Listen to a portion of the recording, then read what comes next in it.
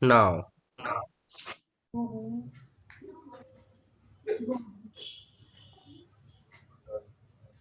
Good morning, everyone. Welcome to this UP WOS session of now, residence case presentation. I am here, Dr. Nilima Mehrotra from Bareilly and Morning, everyone. WOS UP state. Welcome. And I would like to welcome all our esteemed speakers, our esteemed judges, the mentors who are here with their residents and fellows who are going to present the cases. We have moderators who are going to moderate the whole session. And at the end of this very long and exhaustive session, we are going to have the announcement of the results. I would request everyone to please mute their microphones during the presentations and the talks. And I would also request them to please put in the chat, because we're going to follow all the chat and all the queries or issues which any of you may be having, and address them during the program. I really thank our special guest, Dr. Subhadra, to be here with us today. And she has always been an inspiration for all us ophthalmologists, and she will be addressing the residents and the fellows today and inspiring them. I also thank Dr. Madhu Bhadoria and Dr. Mohita for making this thing come alive. And we have already done one session of Madhya Pradesh WOS state. And the end of these sessions of the UP states and the other zones will be a national session where the winners of these sessions will go and compete, and then we will have a national level winner for case presentations on this scale. So once again, welcome you all. My regards to the judges and to the moderators, to the mentors. Thank you so much for making this program come alive, and to Dr. Smita, who's been doing very hard work to get the thing going along with the secretary and the president of WOS. I would now ask Dr. Smita to get things underway, and let us start. Somebody is sharing a screen. Can we have this later?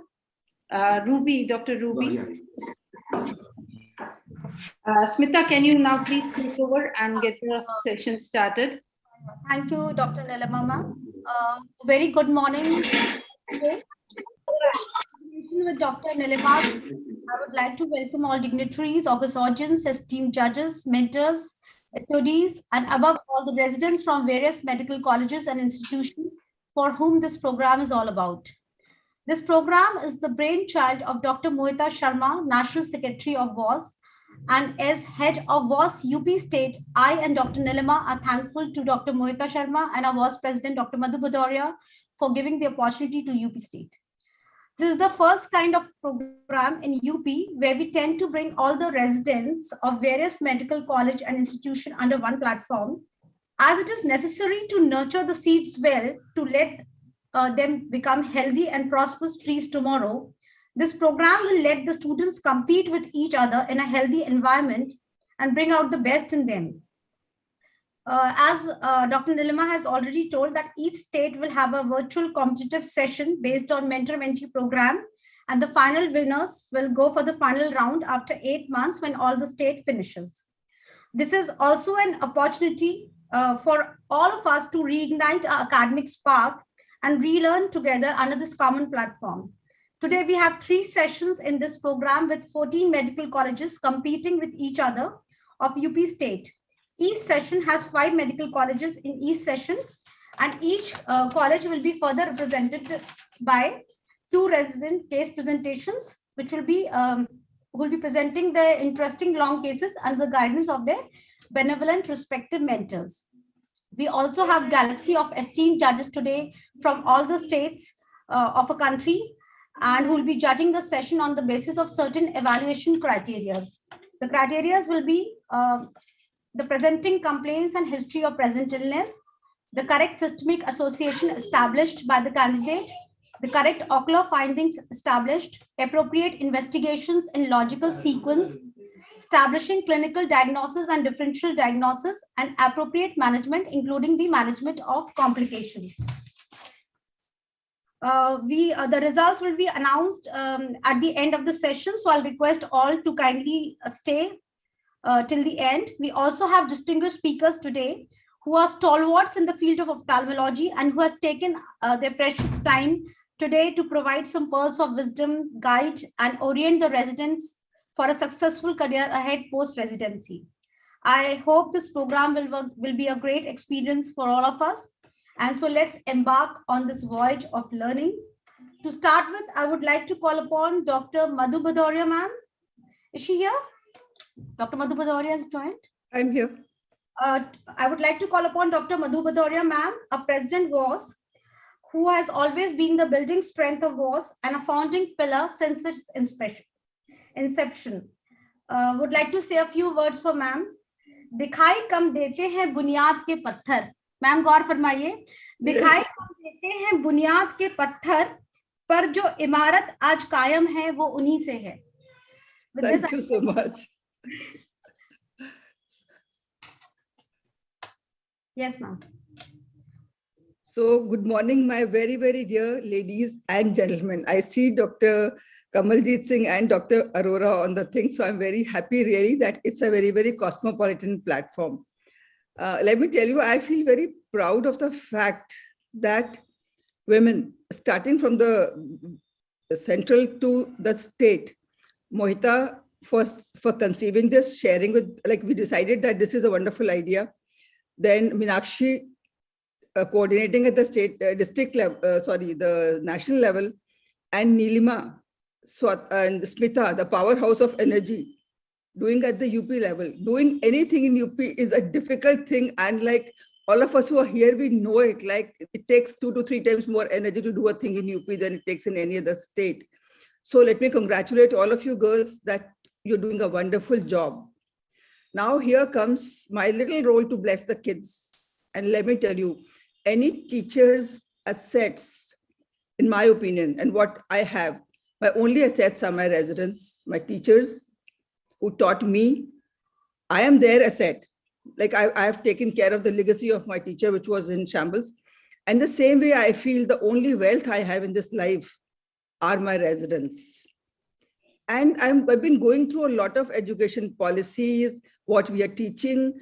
Teachers are doing a wonderful job when it comes to teaching subject, clearing concepts, teaching skills. Now medical ethics and research is very much a part of it as a new education policy. But did we ever think what is missing from this entire thing?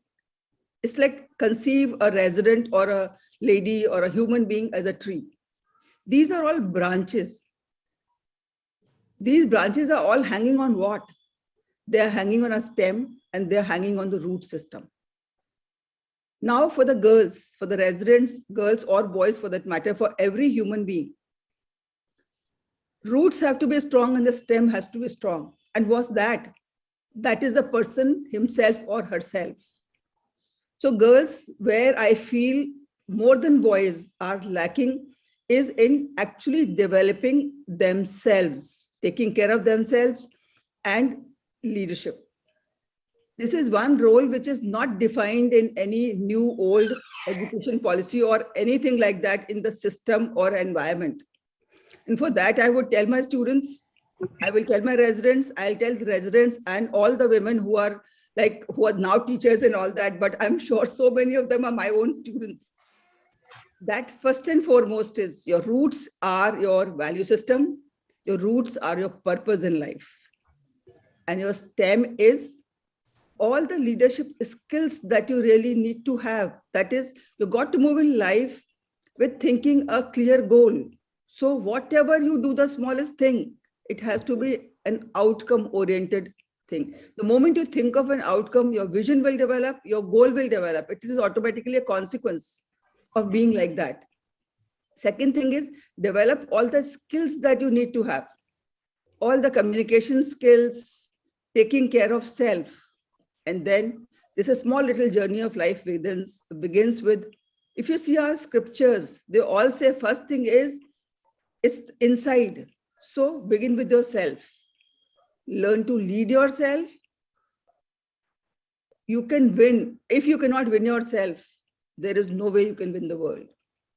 So the strength within, and there are lots of things to do for self, the skill sets are very much available, and these skill sets fortunately are available even on the internet. So I would tell the girls, first learn to develop yourself, lead your personal life. Let somebody from your family side should not be able to harass you. Let your husband not really be able to bully you, but don't be the otherwise. Don't be a bully yourself as well.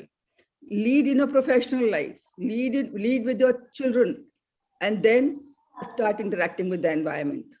Once you start interacting, become a person who's desired by everybody, but not at the cost of letting your value system or letting get like used by them or exploited by them. And once you master that art, then you become a leader, and then you start leading others. So this is the way the journey a girl has to start. And these, I'm just leaving these questions in your mind. Develop a powerful questioning.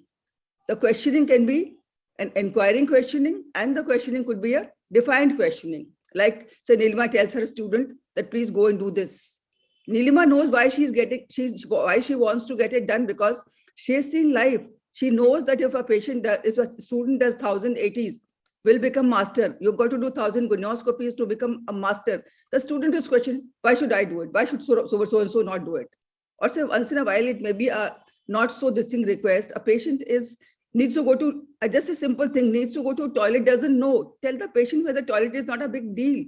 If a resident says, oh, it's not my duty, or why should I do it? The other way is inquiring, ma'am, why should I be doing this? How will it help me? Now, why should I do this? How will it help me is a powerful question, because there is an inquiry in it. So therefore, it's not that anything is told to you, take it as a gospel truth. We understand, but we are not knowledge powerhouses. As teacher, I'm telling you, every day I need to read, every day I need to refer back, because there's only certain amount we can retain in our minds. So kids, the world is open to you. You have wonderful teachers. I understand infra and government medical colleges is not so good. So all I would say is, those of us who have good infra, no matter where in the country, develop student exchange programs, talk to your teachers to let you go for a few days observation. At least come and see things, get inspired. And once you are inspired soul, you don't need anybody. You will lead yourself and you will do good. So with these few words, I would like my girls to succeed in life, and anything that I can do from Sitapur, please, I'm available to each one of you, irrespective of wherever you are, whosoever you are. With this, thank you so much. And Subhadra, special thanks to you for coming on this and sharing your journey. I'm honestly, I'm telling you, I'm so enamored by your journey, because that was a tough journey at every front. And it's just seeing your name evoked all these emotions in me that I spoke today. So you have it all. Thank you so much, madam. Thank you, Madhu, madam, so much for your inspiring words. And in fact, the words were like warmth for all of us in North. It's really cold over here.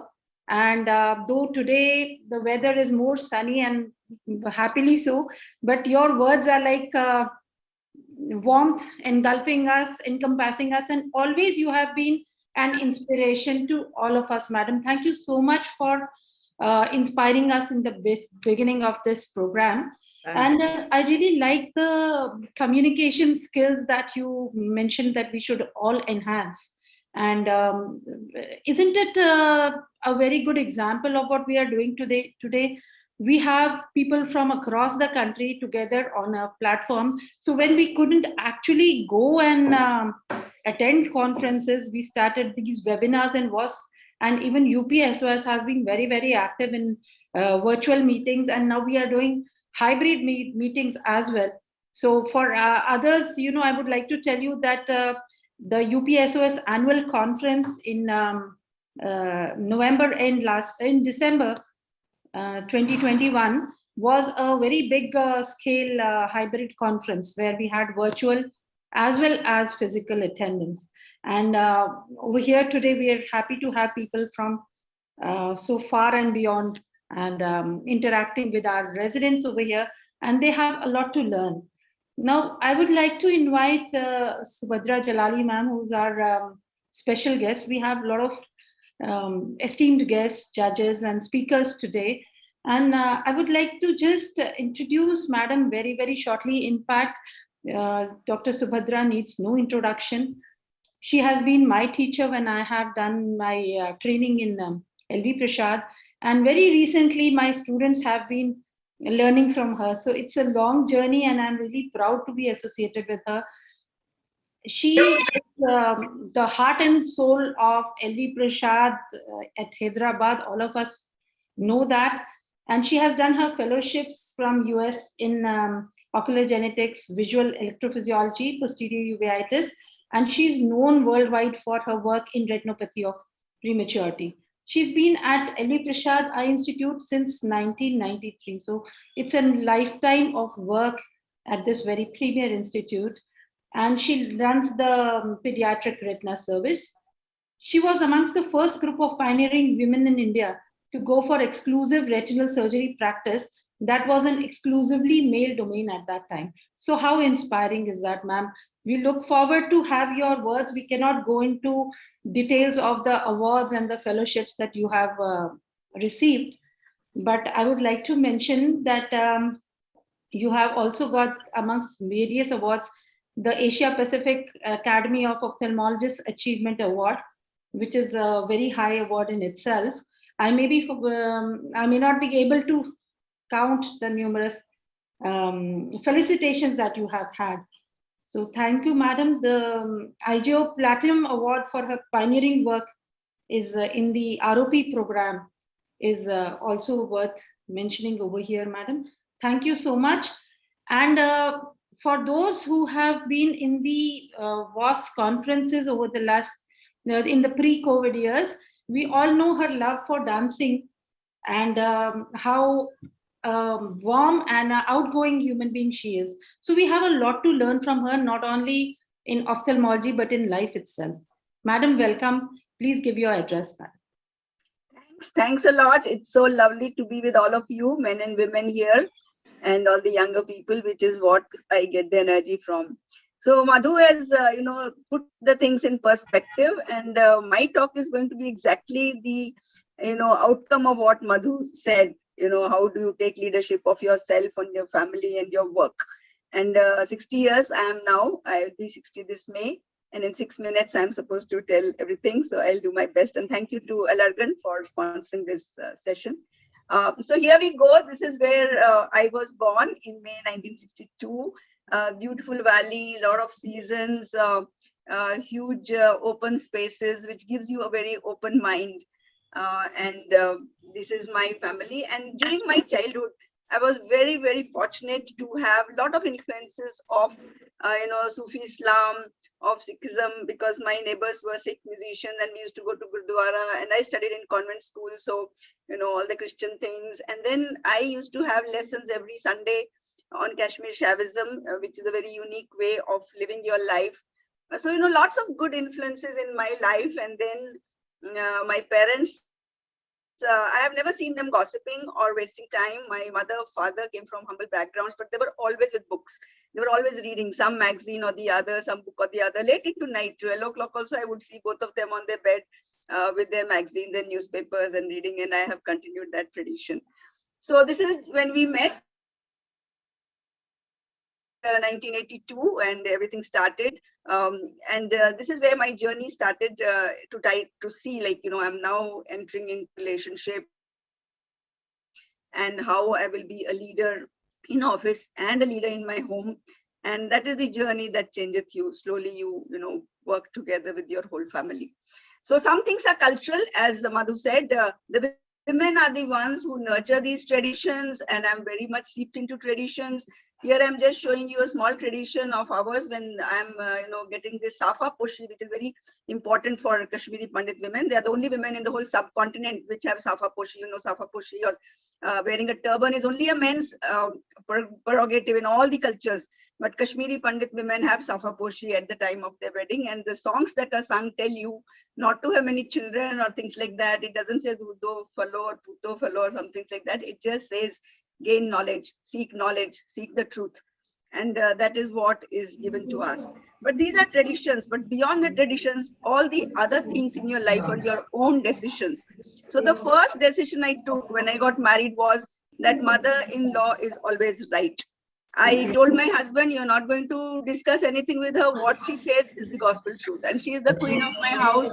And I indulge and pamper her. And she has showered her whole love and trust on me. Trust me, I could not have moved an inch if I did not have her on my side. And she is the reigning queen in my house. And even though we are now separated by many miles, every night for the last 25 years at 11:30 in the night, we have a conversation without fail, wherever I am in the world. So that's the bonding we've had, and that is what has stabilized my family. And then let's go. So after marriage, my husband, he always nurtured my life, my career, my talent, gave me a lot of dignity. And, he has a very democratic spirit. And this I had negotiated when I went to see the boy. I did tell him when I went to see him that I'm fond of traveling. I'm fond of, a lot of things. And, are you ready with that? And so, yes, it's been great life together. But then, we were in Kashmir and suddenly things happened in Kashmir. In 1991, we were thrown out of our home, our hearth, just with 2 gunny bags of books. We landed into this Shahr-e-Mohabbat, but we were very positive. I used to say, 400 years ago, love couple came and made Hyderabad, and now here we are, love couple Subhadra and Subhash, and we are going to make the best out of it. And we never looked back at our broken and vandalized homes back home. So, these were difficult times. We didn't have money to buy beds. We stayed on the floor, but the enthusiasm and the zeal of having family, of celebrating festivals, in spite of, you can see my size and my way of life there. I didn't even have money to buy a blouse of the same color, but that happiness, that joy of, making that samosa, making that puri and having the fun in the party never stopped. And it was always because of the great mentors I had, Dr. Das, Dr. Rao, Dr. Savitri. We had a great, beginning there, and they gave me all the freedom and all the platforms to read. And my husband simultaneously had his own journey with his own friends and his people. And there was never any issue because there was a faith which prevailed. There was never any issue. In fact, Dr. Rao asked me, how did you send your husband to USA with all those women around? Those women are very smart. They will take him away. He sings so well. I said, let them also, take care of him, and then they will know the headache that is there. And, we've had a great life together. And the music in our home, the books in our home, they feed our souls. पेट की आग तो बुझ जाएगी, रूह की प्यास बुझाए कौन. So the profession is, yes, वो पेट की आग बुझाता है, वो awards देता है, but जो रूह की प्यास है, the soul is fed by what you do after your work. And there's no work-life balance. It's all mixed together. These are my students. They are in my house. We are having Kashmiri dinner. We are having our music. This is my housekeeper, Gauri. She's my pillar of strength. All my housework, she takes care. I sing and dance. I have outsourced all my children's work, all my household work. I don't tell her what to cook. I don't tell her where to clean. She's the queen of cleaning, taking care of kids, everything. I sing and dance and do my work. So, but in my office, I'm the queen. I make sure that everything is done well. As I told, my home, I have outsourced to my mother-in-law and to my husband and to my housekeeper. But in the office, I'm in charge. Everybody has to follow the rules. I work very hard in my office, almost 18 hours a day. I'm on the job working in various things which I'm passionate about. And there is nothing that I leave to chance.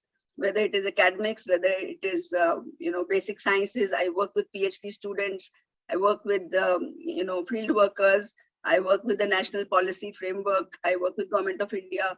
So whatever it is, whatever it takes, I have to take care of the babies. They are my passion, and there's nothing I leave to chance there. And, and the team building is very important. It's not just getting that award, but this is my, technician. This is actually our, what you call as FESI worker or the patient care assistant or the class 4 employees. I'm with them. I'm with them in their life. They always work for me. I have no issues working with anybody. I participate in their life, they participate in mine, and together the whole team works very well. So I'm just giving this an example. So this photograph was already told to me in advance that there will be a photograph taken with Her Royal Highness. So immediately I told Tapas and Narendra, because they were the Indians in that banquet. I said, listen, there's going to be a photograph. I don't want to have Firangis in the background. People will come. So you must stick to me. The moment they call me, you must just stick to me and we will take this picture and see how beautifully it came. So I'm just highlighting that it's the team that you inspire, you get them together, then, it's all fun. And of course, it's the greatest joy to be felicitated by your own teachers. But you might think that, her life was so good, everything seemed to be falling in place. No, there were challenges everywhere. And here I'm sharing with you. When I was 4 years old, I had paraplegia. There was a large brick which was thrown on my head. There was no neurosurgeons. There was no CT scan. The treatment was 6 months in a dark room without sound, without light. That was the treatment for paraplegia, head injury. I still have a big depressed fracture of the skull. My uncle, he died within a year of marriage. And subsequently, 2 of my high school nephews also died. All of them died on two-wheelers. So I'm very, very passionate about, not driving two-wheelers, not having helmets. My children never drew two-wheelers. Both my parents were treated for carcinoma. My father had multiple carcinomas. My mother had CA cervix. My mother-in-law, my darling, she now has Alzheimer's. She doesn't recognize me now. So there are all these challenges of the family, and I have been with them as much as I have been with my patients. My patients and my family, they're equally important. Nobody is less, nobody is more. And, we had many other people and other tragedies. I already told we lost our home, our family, our culture. Then I had a preterm baby who did not speak, who did not cry at birth, who had difficulty walking, talking, socialization. I did not leave my job, and I was taking care of him. I was taking care of the family. I was taking care of a huge marital discord between myself and my husband. Like we had been together for almost 15 years before this challenge came into our life. And suddenly we were complete strangers to each other. He didn't want to take care of the child. He wanted to throw it away in the sea or give it away to an orphanage. And here I was trying to look after this child. And, there was a huge difference. But love and faith and hard work overcame. Today we are much more closer than what we were before this storm entered our life. And here is Lucky. He had a lot of issues. We took care of his physical, mental, so many things. But I never left my job. That was as equally important as my family. So I can give a whole talk on how to take care of kids and all, but the most important thing I want to tell to women is try to have your home next to your school of your child. That makes a huge, huge help rather than, children going to long distances. The journey continues. The kids are getting married. They've grown up. They're all doing very well, extremely well. I still love, as you said, dancing, making up, wearing all my dresses. There are stars in my eyes still. I still have 40 years more to go. And I have expanded, the institute has expanded, my family has grown. It's always, making my life better and better and better. Thank you. So the quote is that be the leader and you will be the darling of your family. Thank you, madam. Moderator, Dr. Tejas here. Can I add 60 seconds? Of course, sir. Please go ahead. Hi, Shubhadra. We Hi. spent 6 months at LV Prasad in 1992, but you told us more about yourself in this 6 minutes. Awesome. And keep rocking and keep smiling and keep dancing. Thank you for your time. So again, like Madhu, I am also available to anybody, men, women, children, grandparents, for any talk, anytime you need a shoulder, you need some help. We are always there, both for professional and personal issues. Thank you. Thank you so much, madam, for this very, very inspiring journey. And it was like spellbinding to listen to you. My mother has been a Kashmiri, and it was lovely to see that the traditions which you were showing. And in fact, I'm going to show a recording of this to her as well. She lives in Dubai now, but she's lived in Srinagar all her life. And the first time she traveled by train was when she came for her own wedding to Haryana. So that is how life in Kashmir is, and I know a bit about it as well. Thank you so much for telling over here on this platform about mentors and how important they can be, and highlighting it in your own professional journey. And also, madam, the importance of teamwork. I hope all our residents here, not only the residents, but all of us over here, the faculty as well, is learning from your experiences and how you have danced through the challenges in life as well, because hardships are always there. At medical colleges, so many of us from medical colleges, we are now having the MBBS batch, which was the 2021 batch, which has only just joined, and their classes are now starting. In fact, as the dean in my institute, yesterday we had their orientation and white coat ceremony. So By the way, hardships. I am from a government medical college, so from government medical college you can really go up. You have so much of material there which you may not have in other colleges, and also you have multi-speciality which is not there in eye hospitals. So make best use of that. Yes, ma'am. Exactly. So what I meant to say was we are having, there are challenges for everyone, hardships, everyone. One of the examples is that the MBBS 2021 batch is starting its classes in mid of February 2022. So let's go on from here to invite Dr. Meenakshi Dhar. She's a professor, a senior ophthalmologist who has spent over 2 decades in Kerala at the Amrita Institute of Medical Sciences in Kochi. We do have Dr. Meenakshi here. Welcome, madam. And now she had established this department herself in 1999. And you can find inspiration everywhere. She's an inspiration herself because she is now professor emeritus at the same place. Her subspecialty interests are neuro-ophthalmology, glaucoma, squint, and of course cataract. So she is a pan-ophthalmologist and she has a teaching experience of over 25 years and loves to teach her postgraduates. She has presented at numerous international and national forums, and she is one of the pillars of the Women Ophthalmological Society and of this resident competitive case presentation session in itself. Madam Meenakshi, can we please have your words here so that they are pearls to the residents who are going to present and going to learn as the examinations, I feel, are itself a form of learning for the examinees. So, Madam, please, can we have your words now? Thank you, Nilima, for those kind words. And it's such an inspirational to hear Dr. Subhadra always and Dr. Madhu. Their words are so inspiring that it takes you into some kind of you are so mesmerized with that now my simple words would just seem very, very flat in front of what they have said and their lovely journey. Dr. Subhadra, like you said, you have a Kashmiri connection. I'm not a genotypic Kashmiri, but a phenotypic Kashmiri, married to one for 31 years.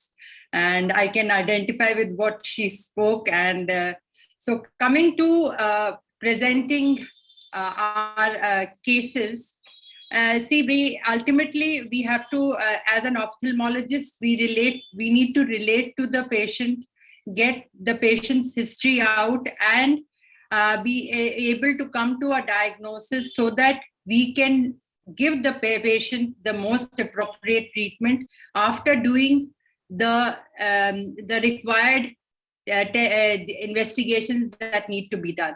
So this is the journey that we need to follow, and presenting a case is both an art and a science.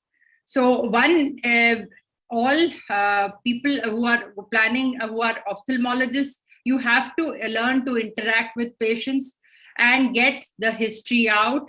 And please remember the basic format of taking history that we have been taught at the MBBS level stands true for life.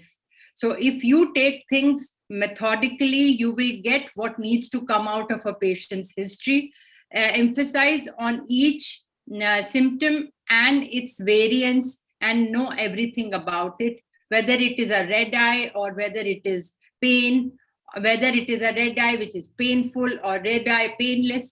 because it's very surprising to see postgraduates sometimes fumbling on a simple question like what are the causes of painless progressive cause of loss of vision, and they just stop short after glaucoma and cataract when they know the patient that they are presenting is a diabetic, or there are so many. So one should, or is an old person who is 80, could be having an ARMD. So don't forget your basics.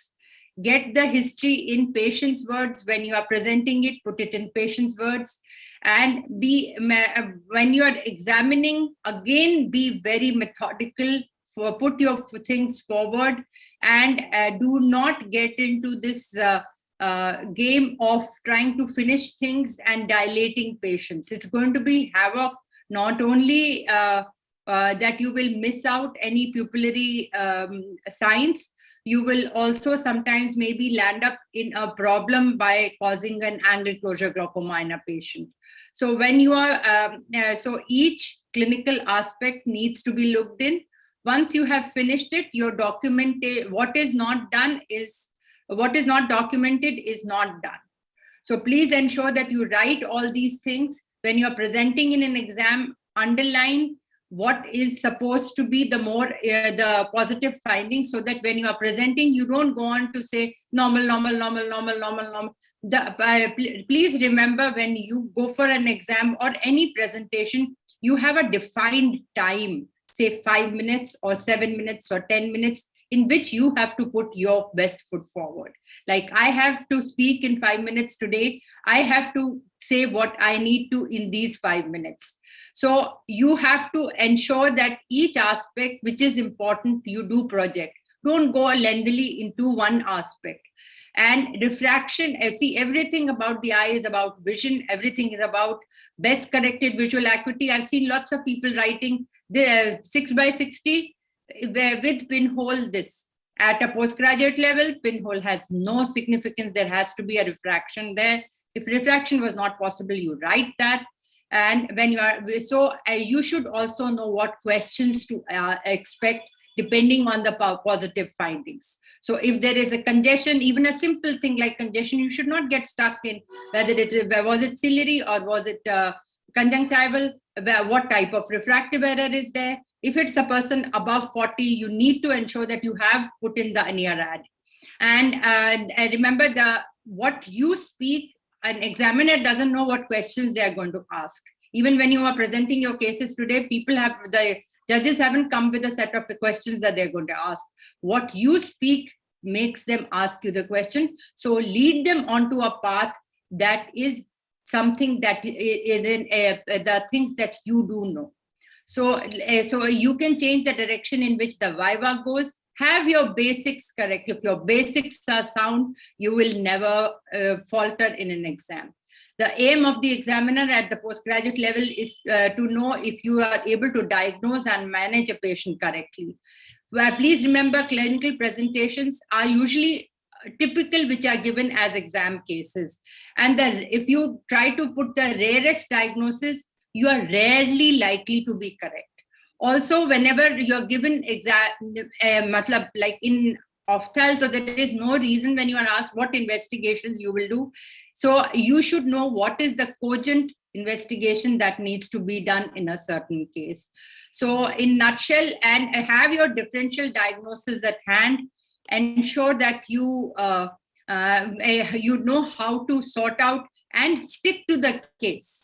You don't have to start generalizing things. Stick to the case, and if asked a general question, yes, of course you should answer. And if you follow this system, I am sure you are going to all excel. And we look forward to the day of wonderful case presentations, although most of them are unique case presentations, or not the typical cases which come in an exam. And I really congratulate the whole UP team for putting forward such a lovely program, and wish you all the best. Thank you so much. Thank you, madam. I really hope all our residents have made notes of these, because they're very, very important points.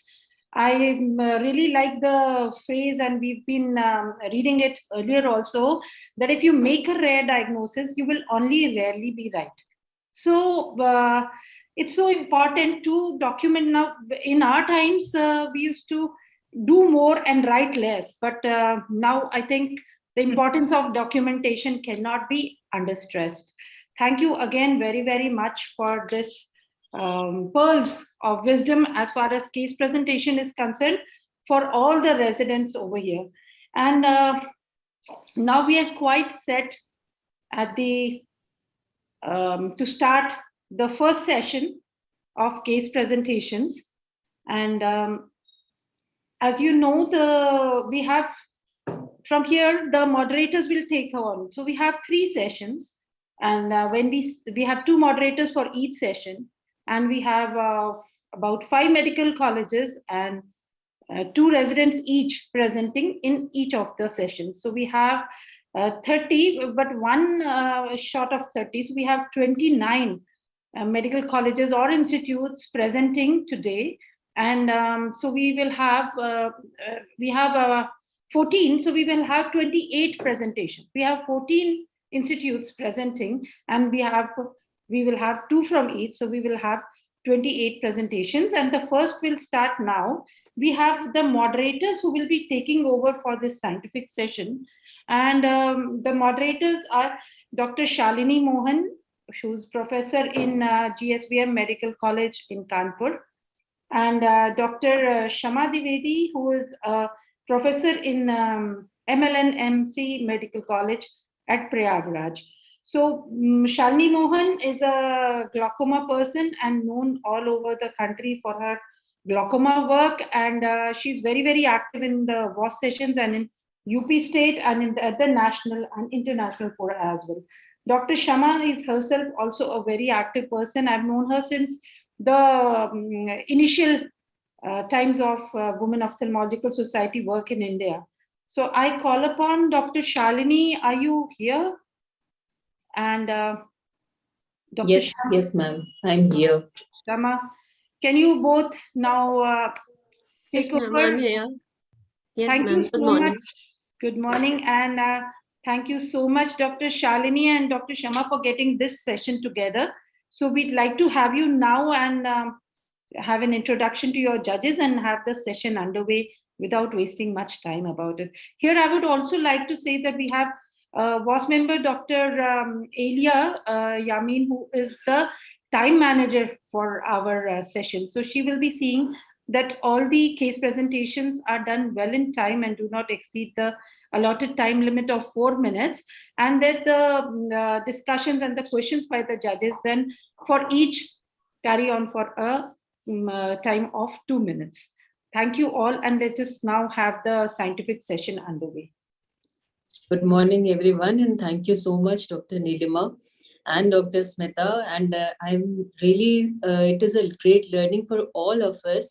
And we have been listening to such inspirational word from Madhu ma'am, from Subhadra ma'am, and of course, Dr. Meenakshi ma'am. And not just residents, even we are learning so much. And definitely, we would like to incorporate these pearls of wisdom in our lives also. And I'm so happy, and I would like to congratulate Dr. Nilima, Dr. Smita, and of course, guided by Dr. Mohita ma'am for bringing out this such a wonderful session in which not even residents and we all are learning. So, without wasting much of our time, we would be starting our first session, and it's a real honor to introduce these honorable judges for this session. And our first judge for this session is Dr. Vinod Arora. We all know him so well, and I'm just speaking few lines about him for the residents who are new to ophthalmology. And he is the director of Navjyoti Eye Hospital, Dehradun, and he is present president of IRSI, which is such a prestigious society of our country, and he is also past president of North Zone Ophthalmic Society. Presently, he is also chairman of UK of the Uttarakhand Ophthalmic Society, and he has published more than 30 scientific papers of international and national repute, and he has presented more than 700 papers across the world, and he has also won numerous awards. And if I go on speaking, it will take quite a lot of time. Sir, we are privileged to have you here as a judge of our dear residents. And the second judge is Dr. Tejas Shah, and we also know him so well from the SSTC of AIOC. He is founder and CEO of Ahmedabad Eye Laser Eye Hospital Private Limited, and now he is also running a very different kind of course in Ahmedabad, where the residents they get a training for 1 week, just like SSTC. That is, they get skill training and hands-on training in this program. He is also member of Scientific Committee of AIOS for 6 years and Chairman Scientific Committee of Gujarat Ophthalmic Society. Now I would request my co-moderator, Dr. Shama, to introduce two more judges of this session. Thank you, Dr. Shalini. Good morning, everyone. I'd like to introduce our esteemed judges and Dr. Purvi Bhagat. She is Associate Professor and Head of Glaucoma Clinic, MNJ WRIO, Ahmedabad. She has more than 50 publications and more than 140 presentations to her credit. She holds prestigious leadership positions in local, state, and national committees and is also a member of editorial boards of reputed journals. To enumerate a few awards that she has received: Equine Gold Plaque for Best Equine 2016, Leadership Award in 2017, the Felicitation for a Contribution to Ophthalmology 2018, and Inspiration Award 2021.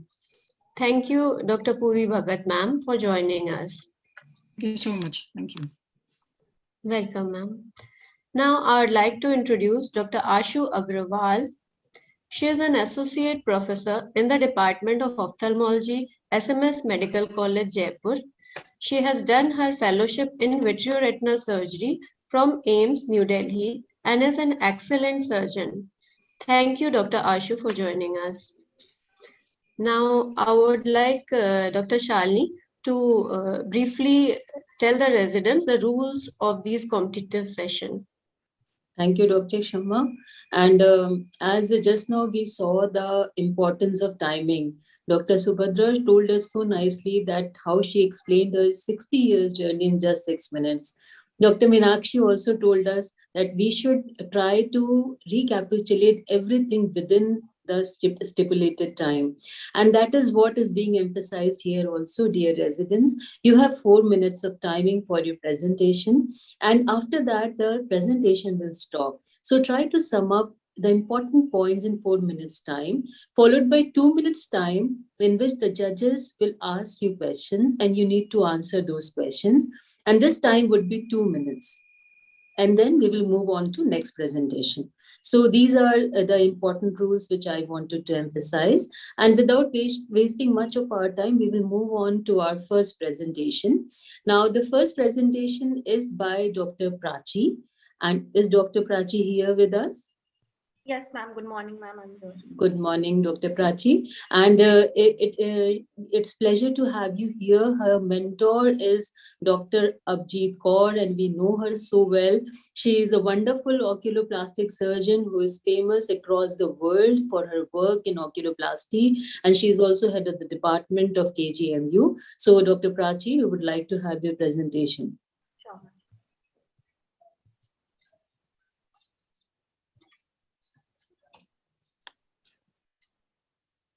Ma'am, is my presentation visible? Yeah, it's visible. Good morning to one and all. I am Dr. Prachi, junior resident second year from King George Medical University, and I will be presenting this case under mentorship of our professor and head, Professor Abjeet Kaur. India has made commendable progress in the field of medical healthcare and research. Tuberculosis, however, continues to take the center stage. I now present a case where this notorious bacilli made us wear our thinking caps. We have no conflicts of interest or financial interest to disclose. Proper consent was taken from the parents to use the patient's photographs and medical records for educational purposes. I'm presenting a case of 2.5-year-old female from Gorakhpur, and according to modified Kuppuswamy classification, the patient belonged to lower socioeconomic status. The mother came with the chief complaints of multiple non-healing lesions over body, that is both eyelids, scalp, and left buttock since 1 year. There was loss of appetite, increased irritability, and on and off low-grade fever since 6 months. The child developed multiple non-healing nodular and ulcerative lesions on eyelids, scalp, and buttocks since 1 year.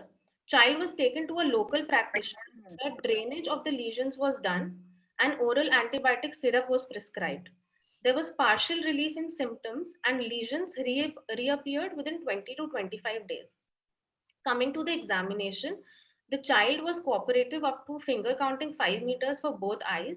Bilateral lid lesions with mucopurulent discharging sinuses associated with lid edema was present. On inspection, margins of the lesions were irregular. Skin over the lesion was inflamed with discharging sinuses present on the lateral aspect. On palpation, the swelling was tender with well-defined margins. The posterior segment examination was within normal limits. On the scalp, we could see nodulo-ulcerative lesions on the left side of the scalp with mucopurulent discharging sinuses.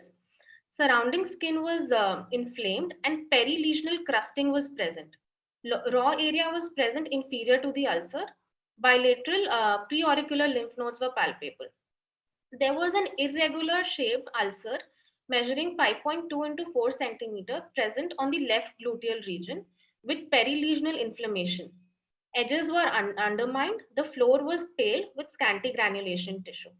This is an axial section of contrast enhanced CT scan of brain and orbit showing peripherally enhancing heterogeneous lesion of left upper eyelid with lytic lesion of the left orbital wall with enlargement of both the lacrimal glands.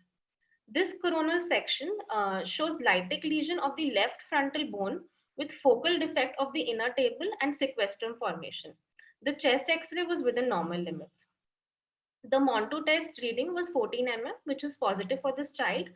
Fine needle aspiration cytology from the left upper lid mass showed mainly polymorphs along with few histiocytes and eosinophils. Impression cytology was done from the left skull lesion, which showed acid-fast bacilli. Diagnosis was tubercular exudate. The CB-NAT was positive. The clinico-radiological pathological diagnosis is multiple abscesses with osteomyelitis. The patient was started on anti-tubercular therapy at Dot Center KGMU and was kept in regular follow-up at Department of Ophthalmology. These are the serial photographs of the child after initiation of anti-tubercular therapy. The child developed severe cicatrician ectropion in the left upper lid. The left upper lid scar modulation with posterior auricular graft was done, and it was followed by injection of intralesional 5-fluorouracil and triamcinolone. The child showed miraculous improvement, and we were happy to make a noteworthy change in the lives of the parents and witness the transformation of this distressed child to this young, beautiful girl. Thank you so much. And when should we suspect tuberculosis? When there is inadequate response to antibiotic treatment, when there is loss of weight in adults or failure to thrive in children, when there is long duration of symptoms with febrile episodes in between, and when we come across a patient with poor nutrition. Thank you.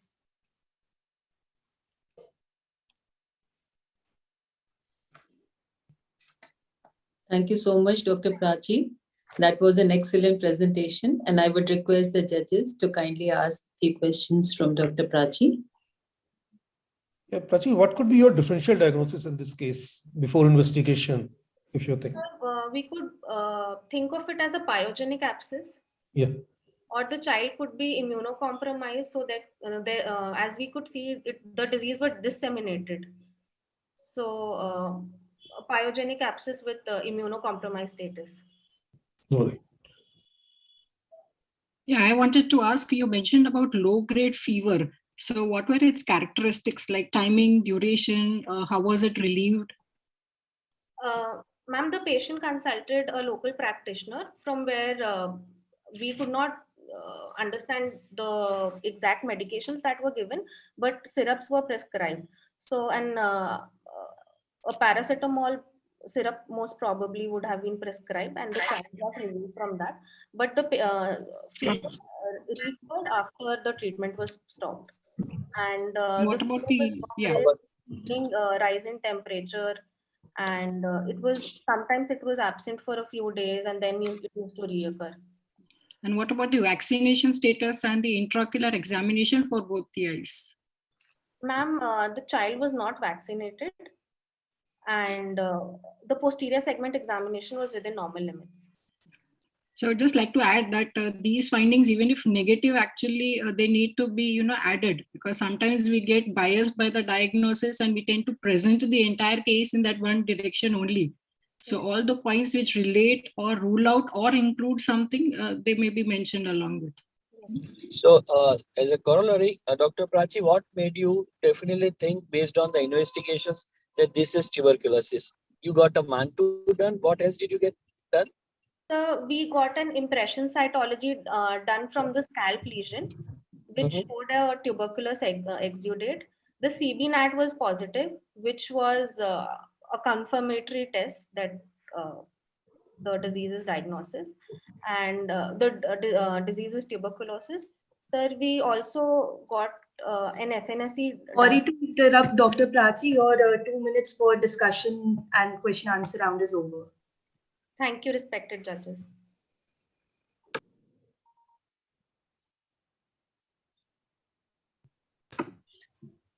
Thank you, Dr. Prachi, for a very interesting case presentation.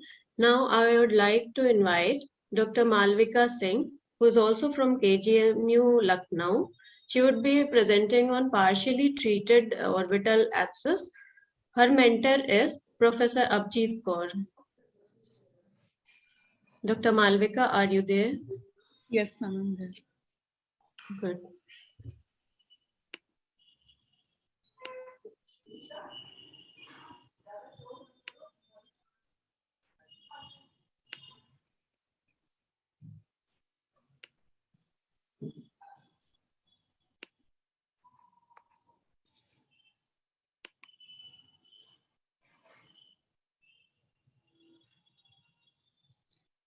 Ma'am, can you see my screen? Yes, Dr. Malvika, it is visible. Good morning, everyone. Today, I'll be presenting a case of a 6-year-old male child who presented to our OPD with the chief complaints of forward protrusion of right eye since 1 month. He gave a history of this forward protrusion of right eye since 1 month, which was initially associated with swelling around the right eye, as well as pain and redness of the right eye. He showed to a local practitioner and was prescribed oral and topical medications for a period of about 2 weeks, after which the pain and redness had subsided, but the forward protrusion was still a complaint and therefore had come to KGMU. On ocular examination, the orbital tonometry was raised. There was axial proptosis of about 5 millimeters. Conjunctiva was hyperemic, and on fundus examination, there were signs of raised intraorbital pressure. The important points to note in this case were that this was a case of painless axial proptosis, raised tonometry with limitation of extraocular movements. This was suggestive of a space-occupying lesion of the orbit, which would be retrobulbar in position with progressive growth over a period of 1 month.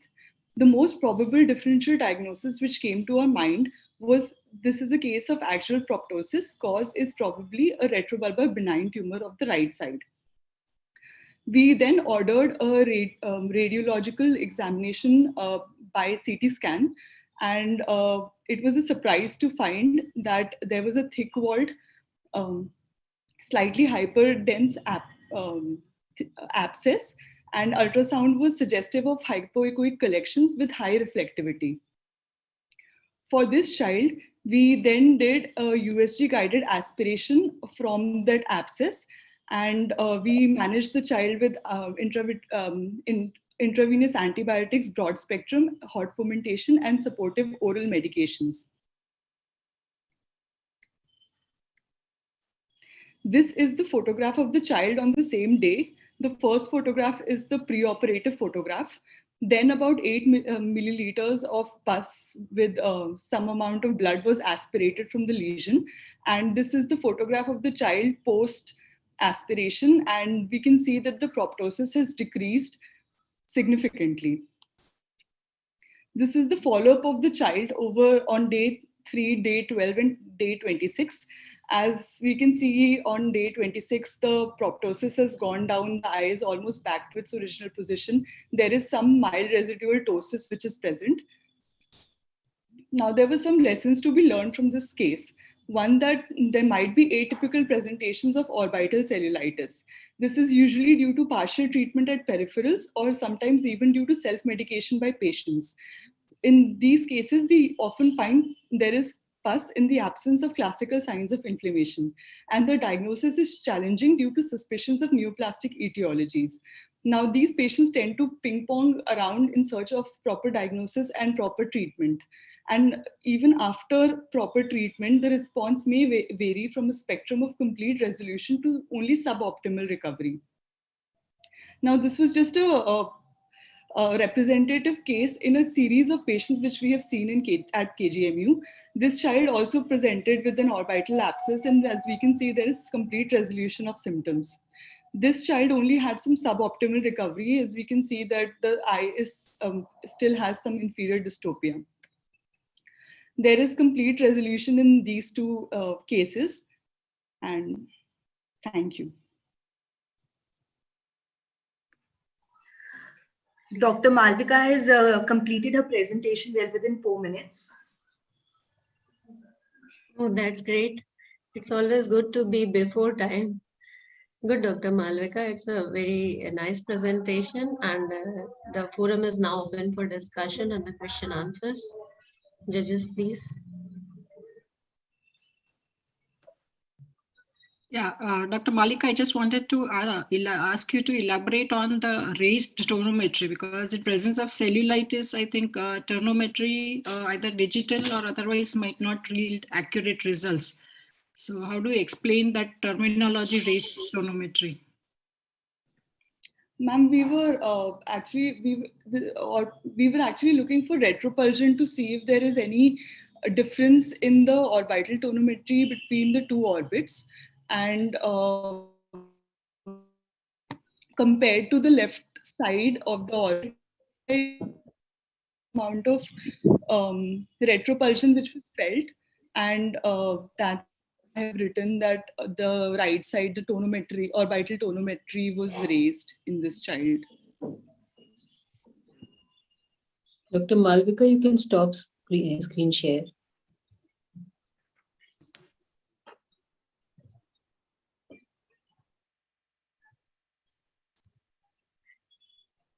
Dr. Malvika, you can stop screen share. Any more questions for her from judges? Dr. Malvika, my question to you is that what did the culture and sensitivity of pus reveal? Ma'am, by the time the culture and sensitivity had come, the child was already resolved. The complaints were very less, but it was sterile, ma'am. Okay.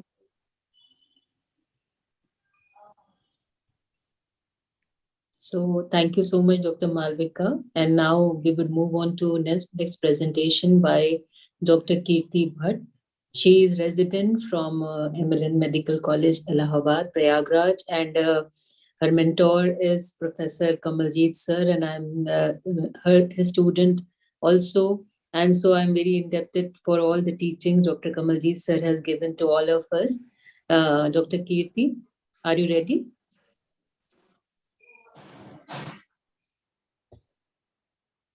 You can unmute yourself, Dr. Kirti.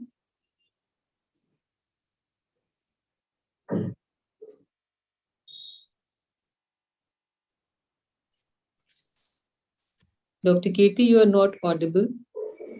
A very good morning, ma'am. Ma'am, am I audible? Yeah, now it's okay. Fine. Go ahead. A very good morning to the respected judges, panelists, and audience. I would like to thank my mentor, Professor KG Singh sir, for the constant guidance, support, and encouragement. I am here to present my case on a case of 32-year. Ma'am, is my screen visible?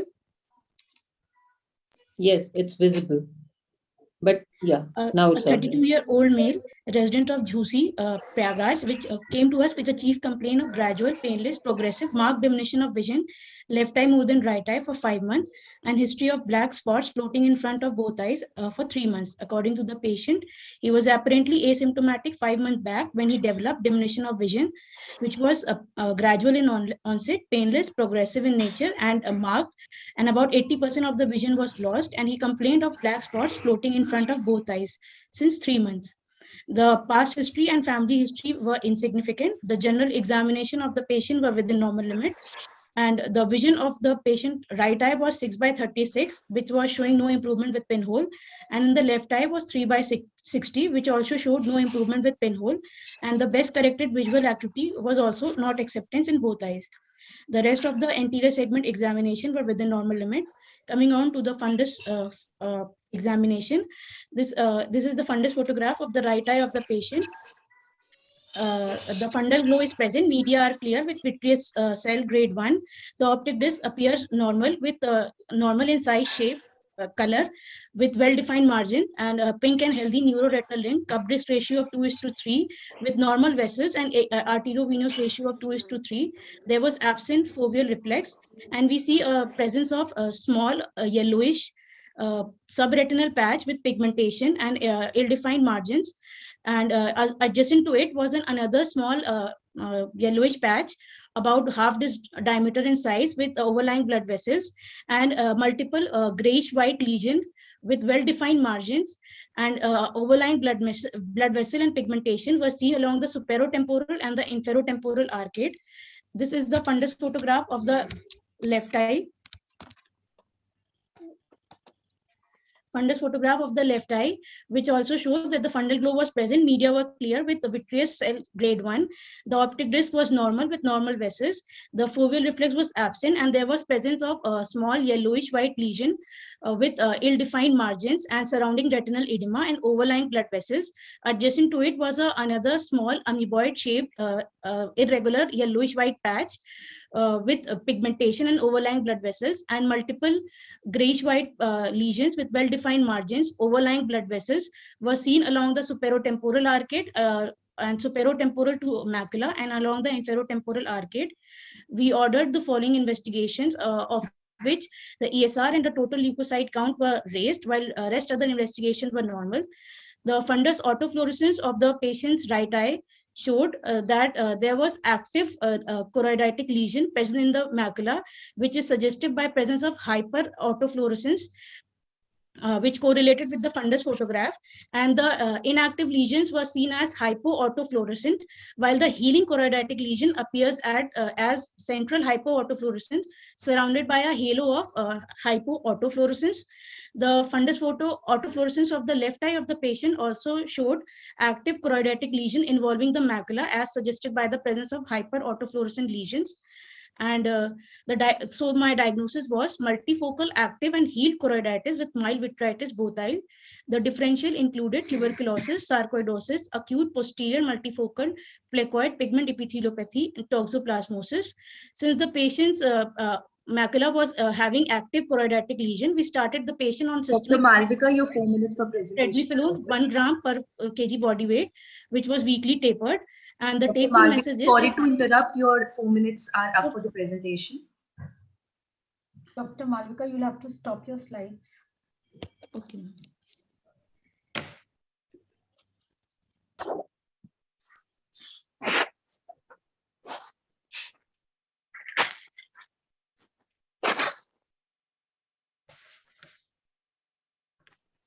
Thank you, Dr. Malvika. And so Dr. Kirti, and I would request judges to ask questions to Dr. Kirti. I would just like to ask Dr. Kirti, what made you select those hematological and serological tests that you subjected the patient to? Ma'am, the clinical impression showed that the patient was having active choroiditic lesions, And since it was multifocal choroiditic lesion, so the differential included tuberculosis, sarcoidosis, and so for that we selected the test which included Montague's test, complete blood count and ESR to check the inflammatory total leukocyte count and other inflammatory cells, and toxoplasmosis, because the atypical toxoplasmosis also have a atypical presentation of multiple choroiditic patches, and therefore we included those tests, ma'am. And what about the CRP? Was it done? No, ma'am, CRP included. Dr. Kirti, did you do any HRCT chest to rule out tuberculosis? Yes, ma'am. Yes, ma'am, we performed HRCT, but the findings were within normal limits.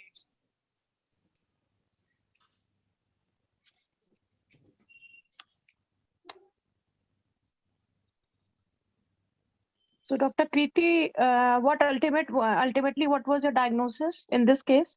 Ma'am, it was a multifocal active and healed choroiditic patches, which the cause could not be found because, ma'am, many times the investigations are not supportive, but since the autofluorescence showed that there were active lesions, therefore we started the patient on systemic corticosteroid. No, what did your investigations reveal? Anything positive or anything conclusive of pointing towards any etiology? Ma'am, only the total leukocyte count was raised, while rest of the investigations were normal. So, and ESR was also raised, ma'am. So it suggested that there was some inflammation going on, but the cause could not be found because the chest X-ray. 2 minutes for discussion round are over.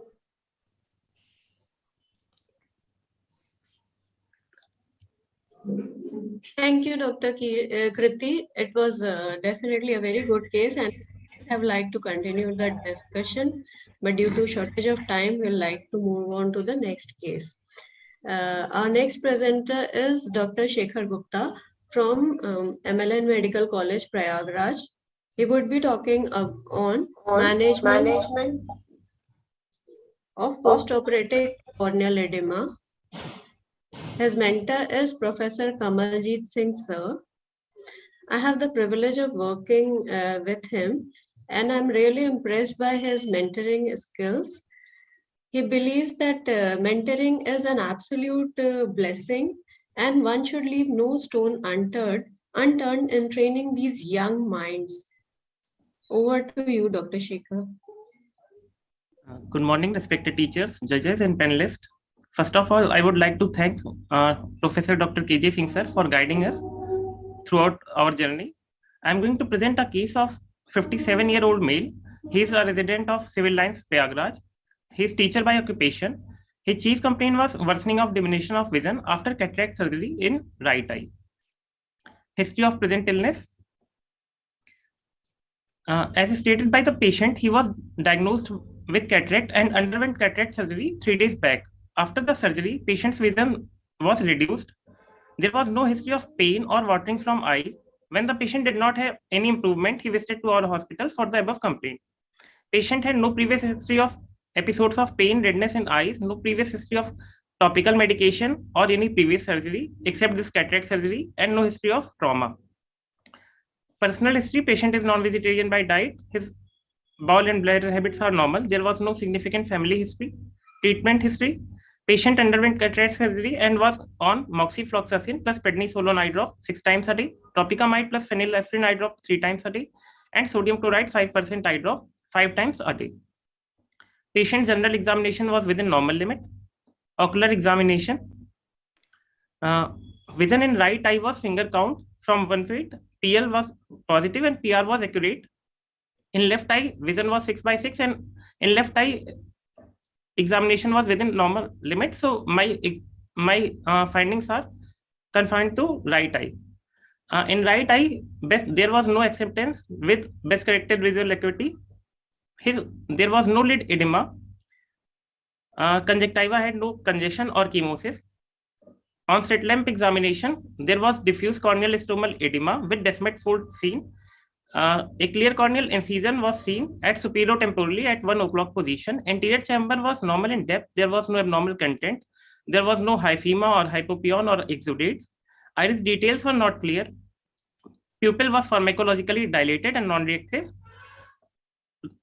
In right eye, there was pseudophakia. In left eye, there was cortical cataract C2 LOCS grade 3. LOCS 3 classification. In right eye, fundal glow was present. Fundus could not be seen due to corneal edema. And intraocular pressure by non-contact tonometry was 17 mm of mercury in right eye. So after the slit lamp examination, anterior segment OCT and specular microscopy was performed. Specular microscopy could not be done in right eye due to the corneal edema. On anterior segment OCT, there was Descemet membrane detachment, which was non-planar, and edges were not rolled. So my diagnosis was non-planar and combined type of Descemet membrane detachment that involved both central and peripheral region. Management for this type of Descemet membrane detachment is desmetopexy, either with air or C3F8 or SF6 gases. After desmetopexy, this is image of post-operative day 1, and this image is of post-operative day 2. And the anterior segment OCT showed that there was no Descemet membrane detachment and it was attached to stroma again. Thank you. Thank you, everyone. Thank you. Dr. Shekhar? Yes. Sorry, ladies first. You go ahead, Purvi. No, no, sir, that's I was okay. requesting the judges to ask the question. Please go on, ahead. Dr. Tate. So, Dr. Shekhar, what Yes. one investigation you would have liked to get it done on the other eye? Sir, in other eye, I would like to go for specular count and to rule out any endothelial, any endothelial abnormality in other eye, and confocal microscopy. That's too theoretical, confocal microscopy, but specular microscopy is a good question. Now, you said the patient had no pain and no photophobia and all that stuff. Do you Yes. justify the usage of the sodium chloride drops? What do you use the sodium chloride drops for? Sir, sodium chloride eye drops were Yes. used to dehydrate the corneal edema. Patient was previously on sodium chloride eye drop when he came to our hospital. He was on these medications, sir. So if the epithelium was intact, there was no bully, the patient did not have pain or redness, you still would continue sodium chloride drops? No, sir. Why? Sir, because first of all, it did not, sir, जो deep stromal edema है उनमें इतना effective नहीं है, and sir, Excellent. And sir, Descemet Okay. membrane You detachment. answered. Another question, please. Excellent, Shekhar. Thank you, sir.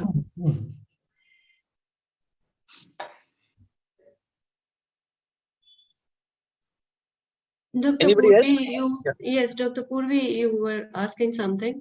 No, it has been answered. One of my questions was the same. Okay, thank you, ma'am.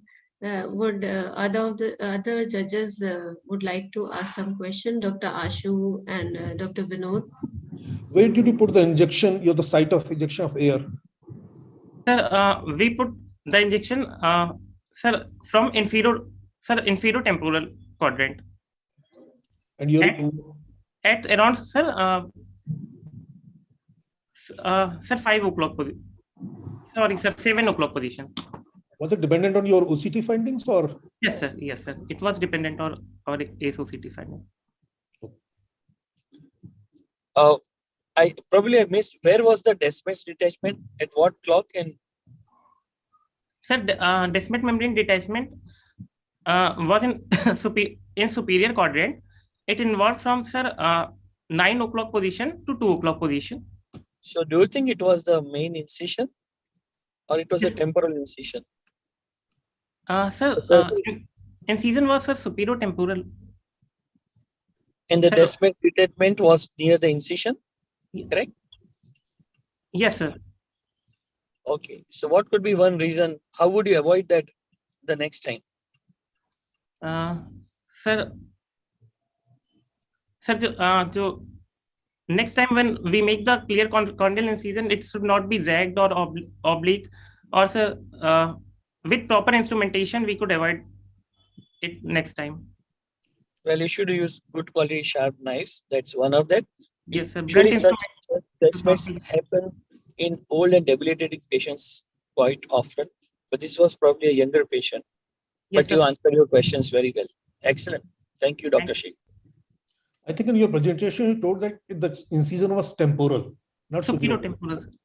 Yeah. Division. Your Yeah, presentation that's why I mentioned. was, Yeah. yeah, All right. it's okay. Doesn't matter much. Yeah. Thank you, Dr. Shekhar. That was a very nice presentation. And now we would request Dr. Shrishti Mishra, and she will be talking about CRBO post-COVID infection. And her mentor is Dr. Lokesh Singh from LLRM Meerut. Dr. Shrishti, are you here? Yes, ma'am. You can share your presentation.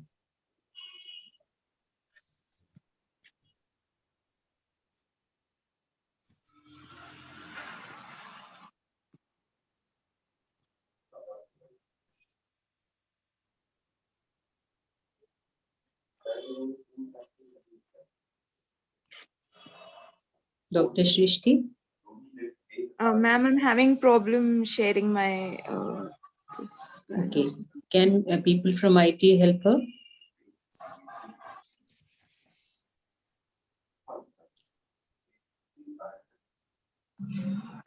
Can we have the next Yeah, one? I think I would call upon Dr. Shweta Sharma. Is she here, Dr. Shweta? Yes, ma'am, I'm here. So can you start your presentation? And she would be talking about extensive lower lid basal cell carcinoma.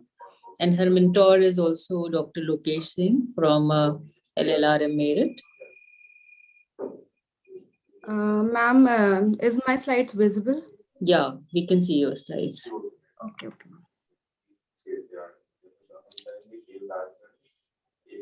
Good morning, everyone. Today I'm going to present a case report of a 60-year-old female named Santosh Devi, resident of Samaspur village, Meerut, presented in her OPD with the chief complaints of painless pigmented ulcerative lesion on the lower lid margin of left eye since 1 year, which was gradually increasing in size. It was associated with watering, foreign body sensation. As per the patient, she was apparently normal 1 year back, after which she developed a small painless pigmented nodule on the lower lid margin of the left eye. It was insidious in onset and small in size initially. It gradually starts increasing in size with central ulceration and distortion of the lid margins architecture along with the loss of eyelashes, associated with scab formation in the center for the last 6 months. With increasing pigmentation, patient was treated by the local practitioner with oral medication, but details were not available. No improvement was seen, after which she was referred to a hospital for opinion and further management. No history of associated deterioration of vision or diplopia. Any itching, discharge, pain, or loss of sensation was present. No history of bleeding on touch. No any other ulcer or swelling on the face or neck region. No history of any long-standing fever, loss of weight, or appetite was present. Past history, no history of any diabetes, hypertension, no history of radiation exposure or exposure to any chemicals, no history of any ocular trauma, previous ocular surgery or scar, no similar history present in any of the family members. Patient takes vegetarian diet, and no history of smoking or tobacco chewing was present. On general examination, all vitals were within normal limit and other systemic examination were within normal limit. Local examination, a patient was examined in sitting position. After getting consent from the patient under adequate light, patient was examined. On inspection, a single ulcer of approximate size of 1.5 centimeter, 1.5 into 0.5 centimeter, seen on the lateral half of the lower lid margin of the left eye, leaving 4 mm uninvolved area from the lateral canthus. It has irregular margins, raised, beaded, and everted or rolled out edges. Grayish central scab seen at the floor. No discharge is seen. Loss of eyelashes present at the lesion site, and no any other ulcer or swelling present on the face or neck. On palpation, no warmth or tenderness. On touch, a single nodular ulcerative lesion of 1.5 into 0.5 to 0.3 centimeter palpated over the lower lid margin, extending 4 mm from the lateral canthus towards the middle of the lid margin medially. It was hard and beaded rolled out edges with surrounding induration present. No bleed on touch, no fixation to the underlying tissues. It was mobile along with the skin of the eyelid. No other swellings palpable in the face or neck. On ocular examination, all were within normal limit except facial symmetry. It was bilaterally asymmetrical. And on eyelid examination, nodulo-ulcerative lesion was seen in the lower lid margin with right eye within normal limit. Other examination like conjunctiva, cornea, and tail chamber iris pupil were within normal limit, and lens shows immature senile cataract. On provisional diagnosis, this case is suggestive of cutaneous malignancy of left lower eyelid, most probably the basal cell carcinoma. Most probable differential diagnosis was squamous cell carcinoma. On blood investigations, all were within normal limit. Serology was non-reactive. CT scan orbit was advised to the patient, which was well defined, homogeneously enhancing a soft tissue mass extending from lateral canthus to the left orbit, limited to preseptal areas with no bony involvement. No previous biopsy or histopathological record was available. Patient was counseled regarding need for surgical intervention, for which the patient agreed. Excision biopsy planned to confirm the diagnosis after taking the consent. Wide surgical excision of the lesion done after noting the clinical boundaries of tumor edges with additional removal of 2 mm normal appearing tissue, followed by the full thickness eyelid reconstruction with the tensor or the rotational flap at the same time was done. Excised tumor specimen sent for the histopathological assessment. On histopathology section... Sorry to interrupt, Dr. Shweta, your time limit is over. Okay. Yeah, I had a couple of questions and a suggestion. One is you mentioned the systemic examination and the CVS and the examination for murmur. So as a protocol, do you do the entire systemic examination first in your patients, or would you like to go for an ocular thorough examination first? First we'll go for ocular examinations. Because basal cell carcinoma... Yes, ma'am. Because basal cell carcinoma has very rare chances of metastasis to other systems. So we'll first go for ocular examination. And anyways, unless and until you complete your local examination, put a probable diagnosis, rule out certain diagnosis, you would not proceed for such a thorough systemic examination, right? Okay. So I think the logical order would be do a thorough local examination, the relevant one, and then if relevant and necessary, you mention the systemic examination. Because one of the issues you faced in while describing all those things, you lost out time for your concluding slides, right? So you can skip those non-relevant portions. And second is when you are mentioning the intraocular pressure, what tonometer did you use? Shiods. Okay. So that also needs to be mentioned. What instrument did you use for your examination? Okay. Thank you, Dr. Shweta.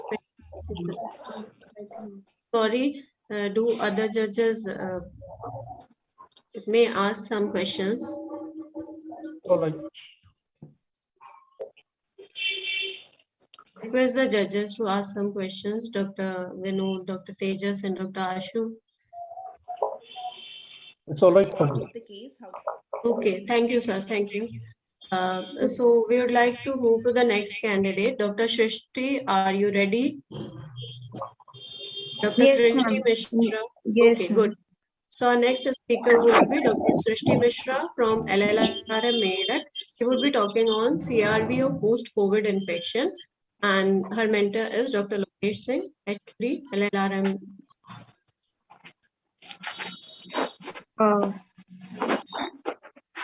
Good morning to all the respected judges. The case report, I am presenting a case report of central retinal vein occlusion following COVID infection, and my mentor is Dr. Lokesh Kumar Singh. The demographic details of the patient is, I'm presenting a case of Mrs. Saroj Devi, 48-year-old female housewife, resident of Meerut district, who presented to our OPD with complaint of sudden diminution of vision in right eye since 2 days. As stated by the patient, she was apparently asymptomatic 2 days back when she gives history of sudden diminution of vision in the right eye, which came to her notice on waking up in the morning. Patient gave no history of pain, redness in the same eye or the fellow eye. Past history, patient gives history of COVID infection 3 weeks back, for which she just took oral antibiotics and NSAIDs and had no need for hospital admission. There's no history of hypertension, diabetes mellitus, cardiac illness, bleeding disorders. in the patient or any such similar complaints in the past. There's no history of trauma, any ocular or systemic surgery, or intake of oral contraceptive pills. Family history, she gave history of mother who was mother of the patient, had history of COVID infection, was also RT-PCR positive 12 days back, for which she was admitted and had been discharged 4 days back, after which the patient developed symptoms, and other family members also had similar history. In the family, there's no history of diabetes, hypertension, bleeding disorder, or similar complaints as the patient. The patient was non-smoker, non-alcoholic, and no tobacco use. The ocular findings are vision of the patient unaided in the right eye was 636, left was 69. The best corrected visual acuity was 636, and near vision was N12 with +2 diopter sphere, and in the left eye it was N6 with similar glasses. Pupillary reaction in the right and left eye were both round regular reactive. In right eye, we had RAPD present. Head posture was erect, cornea was clear in both the eyes, anterior chamber was quiet and clear, and the iris was normal, lens was within normal limit, and facial symmetry was symmetrical, axis was aligned, extraocular movements were normal, eyelids and conjunctiva had no features, no signs. Intraocular pressure as measured by the non-contact tonometer was 18 mmHg in the right and 16 mmHg in the left eye.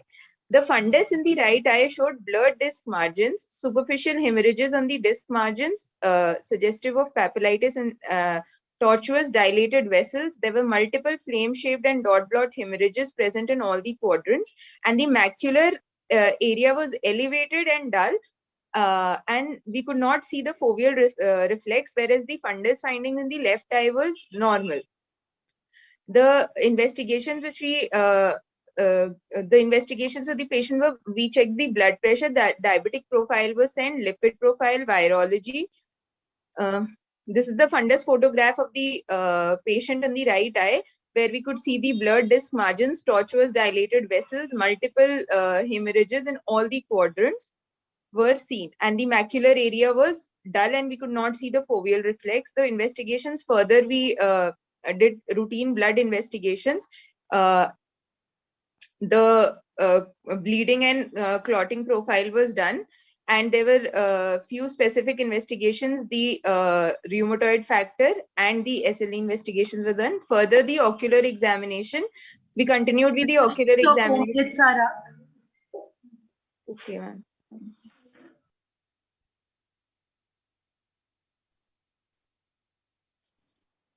Do you think the incidence of CRVO has increased in COVID patients, and what may be the reason? Sir, it may be due to the coagulopathy associated with the COVID infections. The hemodynamic changes that have been seen, so that may lead to thrombotic problems, thromboembolic problems leading to CRVO. Have you seen the other ocular occlusion or other things like that? Yes, sir. CRAO, CRVO, or branch retinal occlusions? Yes, sir. Yes, sir. So what would be one single important point which would be in favor that case is definitely because of COVID and not because of another debilitating condition of the patient? Sir, we did all the investigations that probably would have been lead to CRVO. None of them were positive. Nor was she diabetic, nor hypertensive, nor did she have any surgical history, no cardiac illness. So everything was negative. So the diagnosis of exclusion came out to be due to COVID only. Dr. Excellent. Thank you. What was the age of your Yes, patient? sir. Dr. Srishti. Yes, ma'am. What was the age of your patient? Ma'am, not audible. What was the age of your patient? Ma'am, age was 48-year-old. Okay, so is this CRVO in young? A case of CRVO in young? Dr. Ashi, you are not audible. Ma'am, you are not audible. You need to speak loudly. No, somebody has two devices in the same room. Well, if I could just convey the question of Dr. Ashu, she is asking, do you see CRVO in such young patients? That was what she asked. Ma'am, generally no. We see that in the older age, in the 60s mainly, in the sixth decade of life, not in the fourth. So, which all investigations you do to rule out CRVO in young? Because the Ma'am, again, you're diagnosis. not audible. Which investigations will you do to rule out CRVO in the young patients? Ma'am, first of all, diabetic profile, then blood investigations, any the bleeding disorders, homocysteine levels, the serum homocysteine levels need to be done. And further, ma'am, if there is any history suggestive of rheumatoid or very rarely sarcoidosis, so we'll try to rule out these rare causes. Otherwise, diabetic and homocysteine levels and bleeding and clotting profile. So, was this And very importantly, we'll just take history because in young patients, for OCP intake, oral contraceptive pills, were these that also is very. investigations done in this patient? Were the investigations done in this patient? Yes, ma'am. Yes, ma'am. They were done. And they were negative. Were they negative? Yes, ma'am. They were negative. I just wanted to ask what was the history for steroids and any drugs taken for COVID and the vaccine status for COVID? No, ma'am. The patient did not take any medications as such. She just took oral antibiotics and at home. She did not even have a hospital admission. So and she the had COVID vaccine status? Ma'am, she was unvaccinated. When she came to us, presented to us, she was unvaccinated. There's a lot of echo. Yeah. So thank you, Dr. Srishti. That was a very nice presentation. And now we move on to next presentation, which is from Integral Institute of Medical Sciences and Research Institute, Lucknow. And Dr. Aniruddha Sharma would be speaking on valvular devices, glaucoma drainage devices in neovascular glaucoma. I would request all to please mute yourself. Thank you. And the mentor is Dr. Ruby Malhotra. We know her very well. She is an excellent academician. Dr. Aniruddha, yeah, thank you so much for sharing your screen, and you can move on to your presentation.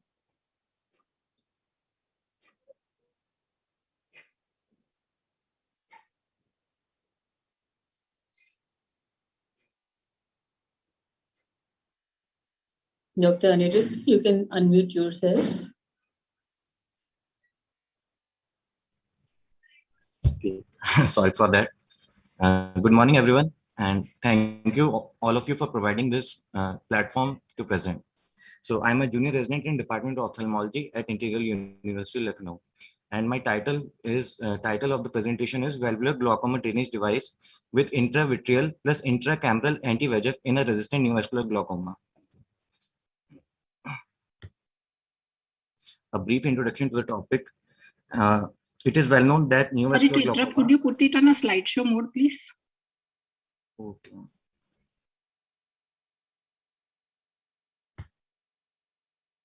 The moderators may just consider these additional seconds for. Sorry, ma'am. So a brief introduction. It is well known that the neovascular glaucoma is a potentially blinding secondary glaucoma which is characterized by ankle neovascularization and elevated intraocular pressure. And for its occurrence, retinal ischemia is the most common driving factor. Its management can be medical, laser, and surgical. And the surgical management is quite challenging because of increased risk of failure. And it can be done by either conventional or anti-metabolite assisted trabeculectomy. So coming to the case report, my patient was a 63-year-old male who has a long history of uncontrolled diabetes mellitus and visited our OPD with history of gradually progressive painless diminution of vision for 1 year in both eyes, which was followed by sudden painful diminution of vision in right eye since 2 months. The associated complaints were of glare, colored halos, and redness in the right eye. He was a known hypertensive for 6 years and a known diabetic for more than 10 years. In his past history, there was no history of any trauma, ocular surgery, or any other systemic illness or event. The examination findings were the visual acuity was significantly reduced in both eyes to hand movement in right eye and to finger counting at 1 meter in left eye. On performing the applanation tonometry, the IOP was found to be 48 millimeter of mercury in the right eye, but was in the normal range in the left eye. Other findings were positive findings in the right eye were mild congestion, corneal haziness, a shallow AC. There was neovascularization of the iris. On pupillary examination, the pupil was mid-dilated and fixed, and there was also RAPD. There were early cataractal changes in the both eyes. On performing the ophthalmoscopy, there were NPDR with CSME in both eyes, along with pale disc, old CRVO, and PRP laser spots in the right eye. Gonioscopy was also performed, which showed a 360-degree angle closure with neovascularization in the right eye.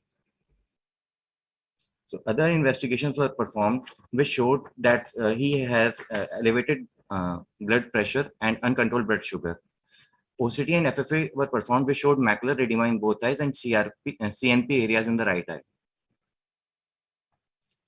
The treatment was started at an institute with a differently acting anti-glaucoma medications, and along with metabolic control was achieved with antihypertensives and OHAs. So after achieving a metabolic control, patient was prescribed anti-VEGFs both intravitreally and intracamerally. The drug of choice, the drug used was ranibizumab.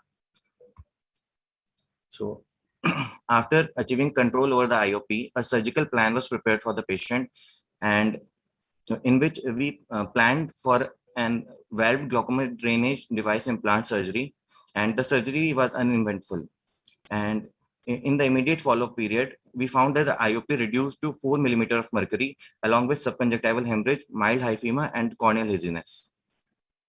Now, after the surgery, patient was followed, and in the follow-up period, at 1 week, IOP slightly improved to 6 millimeter of mercury with resolving subconjunctival hemorrhages, congestion, hyphema, and but the cornea haziness was persistent, AC was shallow, and there was no change in the visual acuity at 1 week.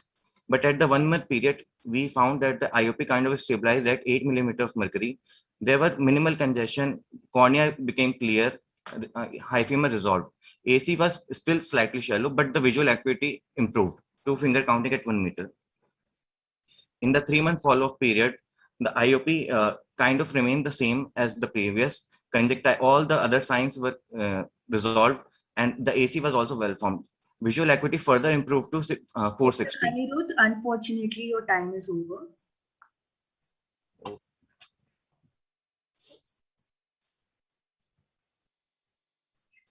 Thank you, Dr. Anirudh. And I would request judges to ask few questions from him. What was your choice of GDD and why you choose this one only? Sir, we used a valve GDD to prevent the hypotony, as there are chances of chances of hypotony are more in the non-valve drainage devices.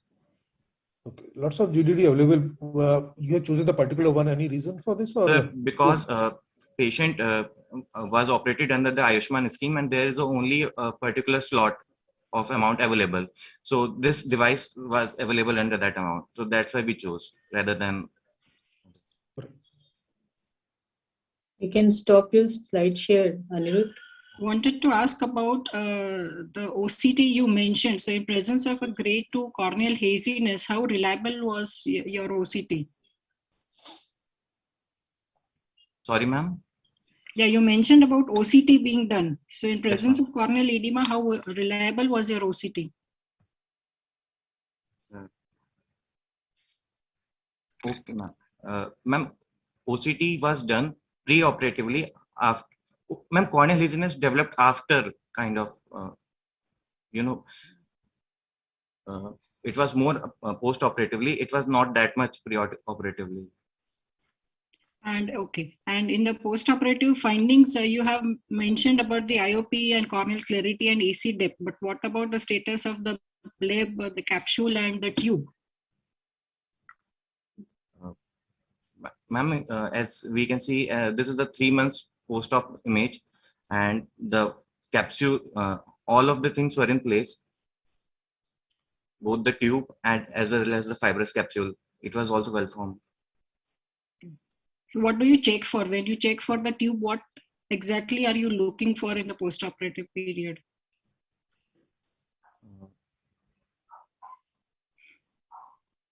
Okay, never mind. The 2 minutes for discussion round are over. So this is an important announcement, as told by the moderators of this event, that I would request the honorable judges to add all the marks after this session and post the sheet immediately, because they need to calculate and then declare the results today itself. So kindly do this. And now I would request Dr. Sharma to take on. Dr. Anirudh, you can stop screen share. Yes, ma'am. Yeah, thank you. Now, I would like to call upon Dr. Akanksha Srivastava from Integral Institute of Medical Sciences and Research, Lucknow. Her mentor is Dr. Ruby Mehrotra. She would be talking on endogenous endophthalmitis in uncontrolled diabetes mellitus, a case report. Dr. Akanksha, please. Is my slide visible, ma'am? Yes. The slideshow mode. Is it visible and am I audible? Yes, you are visible and audible. Okay, good. Please go ahead. Good morning, everyone. Today I'll be presenting my presentation on a case report on endogenous endophthalmitis in uncontrolled diabetes mellitus, guided by Dr. Ruby Malhotra, ma'am. Endogenous endophthalmitis is an uncommon intraocular infection with potentially devastating visual consequences. Prompt diagnosis and treatment are essential to obtain best visual outcomes. Therefore, I'll be discussing a rare case of endogenous endophthalmitis in a patient with uncontrolled diabetes mellitus in whom no primary source of infection could be identified. Moving on to my case report. A 55-year-old Indian male with poorly controlled type 2 diabetes mellitus came with chief complaint of pain and redness in right eye and generalized malaise since 2 days. He also had complaints of decreased vision, lid swelling, intolerance to light. He had no history of recent intraocular surgery or penetrating ocular trauma.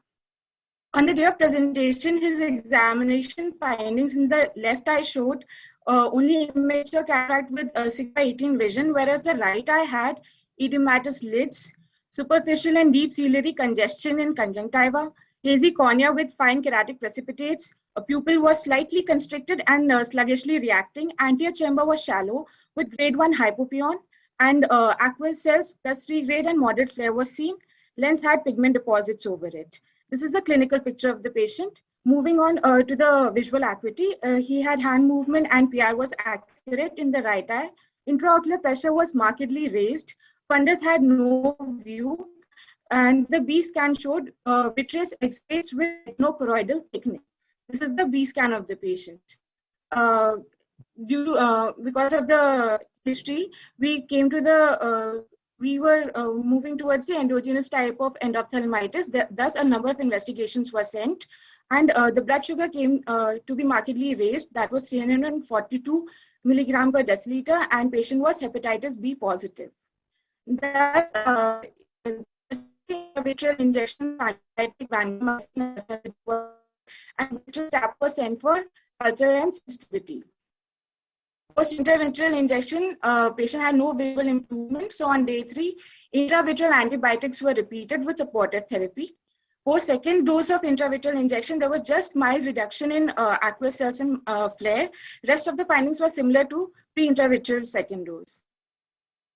Was taken for pars plana vitrectomy with intravitreal antibiotics. Vitreous sample was sent for culture and sensitivity, which came out to be sterile with few pus cell scenes. On post-op day 1, patient had significantly improved symptomatically. Anterior chamber showed no hypopyon and fundus had faint red glow. By day 10, the anterior chamber was silent. Fundus showed red glow, but details were not visible. Visual acuity had improved to finger counting at 2 meter. Non-contact tonometry was done, which showed the intraocular pressure normalized to 12 millimeters of mercury in the right eye. B scan showed resolution. Our case, being an uncontrolled diabetic, became an easy prey to endogenous endophthalmitis and ultimately had to undergo pars plana vitrectomy to salvage his vision. Diagnosis in endophthalmitis is mostly based on microbiologic evidence, though no organism was isolated in our case, but presence of pus cells pointed towards an infectious etiology. B scan helped us in clinching the diagnosis. Mild and early cases of endophthalmitis, intravitreal injections suffice, whereas in advanced cases where visual acuity is less than or equal to hand movement, early pars plana vitrectomy with intravitreal antibiotics helps in restoration of the vision. I would like to conclude my presentation with the fact that endogenous endophthalmitis is a rare entity, but with vision-threatening consequences, which can alter the life of the patient. Therefore, whenever suspected, we should do prompt diagnosis and early management to save the vision of the patient. Thank you.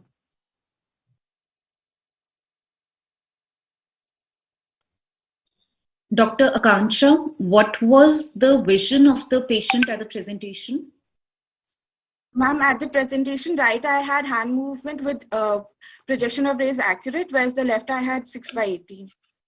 So why you did not proceed with the vitrectomy as the first resort instead of giving 2 times antibiotics? Ma'am, why didn't you go for vitrectomy as the first procedure immediately? Ma'am, projection of rays was accurate and even the patient was not very comfortable with undergoing surgery immediately. That is why we first proceeded with intravitreal injections and then pars plana vitrectomy. When we did not, we had to counsel the patient properly that you have to undergo the surgery for improvement. Then he agreed to get the surgery done. Actually, according to his visual status and in endogenous endophthalmitis, in which the results are often poor, we go for vitrectomy immediately. Next thing is the patient was uncontrolled diabetes. What was the diabetes status before the surgery, before you?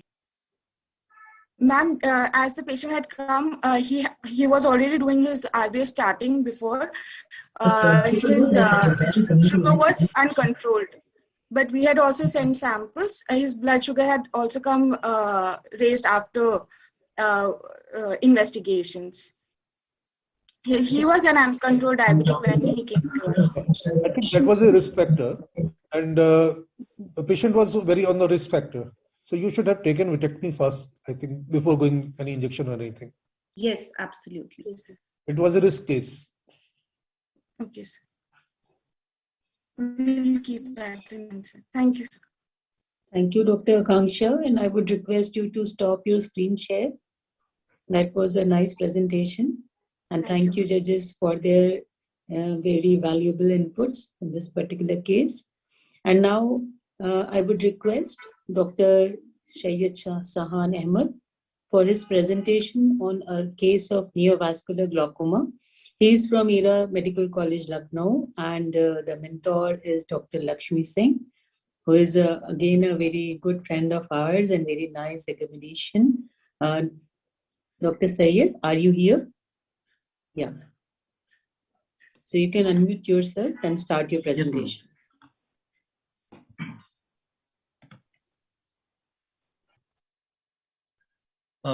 Good morning to everyone.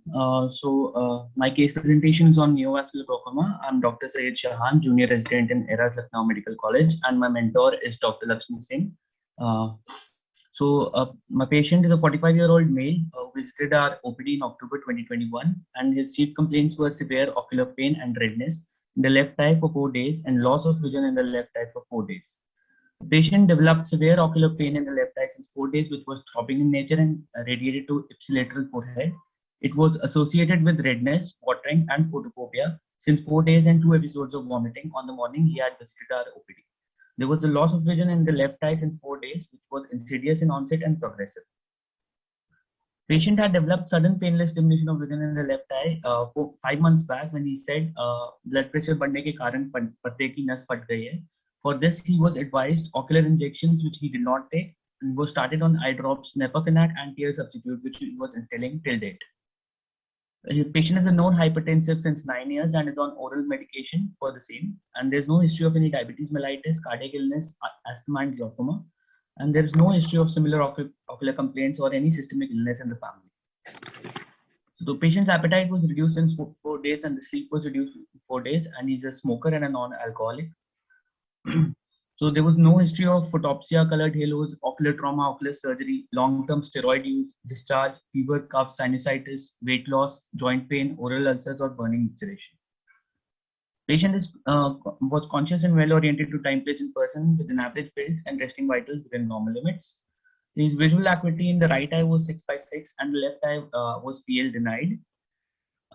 In the right eye, on slit lamp examination, the findings were within normal limits. So my findings are confined to the left eye. The lids were edematous. Conjunctiva had circumciliary congestion was present. There was corneal edema and epithelial bullae were present. The contents and depth of the anterior chamber could not be commented upon due to hazy media, and iris details were also hazily visible, and the details could not be commented upon. But we could see an apparent rubeosis iridis.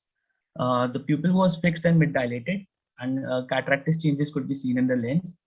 The intraocular pressure we could measure digitally, and stony hard eye could be felt, and the gonioscopy and the fundus examination could not be done in the left eye.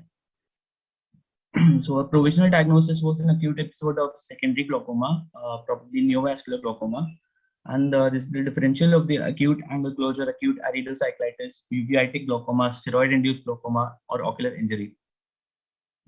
So we started the patient on IV mannitol, oral acetazolamide, topical anti-glaucoma, and oral analgesics.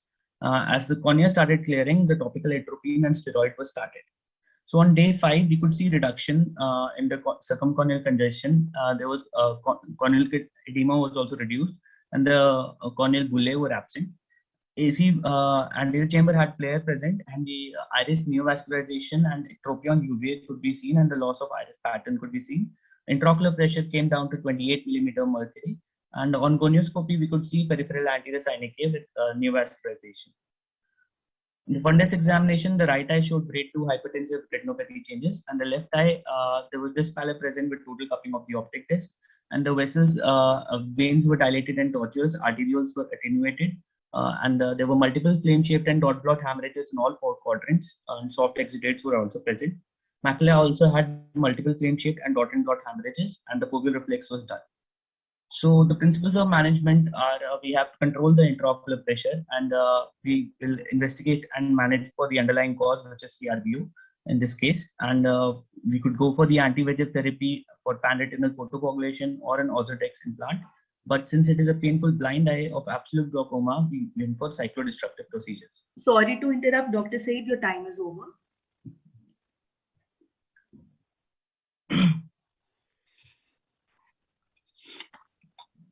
Dr. Shahan, why are you saying that this is a blind eye? Ma'am, the patient had no perception of light. The visual acuity was PL In your denied. findings, you said it is PL denied. Yes, ma'am. And you did not check consensual reflex. And you have not mentioned the vision of the patient after the IOP was brought down. So how did you establish that there was no vision in the eye? Ma'am, even after on the 5th day of the examination, also the vision was the PL was denied, and the consensual light reflex was absent.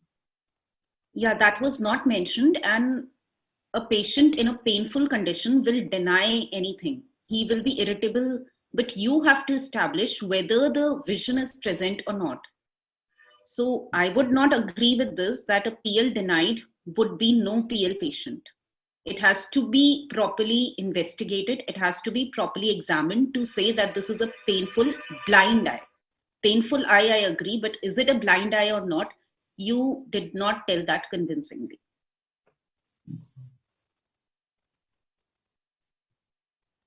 How did you manage the patient? Ma'am, first of all, we tried to manage the intraocular pressure by giving topical anti-glaucoma drugs. And we also waited for the cornea to clear. And ma'am, after that, after 5 days, we decided that we would tell the patient to go for cyclodestructive procedures. So why are you going for cyclodestructive procedure? Why are you going for that? You want the eye to go into phthisis. Was any laser planned for the patient when the cornea has cleared, the media has cleared? Any laser photocoagulation? Ma'am, since ma'am the patient had no perception of light, so ma'am, the ideal management would be to go for cyclodestructive procedures, ma'am. Okay. When you mentioned about anti-glaucoma drops being used in the earlier period, could you specify which drops were used? Ma'am, we prescribed the patient beta blockers, Timolol, and ma'am brinzolamide also, alpha 2 agonist. Okay, so only 2 topical drugs. Yes, ma'am. Ma'am, IV mannitol was also given. Ma'am. The 2 minutes for discussion round are over.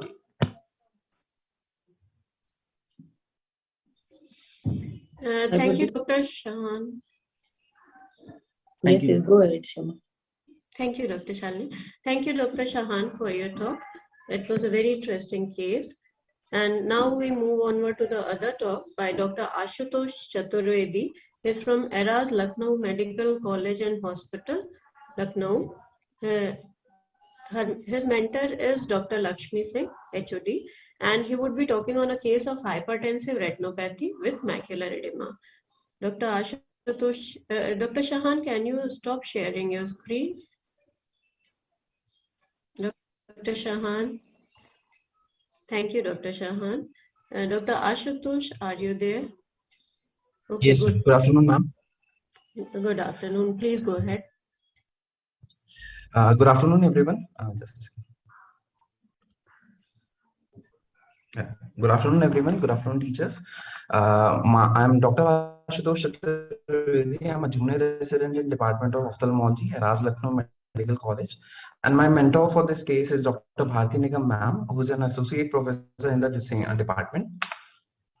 My patient is a 32-year-old male resident of Lucknow.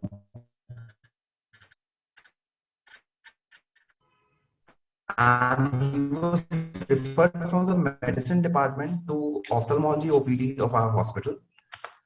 The chief complaint of the patient on arrival was diminution of vision far and near both the eye since 1 week, and also complained of headache since 5 days. Dr. Ashutosh. The patient was apparently asymptomatic 1 week back when Dr. Ashutosh, you can. Dr. Ashutosh, can you hear? Which was gradually progressive, painless. Dr. Ashutosh, you are not audible. Patient also complained of headaches he and is 5 not able days, to dull hear eating, us. especially during morning hours, which got relieved on taking medication. Worried about the Past history patient is Dr. Ashutosh, we're all trying to get to hear you. We cannot listen. I think he got disconnected. Yeah. I think some problem with his Connection, internet. The network was weak, I think. So this was the last presentation. Few minutes to see. Yeah. well, the calculated marks of the other candidates. Can Do you ask we him have? Can you ask him to rejoin? Yeah. Yeah. In between, if we have Dr. Bharti, she is the mentor.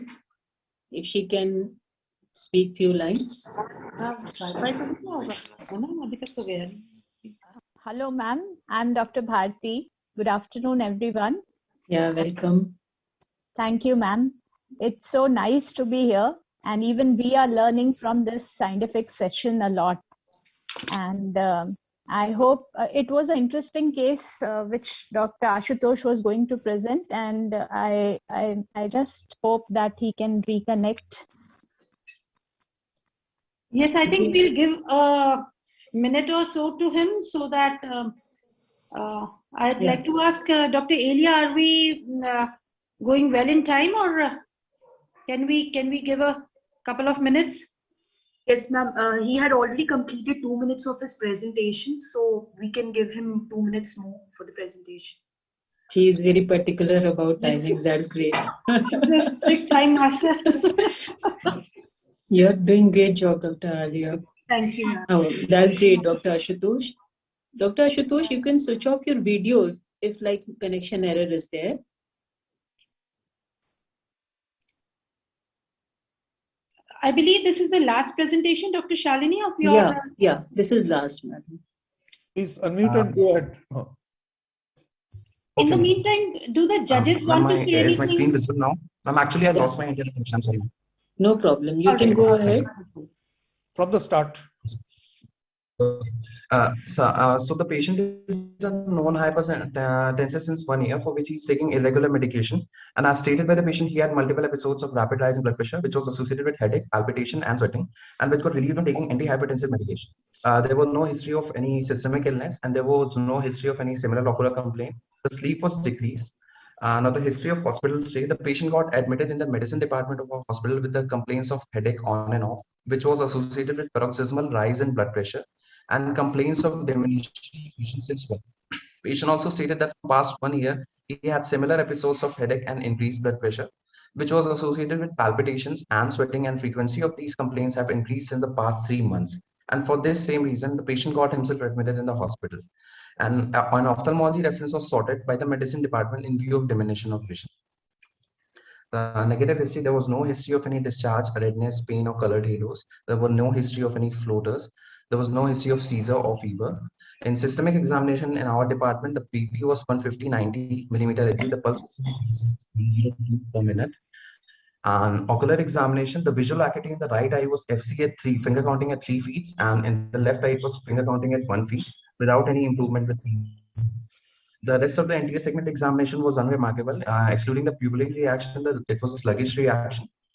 So this is the fundus picture. The media was clear, and the disc margins were all blurred and elevated. The cup was full, and venous pulsations were absent. There was signs of arterial retention was present, AV nicking along with tortuosity of the vessels. There were multiple intraretinal hemorrhages present all along the arcades, and there were hard and soft exudate present along the arcade as well as the macula, and they were present in a macular star formation. The same was the case with the left eye, with more soft exudates and more hemorrhages, and hard exudates were present in all 4 quadrants, and also there were hard exudates present in a macular star formation. So my differential diagnosis at this point was neuroretinitis, diabetic retinopathy, idiopathic intracranial hypertension, or any space-occupying lesion, CRVO, and retinal artery stenosis. I came to a diagnosis of bilateral hypertensive retinopathy grade 4 with malignant hypertension in both the eyes. So for the management, systemic blood pressure was raised and routine blood examination was normal. Fasting and postprandial along with LFT, KFT, lipid profile and thyroid profile was normal. Even the chest X-ray was normal. The cardiac ECG showed sinus tachycardia. Neuroimaging was normal. CT abdomen and pelvis showed a large heterogeneous mass in right adrenal gland medulla with areas of attenuation and contrast enhancement suggestive of pheochromocytoma. Ashutosh, your time or 4 minutes is up. Okay, ma'am. Just last slide. Patient underwent medical management, and ma'am, the tissue was excised. The histopathology of the excised tissue biopsy confirmed the diagnosis of pheochromocytoma. And after 6 months, when the patient came for follow-up, this was his fundus picture with all the disc edemas and the hard and soft exudate had resolved, and the patient had a vision of 6/6. Thank you.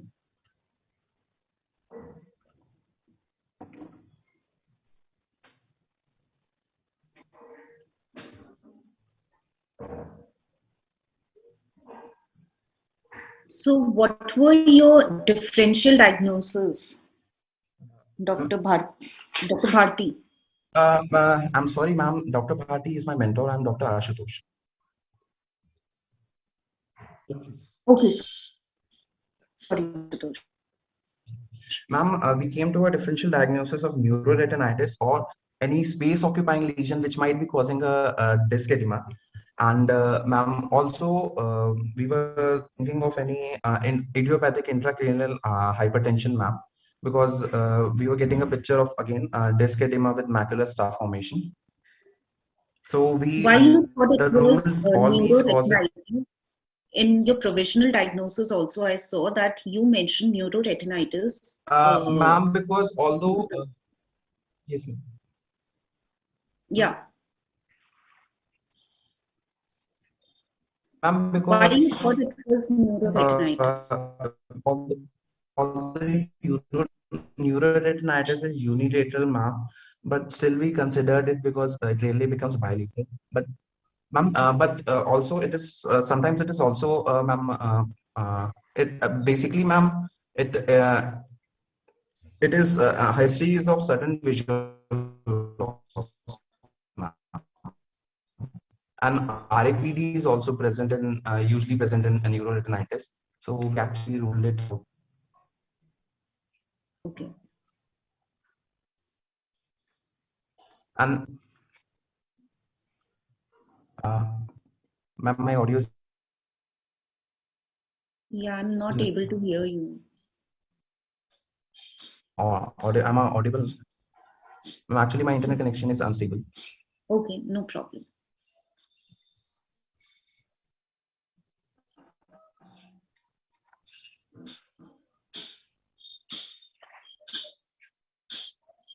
Any other questions from the judges for Dr. Ashutosh? I think we are done with this session, and I would again request, my humble request to judges to kindly add on the scores and the marks, and put the sheet in the group in which they have been joined. And with this, I would thank everyone for excellent presentation, and that was really great case presentations, and that was a great learning also. And I would thank Dr. Nilima, Dr. Smita for organizing this session so well. And they have been knocking at every now and then, and making it so crystal clear about each and every point that it was a great learning and great session also. Thank you so much, Dr. Nilima, and of course, Dr. Smita. And I would also thank my co-moderator, Dr. Shama, with such a lovely smile, and for she's such a humble nature. And I would again thank Dr. Mohita and Dr. Madhu Bhadoria for having this wonderful concept of residents presenting the case. And with this, we move on to Dr. Nilima. Thanks, Dr. Shali and Dr. Shama for conducting this session so seamlessly. And as this was the session for today, and I congratulate all the mentors and mentees who have worked so hard, and it is really incredible to see all of them performing so well, and they are constantly pushing the bar higher for the next candidates to come. And I'm also thankful to the judges who made this session very interactive by their questions. And so now we move on to the next speaker.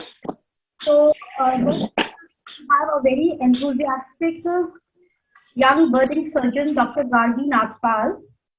As it has been rightly said that great things don't happen in comfort zones. A surgeon has to break the shell, learn, practice, and master new techniques before he or she attains some surgical excellence. So Dr. Gargi Nagpal is coming up with her talk on importance of surgical skill enhancement. Dr. Gargi Nagpal has done her she hails from Aligarh, and she has done her postgraduate from Institute of Ophthalmology as well as a SRship from the same institute. She has been associated with the Nagpal Eye Care and Research Center, Aligarh. She has done her phaco-refractive fellowship from Tirupati Eye Center, Noida, and later Eye Care Hospital, Noida. Presently, she is working as a private practitioner in her fully equipped ophthalmic setup at Bulandshahr, performing all kinds of refractive surgery, torics, panoptics, high-end cataract surgeries, along with glaucoma, squint, and medical retina. So I invite Dr. Gargi to proceed with her talk. Thank you. Gargi, are you here? Yes, ma'am, I'm here. Thank you, ma'am. Good morning, everyone. I'd like to thank WOS, Dr. Mohita, Dr. Nilima, Dr. Smita for giving a junior ophthalmologist like me, an opportunity to share my experience regarding importance of enhancement of surgical skills. Now I'll stick to the topic, that is why the need of surgical enhancement is important. It is for the safety, better results, improving quality, shorter hospital stay, less anatomical distortion externally as well as internally, and since we are going for minimally invasive approach, suture-less surgeries, less surgical time, newer modalities are giving better qualities of life to the patient, and hence a continuous surgical training and feedback is required for better performances. Now, Dr. Gargi, make it yes, in ma'am. slideshow. Oh, Slideshow. sure, ma'am. Yes, ma'am. Is it okay now? Now, what is the need of the hour? Anatomic awareness, advanced operation, for which we need specialized equipment as well as great deal of expertise. One should be well versed with the clinical skills, surgical equipment, and last but not the least, theater basics, which we all know that is the gowning, gloving techniques, handling of instruments, hand-eye coordination, universal precautions. Now, coming to the clinical skills, which we grasp most at the level of the junior resident. It is the time to become well versed with anatomy, cadaveric dissection, academic coverage. We enhance our clinical skills. Observation forms a very important part, during which we watch live surgeries being performed by seniors. We do few steps, watch everyone, even the paramedical staff has lot to teach. Watching is learning.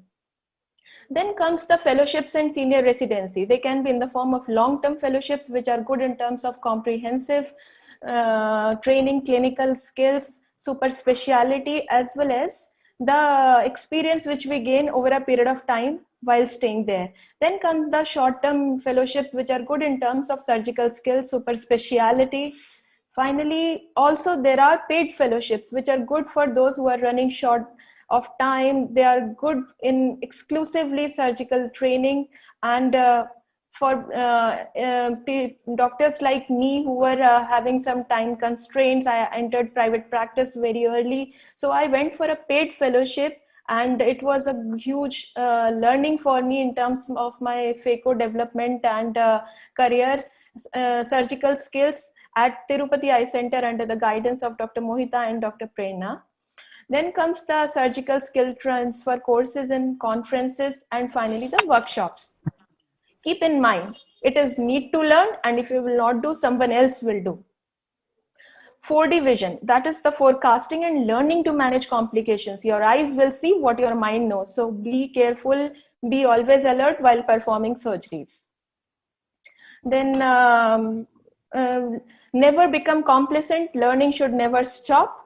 Role of multimedia in learning. These days we are having YouTube, webinars, Zoom meetings, and that has made the learning very, very easy. Accessibility is fast, cost of learning is decreased in terms of traveling is decreased, and we can go for comfortable revision at our ease. You're all knowing simulators are there, which are almost machine models resembling the human anatomy, and they help us develop the surgical skills before entering into the live surgery. And they help, revision keeps us training in ambidextrous skills, and residents should be aware of at least 2 methods of performing a surgery, so that anywhere we can be able to manage if we feel struck. A very important part is good equipments. You should invest in equipments. It will multiply manifold, and these equipments can buy you anything you desire. So invest wisely. Conferences create awareness, motivation. You see live surgeries, you meet, see and hear giants in ophthalmology. You explore trade exhibitions, best deals to buy equipments and instruments.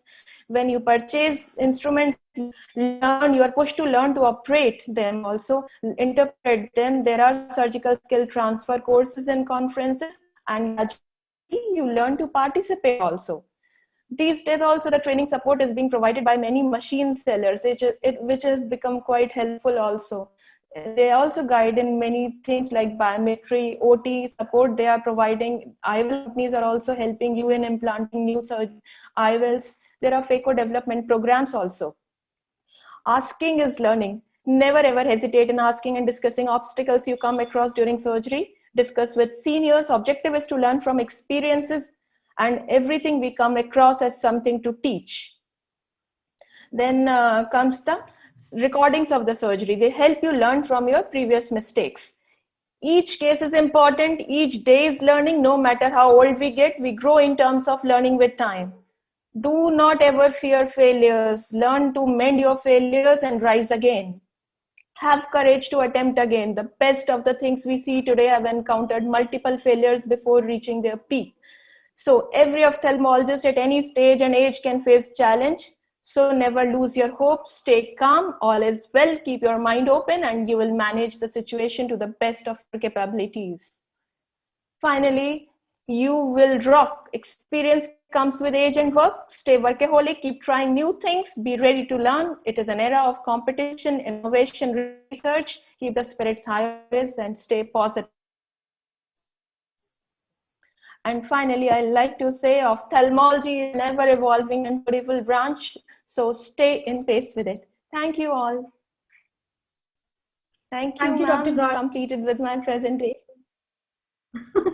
Thank you, Gargi, for such an interesting talk. And you are always an invaluable asset to our WOS team, especially WOS UP. And so keep inspiring all of us, all the young ophthalmologists here. So now I invite a very passionate, hard-working secretary of Vijayawada Academy of Ophthalmology, a very active WOS member of Andhra Pradesh chapter, Dr. Madhvi, for her talk. She'll be enlightening us on the power of networking. Dr. Madhvi, are you here? Dr. Madhvi? Okay, Dr. Madhvi. Yes, Dr. Smita, I'm here. Can you hear me? Madhvi is a yeah. Just give me some time to introduce you. Fine. Yeah. Dr. Madhvi is a senior phaco-refractive surgeon at Center for Sight, Gayatri City Eye Hospital, Vijayawada. She had been ex-assistant professor at Dr. P. Sims Medical College. She has been ex-consultant Maxivision Eye Hospital, and she has been invited speaker and instructor in several state and national conferences. She was the recipient of IRSI Gold Medal 2020. And as already I told that she is currently the secretary of Vijayawada Academy of Ophthalmology and a very active member of WOS Andhra Pradesh chapter. So over to you, Dr. Madhvi. Please proceed with your talk. Yeah. Are my slides visible? Am I audible? Yeah. Okay. Thank you so much, Dr. Smita, for the very kind introduction. I'm so happy to see all of you once again. Of course, virtually, but nevertheless, all of you are here. I'm so happy to see you all. At the outset, I would like to thank Dr. Mohita, Dr. Madhu, and the state chapter of UP, Dr. Nilima, Dr. Smita for having me here. And my topic is going to be power of networking. So you all just heard about how important it is to enhance your surgical skills. Similarly, the other aspect is you need to do some amount of networking as well. Surround yourself with remarkable humans. They will be the anchor that grounds you and the wings that will lift you to the stars. How profound. So what does networking mean? Networking simply means making connections and forming relationships in your field. It means forming positive and personal associations, creating an environment that encourages collaboration, mutual assistance, and respect. Networking is an exchange of information and ideas among people with common profession or special interest. Networking for professionals and young ophthalmologists will help them expand their circle of acquaintances, find out about fellowship trainings, job opportunities, and increase awareness of the new trends and technology in their subspecialty or that of others. We need to remember that it's not only what you know that matters, but who you know and who knows you that matters equally. That's all networking is all about, and it's the power of networking that helps one achieve more and grow professionally. So whom can we network with? Human beings are basically social animals. We always connect and converse with people from all walks of life on a daily basis for some reason or the other. So our network entails anyone from amongst our family, friends, teachers, mentors, professional colleagues, and even acquaintances. What is the importance of networking? It will help us build stronger professional and business associations, freshen up our perspectives and ideas, raise your profile and advance your career, gain more career advice and support. We have our seniors, our peers, our juniors, so many people out there who have tried new things or who have achieved a lot, and they have faced difficulties. So they're always there to advise you, guide you, be cautious, where can you go ahead, when you need to stop. So much of advice can be given. It helps you build your reputation and also your self-confidence. And very importantly, you can develop long-lasting relationships. And last but not the least, get an answer to every question of yours professionally. So all in all, it helps you getting out of your comfort zone, build valuable social skills, expanding your contacts, and meet people who can reciprocate and guide us. Finished, no? Charge nahi mujhe lag raha. Types of networking, you have the online, the social media networking, and the offline in-person networking. So social media networking provides an online location for people to engage with other professionals, join groups, post blogs, and share information. It also provides information about various training programs, fellowships, and about the institutes and the mentors there. After you finish that, you can it provides you a place to post your resume so that it can be seen by your prospective employers, and vice versa, for them to identify suitable candidates. That is a plethora of networking done online. You also have the offline networking wherein you meet people in person. That has a personal touch to it. So how can we do that? Right from your residency days, you can do it. Join professional organizations, your local societies or the state and the national societies. Attend conferences, seminars, workshops, webinars, etc. Never be hasty in refusing an invite or a chance to present or to talk, or it may be a topic which you are very well versed with and you are doing on a day-to-day basis. Nevertheless, attend all those if it is convenient for you, the time and the place. Run for committee positions locally or otherwise. What I read about it is, it sounded very nice when a doctor was talking about it. You run for the position because you come to know so many people there, you talk to all of them, you introduce yourself on a one-to-one basis, you come to know them, they come to know you. Of course, if you win the position, then sky is the limit. You get a lot of opportunities to network. But even if you lose, people come to know you and they know that you're there and you're interested to do some good work. So be charitable also, attend community events of NGOs or religious organization, donate your medical expertise. It may take a little bit of your time and you might have to go a little bit out of your way, but if they call you to do some camp or give a awareness talk, don't ever refuse it. Network with other people also other than your profession. Attend informal events like class reunions, award functions, see where your other friends are. See what specialty they are into. You can tell about yourself, and that's how it will give you so much of a exposure and people know what you are doing. I have enriched myself immensely by joining my local organization, and of late last 3-4 years ago WOS, and I have been really happy to associate with all the members here and I met so many friendships that have been getting stronger by each day. So what is effective networking? I read about this by one author called Isaac Servanga. He's a motivational speaker also. He said there are just 3 bones for effective networking. What are they? It's very interesting. Wishbone, jawbone, and the backbone. The wishbone says, state what you want. Know exactly what you're looking for. The jawbone says, ask with competency and humility. Be articulate enough and knowledgeable enough. Do research. Backbone says, persist, persist, persist. In other words, you may not get always a yes for an answer. So you be strong enough to accept rejections and willing enough to try again. Networking efficiency means that you have to take some time. It's important you explore your options and then commit yourself to a networking group and then take active participation. Always remember, it's not only about taking help, always be willing to contribute towards others and help them move forward as well. Networking is a two-way street. Always be willing to help and also listen to the other person's perspective. Stay in touch. Once you make a contact, stay in touch, invite them over and or reach out if needed. Networking is a manual for professional growth. Do not misjudge it. It's not selling yourself to the world in order to excel. In other words, it is to build your brand value, not boasting about your achievements or listening to those of others. We do feel awkward in the beginning to associate or make conversations with strangers. But then remember, when you meet people, they're also out there to talk to you, guide you. So don't hesitate to network with people.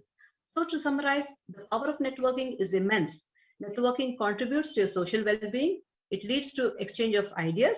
It boosts your professional confidence and helps you build long-lasting relations based on trust. Thank you for your patient listening. Thanks, Dr. Madhi, for such an eye-opener talk. I think this topic of networking was much needed to be covered, and you really beautifully expressed that this is a very important topic for the residents when they come in the professional fields post-residency. And so thank you so much. We now proceed towards session 2, and so I'll pass on the baton to my next set of moderators, Dr. Ruby Malhotra and Dr. Neetu Vashne. Dr. Ruby Malhotra is heading the Department of Integral Institute of Medical Sciences, and she's a very active WOS member and very strong pillar of WOS UP team. Dr. Neetu Vashne is a senior phacosurgeon in Muradabad and she has been the ex-president of Muradabad Ophthalmic Society and a very active WOS member. So I invite both of them to start the next session for today. Session 2. Dr. Ruby, are you here? Yeah, a very warm good afternoon to everyone. And first and foremost, I would like to congratulate WOS team, the organizers, especially Dr. Neelima ma'am, Dr. Smita, under guidance of Dr. Mohita, for organizing such an enriching academic program, academic experience for the residents as well as for their mentors. So the first session went off very successfully, and I'm sure the residents must have had a lot to learn. And we also got lots of pearls of wisdom from senior ma'ams. So I would request Dr. Neetu to start with this session by introducing the judges. Dear friends, I am Dr. Neetu Varshne from Muradabad, moderator of this session. I welcome you all in the second session of WOS UP chapter, and I am going to introduce Dr. Nilesh Parikh. At present, Dr. Nilesh Parikh is Professor and Head Department of Ophthalmology, Government Medical College and Sir Takht Singh Ji General Hospital, Bhavnagar. He has teaching experience of 28 years. He has been examiner of UG and PG examinations at various medical colleges. He has been Dean of MK Bhavnagar University, Bhavnagar. He has been member of MCI. He has been Secretary of Gujarat Ophthalmic Society. He has been member of Managing Committee AIOS. He has been advisor to Gujarat and Jammu Kashmir Public Service Commission, and he has been assessor for MCI, NMC, NABH and NBE. Now I am going to introduce our second judge, Dr. Aarti Nangia. She is a specialist in femtolaser, cataract, refractive and squint surgery. She is at present unit head at Fortis, Vasant Kunj and Fortis Escort Hospitals, Delhi and Associate. She is senior consultant with the Site Avenue. She has overall working experience for 25 years, and she has been the founder member and full-time consultant and senior consultant at Max Hospital. She has been entrepreneur, business head and partner at Center for Sight at Fortis Escorts. She has been medical director at Rotary Eye Care, and which is a charitable institution, and she has performed many surgeries for underprivileged associates. Now I request my co-host and moderator, Dr. Ruby Malhotra, who is HOD of Integral Institute of Medical Sciences, to carry forward the program. Yeah, so is this screen visible? Yes, yes. Okay, so I would like to introduce the third judge for session B, that is Dr. Ashish Sharma. A few lines about Dr. Sharma. He did his graduation as well as post-graduation from MGM Medical College, Indore. In the year 1997, he joined MBBS, and then he joined ophthalmology in year 2003.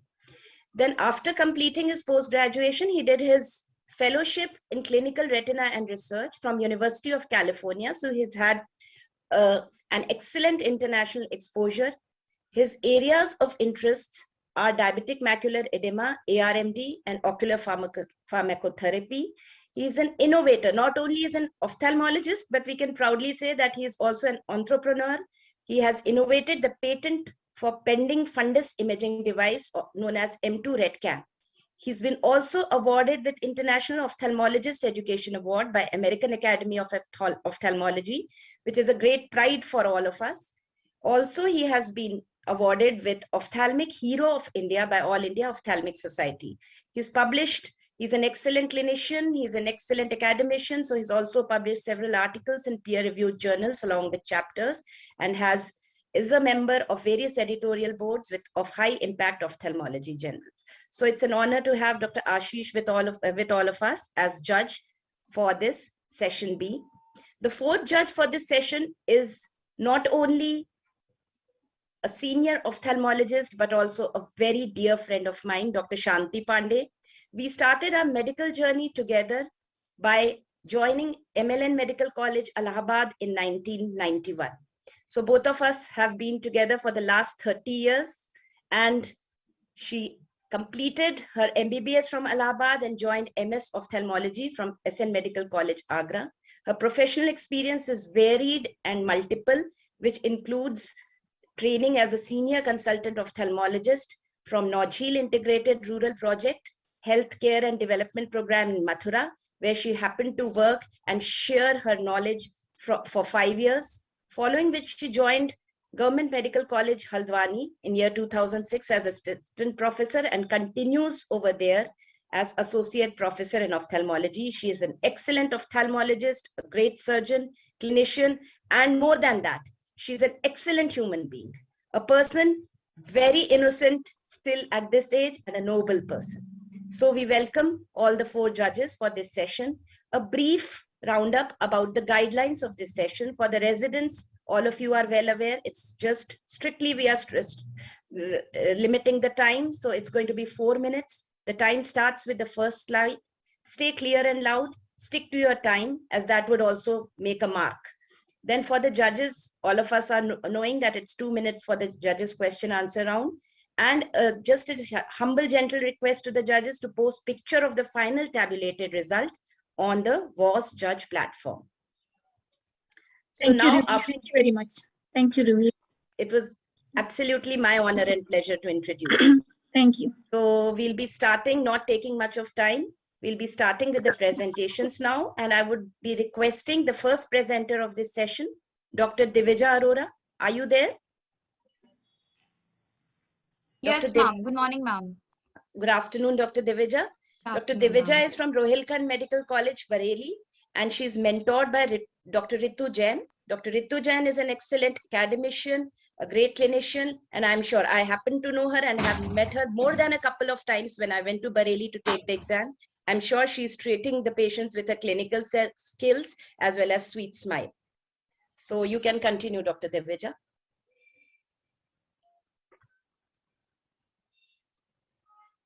Dr. Divija, you can. Okay, I'll.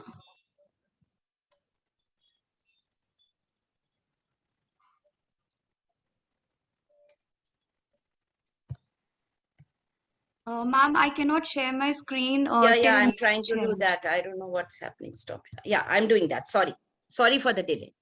Okay.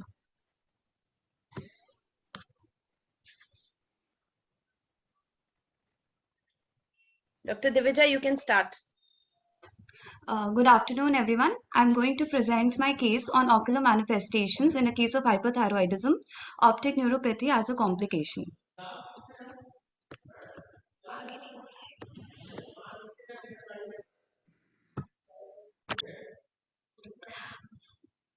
I'm presenting a case of Mr. M, 42 years old male, a resident of Bareilly, with chief complaints of bulging of eyeballs both eye for 6 months and diminution of vision both eyes for 3 months. Patient was apparently asymptomatic 6 months back and he noticed bulging of eyeballs more for right eye than left eye, which was followed by decreased vision, acute in onset, associated with double vision and foreign body sensation. Patient also complains of palpitations, tremors, weight loss and fatigue. There was no history of trauma, fever or discharge. Past history, patient is a known case of hyperthyroidism. For 10 years, he is on drug carbimazole, but he is on irregular medication. Personal history, he has a history of smoking for 20 years and family history is not significant. On general examination, patient was conscious, oriented to time, place and person. Pallor, icterus, clubbing, cyanosis, lymphadenopathy and edema were absent. Vitals, pulse rate was 110 per minute, blood pressure 130 by 80 mmHg. On ocular examination, for right eye, the best corrected visual acuity was 3 meter finger count. There was no improvement on pinhole. And for the left eye, it was 636 partial with no improvement. On orbit examination, there was no periorbital swelling or crepitus for both eyes. For eyeball examination, proptosis 28 mm. It was axial proptosis and it was not associated with any kind of druid. And for the left eye, the proptosis measurement was 25 mm axial and not associated druid. There was extraocular movement restricted in superior and lateral gaze for both eyes. There was retracted upper and lower eyelid, Koch's sign and von Griffith sign was present. On conjunctival examination, nasal pterygium was present and cornea, superior punctate keratitis present inferiorly. Pupil, there was relative afferent pupillary defect present for right eye and normal size reacting to light for left eye. There was early lenticular changes both eye, and intraocular pressure for right eye was 24 mmHg and on upgaze movement 26 mmHg, and for the left eye 22 mmHg and upgaze 24 mmHg. There was disc pallor present in right eye and left temporal pallor. Color vision was impaired for the right eye. These are the positive findings. There was exophthalmos, dialympus sign, Van Griffith sign, Koch's sign, superior punctate keratopathy inferiorly present, and early lenticular changes was present. Investigations, thyroid function tests were normal. Blood glucose, electrolytes, hemogram were within normal limits. Liver function test was normal. MRI showed enhancement of optic nerve, and CT scan showed extraocular muscle enlargement that spares the tendon. This is a CT scan. My provisional diagnosis was thyroid ophthalmopathy, while the DD was pseudoproptosis, orbital tumors, orbital inflammatory pseudotumor, orbital cellulitis, and carotid cavernous fistula. The primary measure taken was to counsel the patient to be compliant with the anti-hyperthyroidism treatment and to quit smoking. Pulse therapy was started. He was given IV methylprednisolone 1 gram per day for 3 days with conversion to oral steroids, that is prednisolone, along with anti-thyroid drugs with tapering dose for 6 months. Supportive management with ocular lubricants were given. There was improvement in visual acuity from to 660 for right hand, 624 for the left eye, and he was advised for regular follow-up and further management of post-inflammatory conditions. In the recent advances, there is a drug, teprotumumab, the first and the only FDA-approved prescription treatment for thyroid eye disease, approved in 2020. It is a insulin growth factor 1 receptor inhibitor monoclonal antibody, which is used in active phase. It mediates the reduction in extraocular muscle volume as well as the orbital fat, which results in the reduction of proptosis and diplopia. Thank you. Okay. Dr. Divya. Ji ma'am, yes ma'am. Tell me what are the various mechanisms of the thyroid optic nerve involvement in thyroid eye disease? Ma'am, the basic mechanism is it occurs due to the decreased blood supply at the orbital apex, which results in optic neuropathy. Due to Basic are there. There are the two mechanisms. Tell me which are two mechanisms there. Optic neuropathy का two mechanisms होता है. Name them. Ma'am, there is autoantibody formation against thyroid gland cells, which results in the release of orbital fibroblast and glycoaminoglycans. No, don't tell me the pathogenesis. Tell me only two mechanisms. Optic neuropathy का two mechanism होता है. क्या होता है? One is compressive, second is stress mechanism. Do you know? जी ma'am. Two mechanism होता है ना optic neuropathy का. थायराइड आई डिजीज में ऑप्टिक नर्व इन्वॉल्वमेंट का टू मैकेनिज्म होता है ना. Yes ma'am. एक होता है कंप्रेसिव, सेकंड क्या होता है? स्ट्रेस मैकेनिज्म होता है.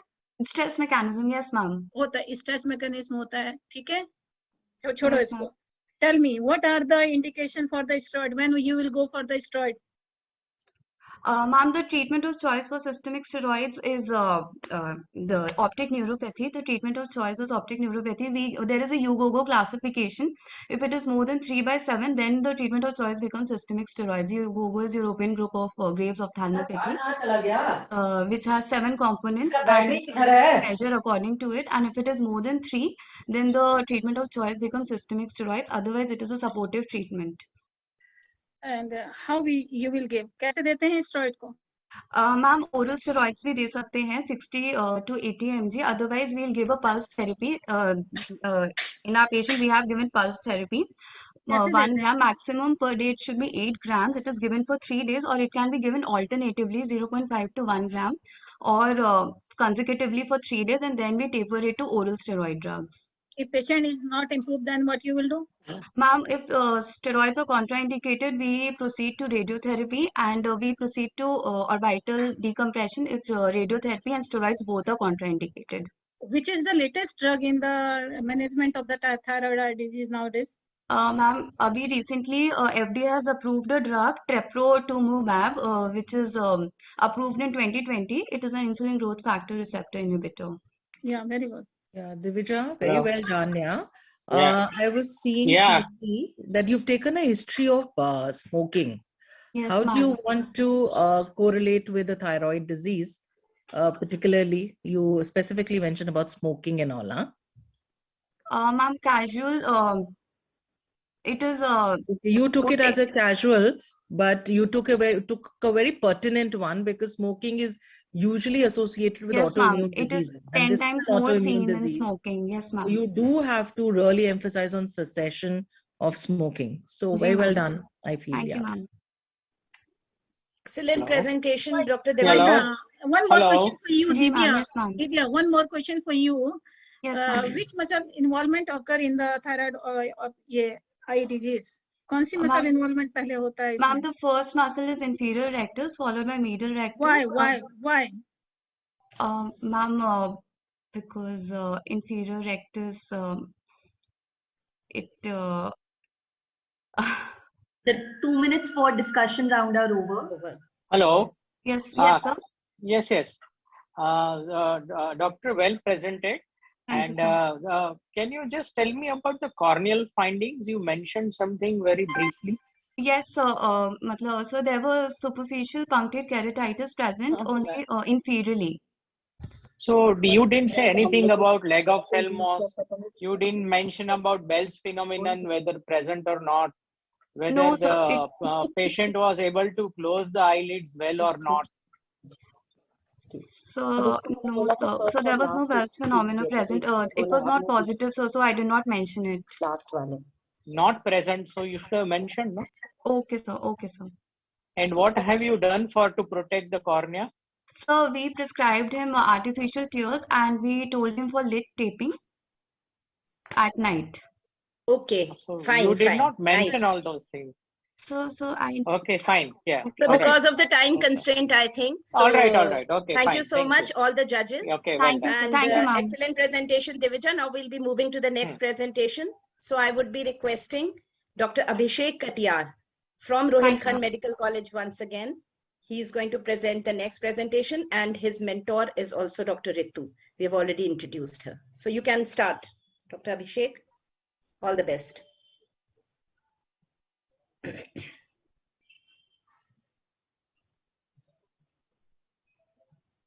Dr. Abhishek.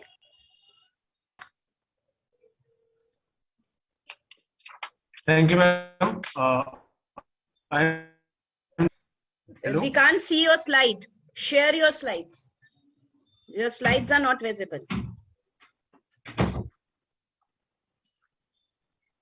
Hello. Dr. Abhishek, your slides are not visible. Yeah, we can see them now. We can see them. Yeah, now we can see. Put it on the PowerPoint presentation mode. Switch to the presentation Ma'am, my audio mode. is audible? Yeah, it's visible. It's visible. You are Ma'am, audible. is my audio audible? You are audible and visible, but Okay, keep it ma'am. on the presentation and start with your presentation, or you'll run out Can of I time. start? Yes, start. Please make it quick. Ma'am, I am presenting that my case is a 18-year-old male. Okay, ma'am. Ma'am, he belongs to poor socioeconomic status You and need he to change your slides also.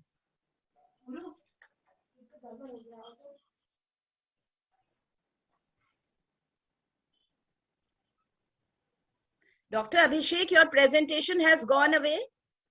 It's not there. It's not visible.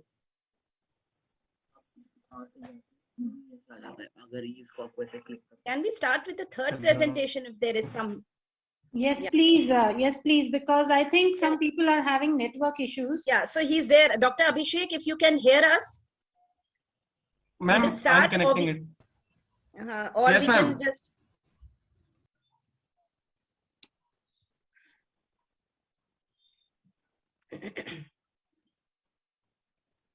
Dr. Abhishek, your screen is not visible.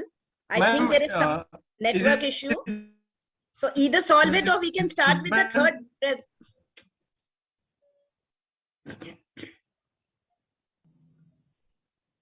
Dr. Ruby, we can take up TMU Muradabad. Yeah, I think so. So Dr. Abhishek, we'll be coming back to you later. So coming to the third presentation, I would like to request Dr. Puneet Devi. Dr. Abhishek, please stop your sharing. So is Dr. Puneet Devi over here? Yes, ma'am. Good afternoon. But So ma'am, I can't able to share my screen. So now you will be able to share. Now Dr. Abhishek has switched. So I would be requesting you to just start with Dr. Puneet Devi is from TMU, Tirthankar Medical University, Moradabad, and is being mentored by Dr. Ashish Chandra. He happens to be professor and head of the Department of Ophthalmology in TMU Moradabad and is an excellent ophthalmologist and a great clinician and academician. So yes, Dr. Puneet, please start with your presentation. Dr. Puneet, you can start. Yes, ma'am. So please, we can see your screen. Start, your time has started. Yes, ma'am. Good afternoon, everyone. Myself, Dr. Puneet Devi. I would be presenting a case of 63-year-old male who came to the OPD with chief complaint of diminution of vision in right eye since 1 month, pain in left eye since 2 years. He gave history of gradual progressive diminution of vision in left eye since last 10 years, which was not associated with pain, floaters, colored halos for 8 years. But 2 years back, he developed pain and redness in left eye, but did not take any treatment and eventually lost his complete vision in left eye 1 year back. He also gave history of progressive diminution of vision in right eye since last 3 years, but since last 1 month he complains of significant diminution of vision which is not associated with pain, floaters, colored halos, diplopia or metamorphopsia. He was diagnosed with diabetic retinopathy elsewhere 1 year back and was treated with 3 doses of anti-VEGF in right eye in past 1 year at interval of 3 months. My patient was known case of type 2 diabetes mellitus since 23 years, hypertension since 5 years, and chronic kidney disease since 3 years. He gave a history of right eye cataract surgery 2 years ago and left eye cataract surgery one year ago. There is no significant family and personal history except for complaints of nocturia. His journal and systemic examination was normal. Right eye unaided visual acuity was 636 partial. Best corrected visual acuity for distant vision was 624 and for near vision was n by 6 and rest all parameters in right eye was normal. In left eye there was no PLPR. Conjunctiva shows dilatation and tortuosity of vessels. Iris color and pattern was altered and there was grade 3 neovascularization present at pupillary margin from 1 o'clock to 9 o'clock and in inferior nasal quadrant. Pupil size was 7 mm, round, fixed, mid-dilated, and pupillary reaction was absent. Lens was pseudophakic with PCO, and IOP reading with applanation tonometer was 48 mm mercury. This is the clinical picture. This is the picture of left eye showing neovascularization iris. All angle structure were visible in all 4 quadrants in both the eye on gonioscopy. With grade 2 neovascularization angle seen at trabecular meshwork in superior, inferior and nasal quadrant in left eye. Dilated fundus examination of right eye showed clear media with optic disc size and color normal, margins well defined, CD ratio 0.3:1. FR was obscured due to macular edema, blood vessels were dilated and tortuous. Background showed hard exudates, cotton wool spots, intraretinal dot and blot hemorrhages. This is a OCT picture of right eye showing multicystic spaces, loss of foveal contour with increased foveal thickness. This is a OCT macular cube showing increased thickness of central subfield. Dilated fundus examination of left eye showed hazy media with optic disc size normal, color pale, margins well defined, and total cupping was seen. NVD was seen at involving 1/3 of the disc. FR was obscured, blood vessels were attenuated, background showed NVE, hard exudates, cotton wool spots, intraretinal dot and blot hemorrhages. My provisional diagnosis in right eye is pseudophakia with severe NPDR with diabetic macular edema, and in left eye showed pseudophakia with PCO with high risk PDR with glaucomatous optic atrophy. Investigations, RBS was raised and renal functions were deranged and ESR was normal. We managed right eye with 1 dose of intravitreal anti-VEGF injection and eye drop napafinac and advised patient for strict glycemic control. Left eye was managed with topical brimonidine and timolol with cycloplegic, and patient was advised transdermal cyclophotocoagulation, but he refused it. After 1 month, OCT of right eye shows resolved macular edema, and right eye best corrected visual acuity improved to 6/9. IOP by aplanation tonometer of left eye after 1 month was 36 mm mercury. Thank you. That's from the Dr. Puneet Devi. There's a lot of noise coming from the background. I request all to keep themselves mute except the speaker, please.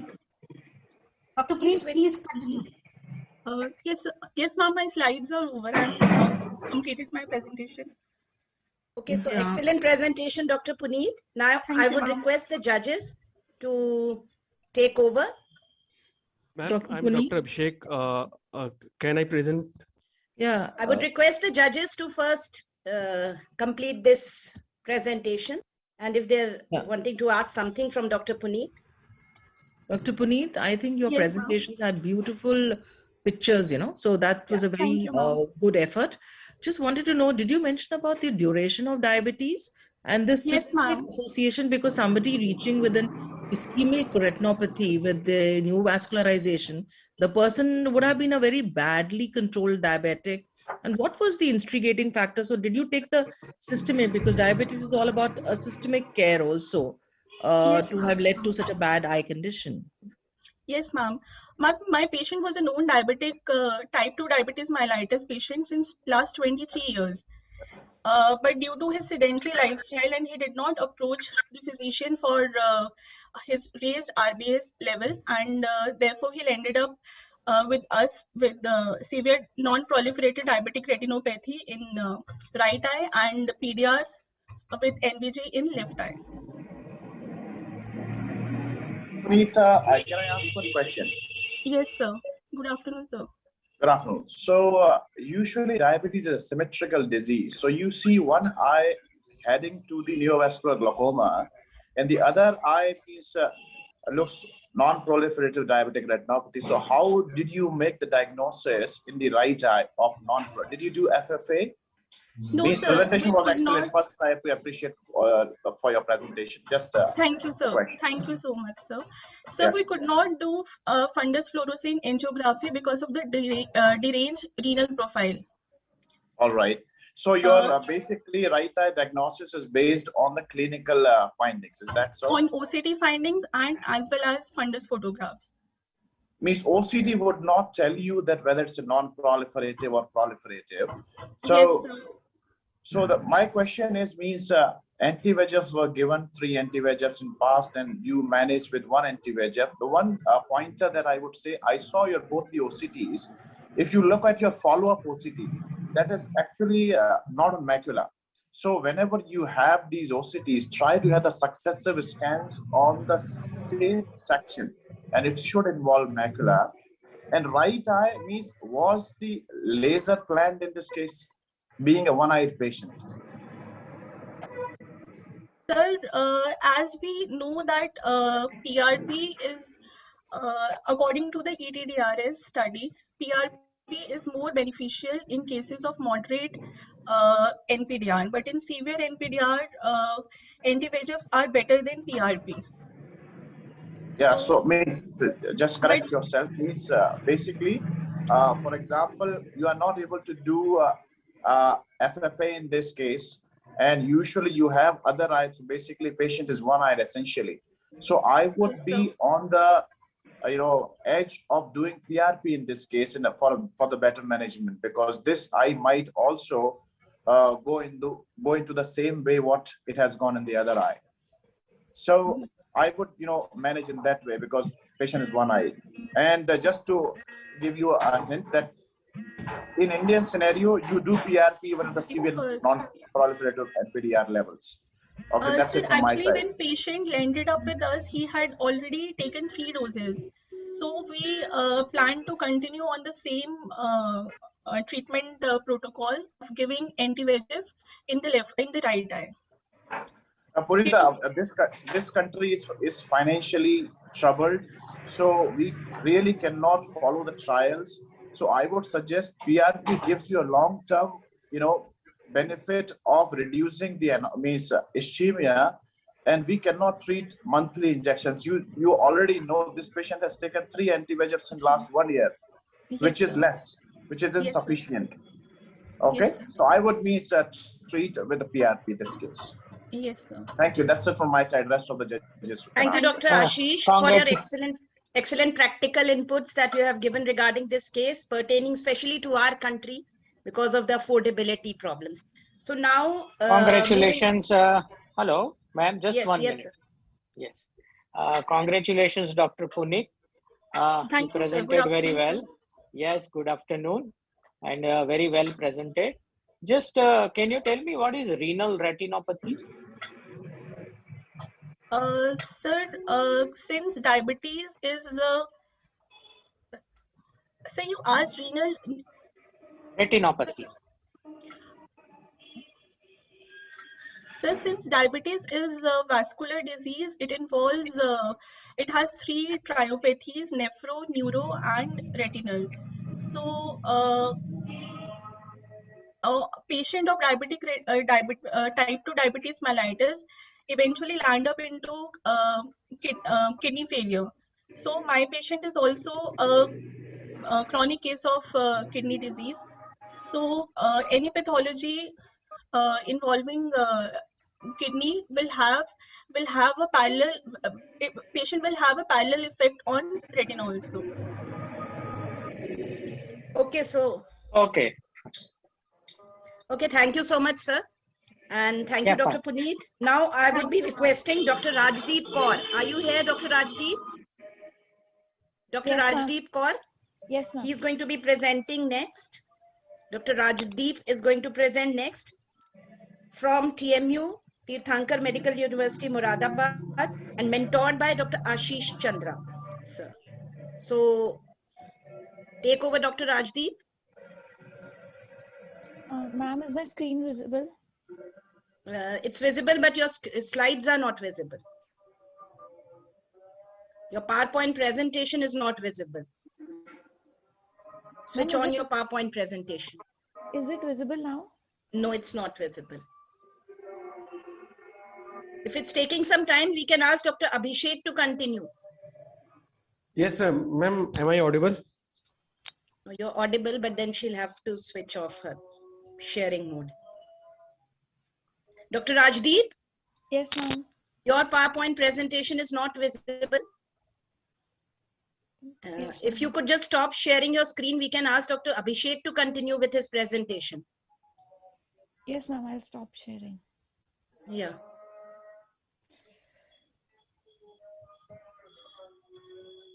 And please be ready next time, because it's going to just lead to lapse of time. Lots of time is getting wasted in this sharing in this session. Yes, ma'am. Dr. Rajdeep, please share out. Stop sharing your screen so that we can ask Dr. Abhishek to start with the sharing. Please press the stop sharing button.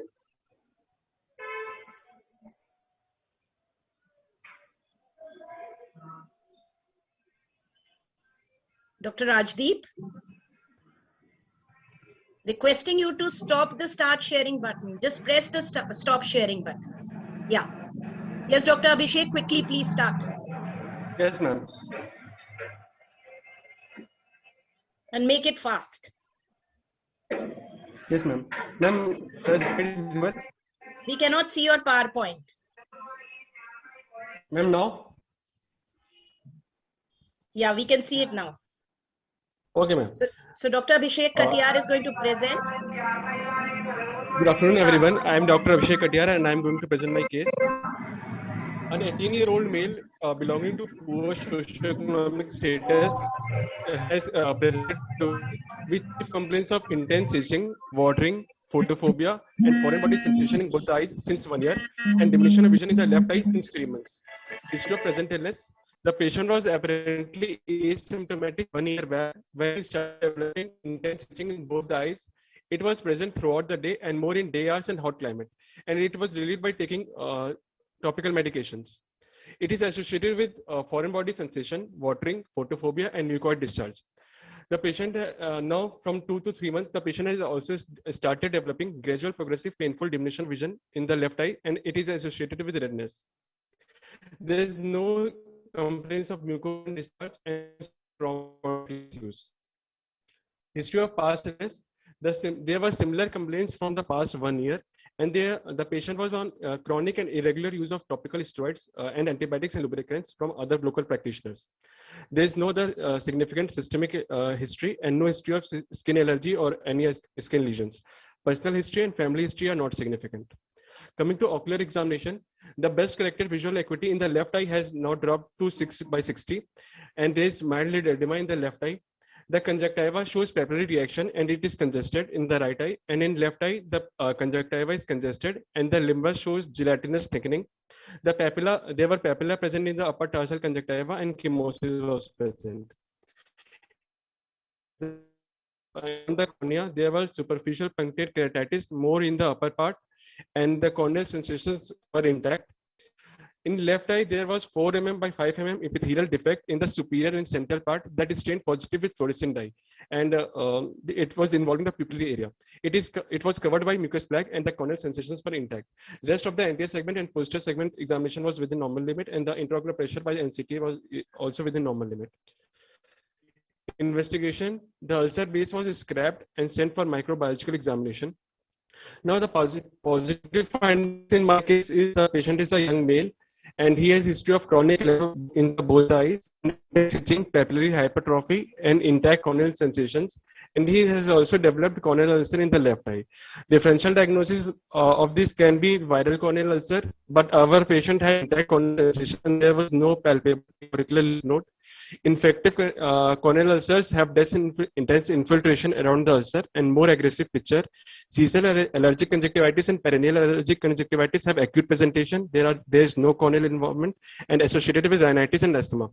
Giant papillary conjunctivitis is usually associated with contact lens use, and atopic keratoconjunctivitis is most common in males and usually associated with systemic like atopic dermatitis, rhinitis, and asthma. Therefore, the most probable diagnosis is of this case would be vulnar keratoconjunctivitis in both the eyes with a grade 3 shield ulcer in the left eye. The ulcer was managed. It was the base of the ulcer was scrapped, and the patient was started on antibiotics, steroids, and dual-acting antihistaminics, which was bipotestine 0.15%, and lubricants. The culture reports came out to be negative, and after 1 week, the patient's symptoms improved, but there was no change in size of the corneal ulcer, and there was also a formation of mucus plaque. Therefore, the plaque was removed on the LA, and the raw area was covered with the patch of membrane. This is the harvesting of human amniotic membrane from the seronegative donors, and it was transplanted to the raw area as a patch. Eye ointment tacrolimus was started at night, and the patient was kept on follow-up, and the IOP was monitored. The symptoms in the ulcer got improved subsequently, and the ulcer reepithelized completely in 2 weeks, leaving behind a nebular corneal opacity which stained negatively with fluorescent dye. Therefore, the recent advances in the amniotic membrane, there are 2 commercially available preparations. Yes, ma'am, this is the last slide. There are 2 commercially available preparations like Procara and Amniograph, and they are FDA approved. Thank you, ma'am. Okay, excellent presentation. Nice slides, nice pictures, Dr. Abhishek. I would be requesting the judges to ask questions. Abhishek, finally you could get through your presentation. Great. Okay, so tell me, what were the IgE levels and eosinophil counts? Because if you're dealing with any ulcer, you would get the basic investigations. Ma'am, IgE levels and eosinophil count were, in this case, was not done, but it was not done, ma'am. So basically, if you're looking at a shield ulcer, I think that would have been very handy. Because I feel any oral anti-allergics, they go a long way in, doing an allergic lesser burden in the systemic scenario of a patient. So that's, yes, I think investigations part were a little miss. Yeah, I guess that's my point.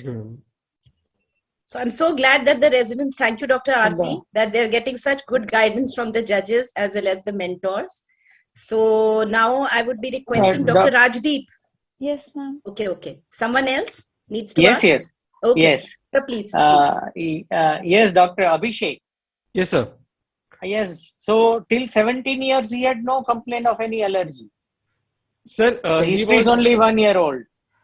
Sir, present complaint is since 1 year old, but he has chronic history of allergy since past, but for which he was using steroids from the local practitioner and his symptoms get relieved, but again they get aggravated. Okay. It was So a there chronic is a history. history. Okay. And Yes, sir. you have, how do you sterilize your freshly harvested amniotic membrane? Sir, we have consulted several studies. Sir, during harvesting, first of all we have screened the donors, the mothers that undergone cesarean section, and they were screened for viral markers. And then if they came out to be seronegative, then then the amniotic membrane was harvested, and it was washed with a cocktail of antibiotics like gentamicin, amphotericin B, and penicillins. And sir, then it was washed, and then it was cryopreserved in 85% glycerol solution in the -80-degree temperature. Dr. Abhishek, sorry Okay, to fine. but there will Fine. be 2 minutes discussion time. Okay, ma'am. Okay, thank you so much.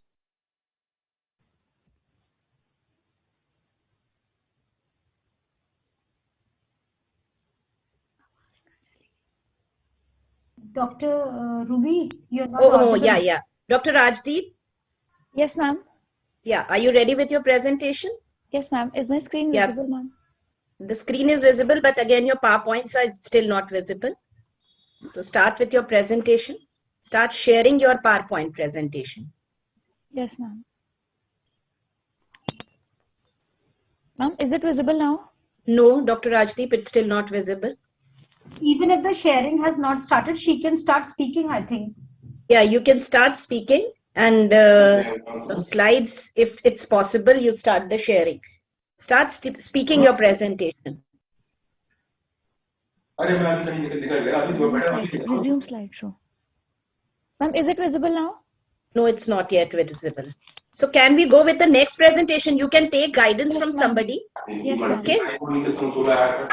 Yes, Dr. Ruby. The host muted Hello? me actually. Yeah. Yeah, Dr. Ruby, can you hear me? Yeah, I can hear you, Dr. Neetu. Now I Okay. would be requesting you. Our next participant is Dr. Pragati Agrawal. Yes. Who will present a case on Indian phakic IOL, and her mentors are Dr. Mohita Sharma and Dr. Prerna Mata from Tirupati Eye Center, Noida. Yes. And they don't need introduction for themselves. They are a great ophthalmologist, and they are great persons. Dr. Neetu, I think for a second we can take a break over here because Dr. Rajdeep has started her presentation. So can we just ask the fifth presenter? Okay. Dr. Rajdeep? Yes, ma'am. Yes, ma'am. Why did you stop sharing again? Stop sharing. Dr. Pragati, now you please.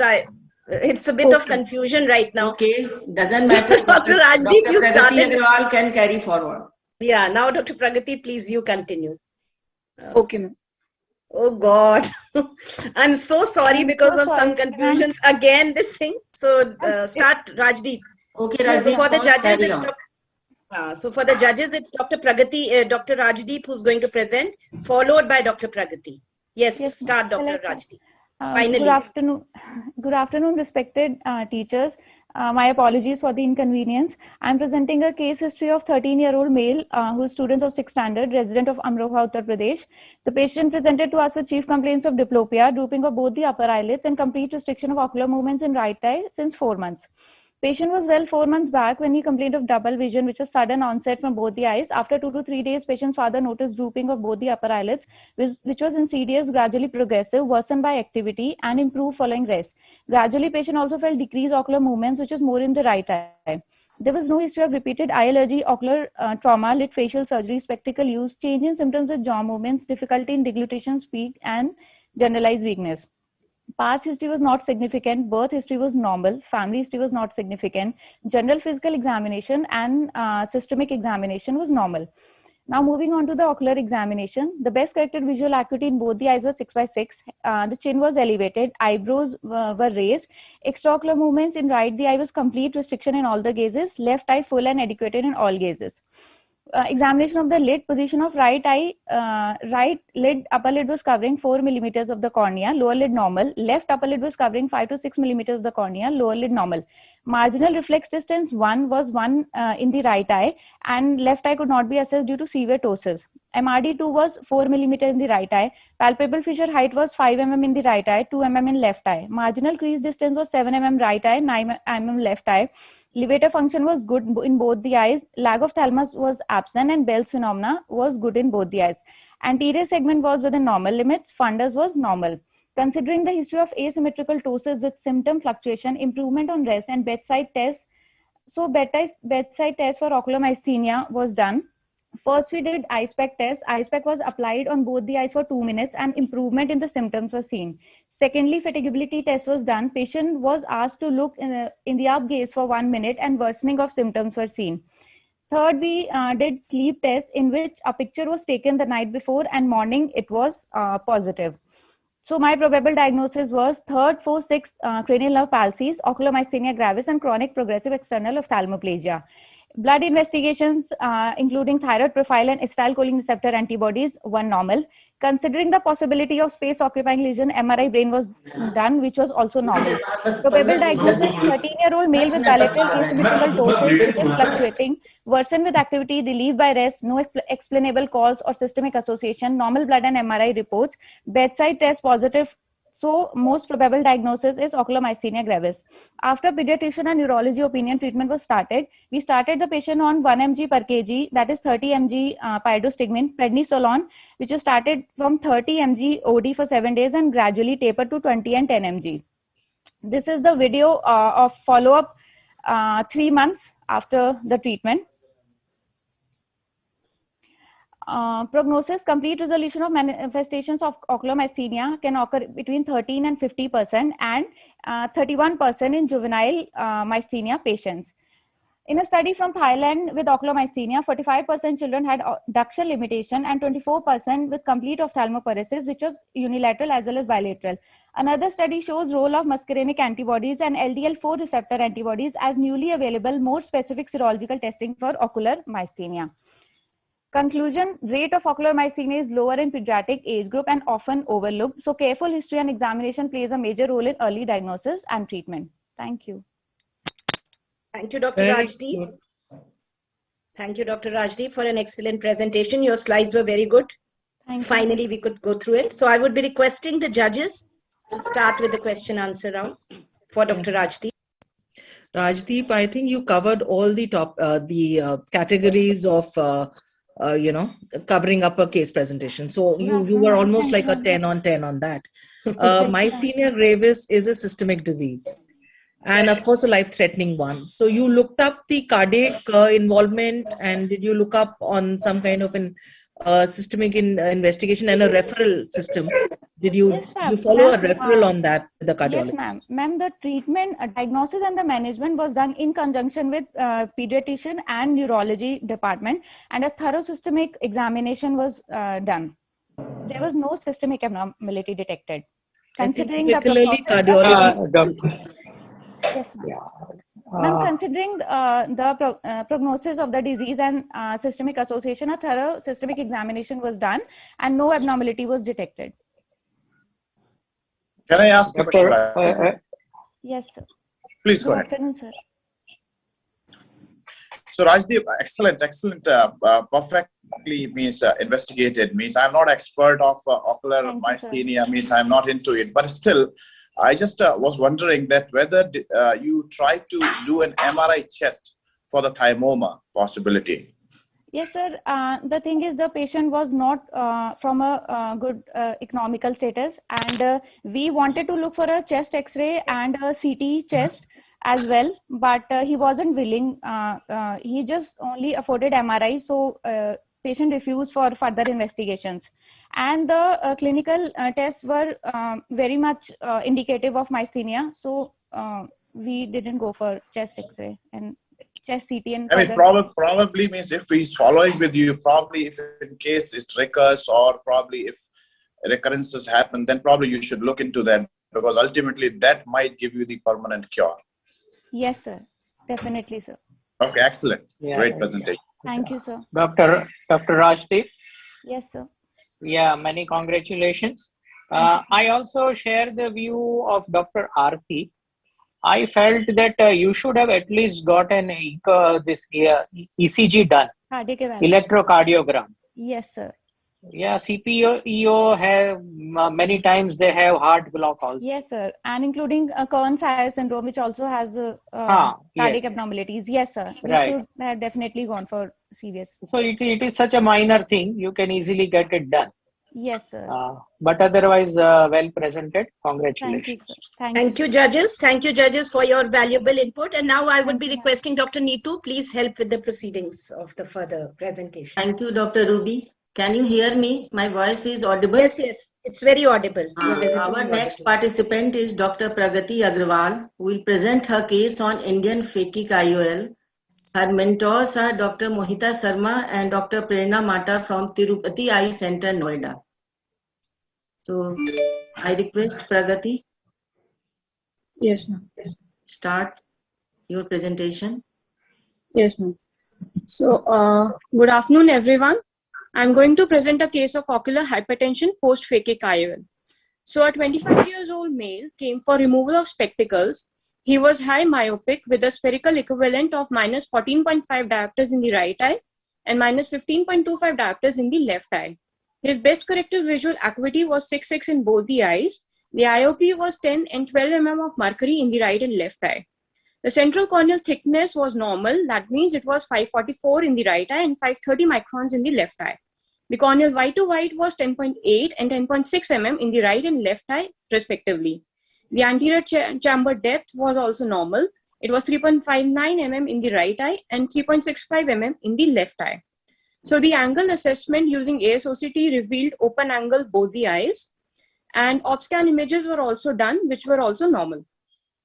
So considering the status, phakic refractive IOL was thus planned. Preoperative ND YAG iridotomy was also done in both the eyes, and acryl phakic IOL was implanted. So a few features about the acryl phakic IOL. It's a hydrophilic, acrylic, aspheric with a plate haptic design. It has got two holes on the optic area with one hole at the center. The central hole obviates the need for peripheral iridotomy by facilitating aqueous humor outflow. Now coming back to post-operative follow-up, immediately 2 hours after the procedure, IOP was 18 and 19 mm of mercury in the right and left eye. The IOP post-operative day 1 was 12 mm of mercury in both the eyes. 1 week post-op, IOP was again normal. It was 12 mm of mercury in both the eyes. But 1 month post-op, the IOP raised to 28 mm of mercury in the right eye and 26 mm of mercury in the left eye. We would like to highlight that the vault height was normal in all the visits. The post-operative angle assessment also revealed open angle both the eyes. So our patient had high IOP 1 month after the phakic IOL implantation. So topical anti-glaucoma eye drops were started and topical steroid eye drops were stopped immediately. Patient was asked to follow up 3 weeks, after which IOP returned to normal. It was 16 mm in both the eyes. So there are multifactorial causes of raised IOP post-phakic IOL implantation, some of them being retained viscoelastic or intraoperative AC overfill, steroid responsiveness, pupillary block, some of the rare causes being pre-existing juvenile open-angle glaucoma or malignant glaucoma. So IOP was normal in the immediate post-operative period. It subsequently increased in the absence of excess intraocular inflammation. The excess ICL vault height was ruled out by ASOCT. The anterior chamber angles were also open, and IOP returned to normal 3 weeks after stopping the steroid eye drops. So a diagnosis of steroid responsive glaucoma was thus made. A differential diagnosis could be a missed primary open angle glaucoma. Again, I want to highlight that our patient had a small eye white to white. Along with high myopia, the chances of development of glaucoma increase many-fold in such cases. So to conclude, preoperative assessment in the form of anterior chamber depth, angle assessment, IOP, along with a family history of glaucoma, PI preoperatively, and correct sizing of fake IL are important. Along with this, post-operative assessment in the form of IOP check on every visit, vault height, to keep the minimum dosing of steroids, to check for PI patency, angle assessment, and iris pigment dispersion are important. So take-home message is our patient had high IOP, still he was a happy patient. The reason being the rise in IOP was detected earlier and it was treated promptly. So on every visit post-operatively, IOP measurement, angle assessment, and vault height measurement are essential. We have to be extra careful with high myopes with small eye. Thank you. Now I request judges to ask questions. Pragati, very well done. I think you completed the post-op follow-up in a very good sequence, checking on everything. Tell me, why are you laying so much of emphasis on the peripheral iridotomy when there was a central hole in this particular type of lens used? One. Secondly, was it steroid induced, or the fact that it was an ocular hypertension you would have missed, or the fact that even your PI could have had a raise in IOP, which could have been also the cause for the secondary glaucoma? So yes, ma'am. Already, although I have mentioned that the IOL that we used already had a central hole, but still to be cautious with PI preoperatively. And secondly, it could the most likely diagnosis was steroid induced, because once the PI was done, we started the patient on steroid eye drops, and again after the post-operative, we started the patient on steroid, and immediately the IOP was normal. Like it was, even after 1 week it was normal, but 3 weeks it started rising, and once we stopped the steroid eye drops and we started the patient on anti-glaucoma, the IOP returned to normal. So most likely it would have been a case of steroid responsive glaucoma. You investigated for glaucoma also, no? Like perimetry and all of that was done, huh? So which really ruled out an ocular hypertension. Yes, ma'am.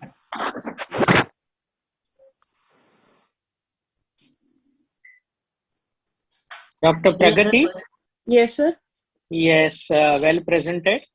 Thank you, sir. What steroid did you use?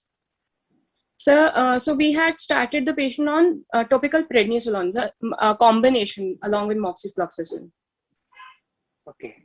And after stopping the steroids, did you give any other agents to control the inflammation?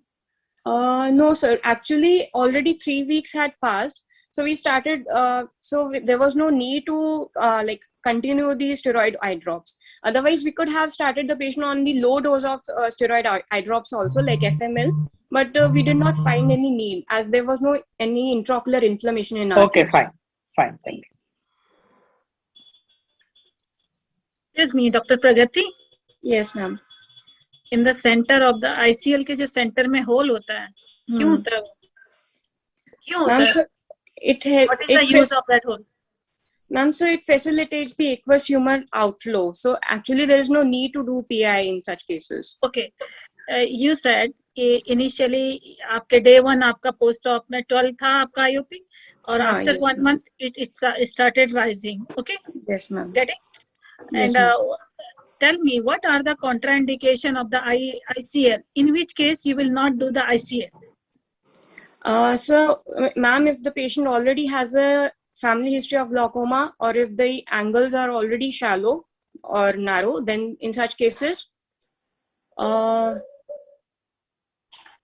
and if the patient has already pigmentary glaucoma, so in such cases we won't do phakic iron. Okay. You need to look at the iridocorneal angle. When you will say कि patient is steroid responder, you are saying कि steroid responder है आपका patient. आपने कहा कि steroid induced glaucoma आप diagnosis बना रहे हैं, तो when you will say the patient is steroid responder, when you will say? So, ma'am, initially the IOP should be normal. Only after 3 weeks or 4 weeks after starting the topical steroids, if the patient's IOP rises to like at least 25% from the baseline, then we label it as steroid responder. And secondly, after stopping the steroid eye drops, the IOP should return back to normal. आपने operation से पहले आपने जो है pre operative period में IOP तो major किया होगा? That time it was normal? It was normal, yes, ma'am. Okay, that means after 2 weeks it started rising. That means yes, ma'am. That's why you have made the diagnosis of the steroid responder. Okay. Yes, ma'am. Okay. Yes, ma'am. Any other questions? Okay. Now our next participant is Dr. Vibha Singh. Are you there, Dr. Vibha Singh? Yes, ma'am. Can you hear me, Dr. Vibha? Yes, ma'am. I'm here. Am I audible to you? Yeah, you are audible to me. And she will present her case on isolated eyelash in anterior chamber. Her mentors are Dr. Mohita Sharma, Dr. Prerna Mata from Tirupati Eye Center, Noida. So, should I start, ma'am? Please, you should start. Good afternoon, everyone, and good afternoon, judges. Myself, Dr. Vibha Singh, working as a phaco-refractive fellow at Tirupati Eye Center, Noida. Today's topic, my case presentation is isolated eyelash in a anterior chamber. It is an unusual intraocular foreign body following an indolent self-sealing corneal rupture with reversible lenticular opacity in a COVID-19 era. There is no conflict of interest to declare, and there is no financial support from any source at the current presentation. In a regular OPD, 14-year-old male with a history of trauma to right eye with a broomstick, present with the foreign body sensation, redness, pain, blurring of vision, and watering for 4 hours. On examination, vision in right eye was 618 and left eye was 66. On examination, there is a self-seed corneal perforation at 9 o'clock and a 1 millimeter medial to the limbus and a curl in eyelash with the bulbous in at 11 o'clock, adhering to the iris inward to adhere the anterior lens capsule at 8 o'clock. There was mild lid edema and conjunctival congestion also present. Localized lenticular opacity was present inferior to the eyelash. On examination, saddle test was negative. Intraocular pressure was 20 millimeter of mercury by Goldman applanation tolometer. Dilated fundus examination was normal, and ultrasound B scan showed no abnormal intraocular reflectivity. To manage the case, we just started systemic steroid and topical antibiotic, and patient was posted what foreign body removal under general anesthesia. But due to the COVID-19 era, the surgery was delayed by 10 days. During this period, inflammatory reaction in AC was increased and patient developed acute anterior uveitis, and localized lenticular opacity is also increased. When the sub-report was negative and the patient was operated with all safety measures pertaining to the government guideline, during surgery, side port was made with the MVR blade at 2 o'clock. Adhesion between the eyelash and anterior lens capsule was released. Using Viscomet, 1.8 millimeter clear corneal triplanar incision was made at 12 o'clock position. Dispersive viscoelastic was injected in AC, and foreign body was removed with McPherson forceps and sent for histopathological examination. Thorough irrigation of AC was done. Corneal perforation was self-sealing and did not require any suture. Side port was hydrated with saline. Histopathological examination confirmed foreign body to be an eyelash with the foreign body reaction. On post-operative day 1, best corrected visual acuity in right eye was 6/9. Systemic corticosteroid was continued and tapered over 15 days. Topical antibiotic steroid eye drop was given for 6 weeks. Post-operative period was uneventful. On follow-up, uveitis subsided remarkably and lenticular opacity gradually resolved completely.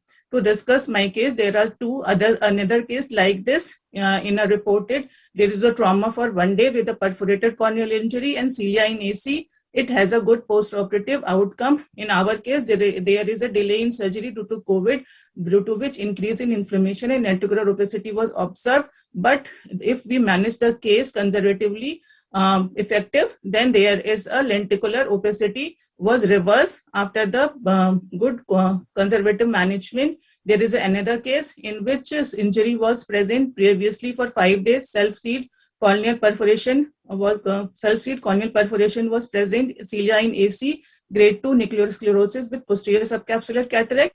After removal of the cilium, we advise cataract surgery. So there is a early intervention is very crucial and may reverse the lenticular changes. To conclude my presentation, intraocular cilium has a variable presentation and need individual management at each case. This is the first reported case of eyelash in AC associated with the reversible anterior lenticular opacity. In literature, in our interrupt, but your 4 minutes are over. Ma'am, bus one slide.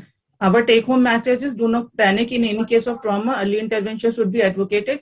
This presentation emphasizes that early intervention is crucial, and whereas delayed intervention may require additional cataract surgery. Thank you for the kind listening. I request judges to ask questions. Yes, Dr. Vipa. Yes, sir. Very interesting case. I wondered why you did not start topical steroids initially. You said you just started topical antibiotics and systemic steroids. Why not topical steroids? Because initially there is a corneal rupture. We just stained the cornea. After that, when it was not taking the stain, after that we started a topical. Initially, that's why we just put down on a systemic steroid. Okay. Just for the little bit of thought storming, pulling out a eyelash just because COVID was there from outside.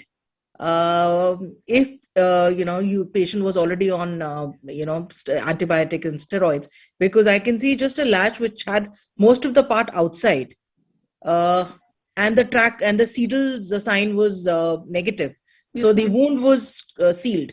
Yes, but there was a track. So could that be a possibility to have prevented uveitis and intraocular inflammation?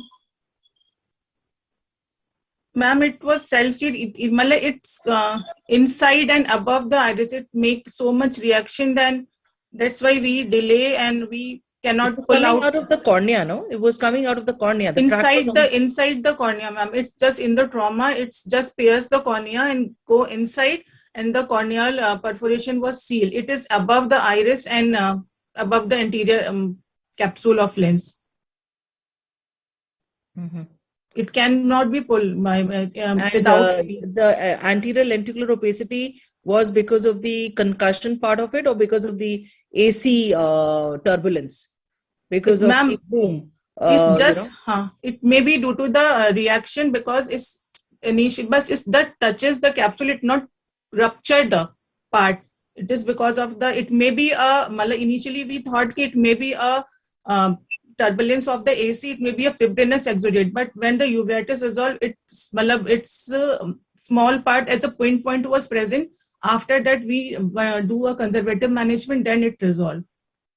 Perhaps that could have been because of the AC rupture, no? Because there was a perforation. So that could have, because of the perforation, the lenticular opacity came in, not because of the eyelash.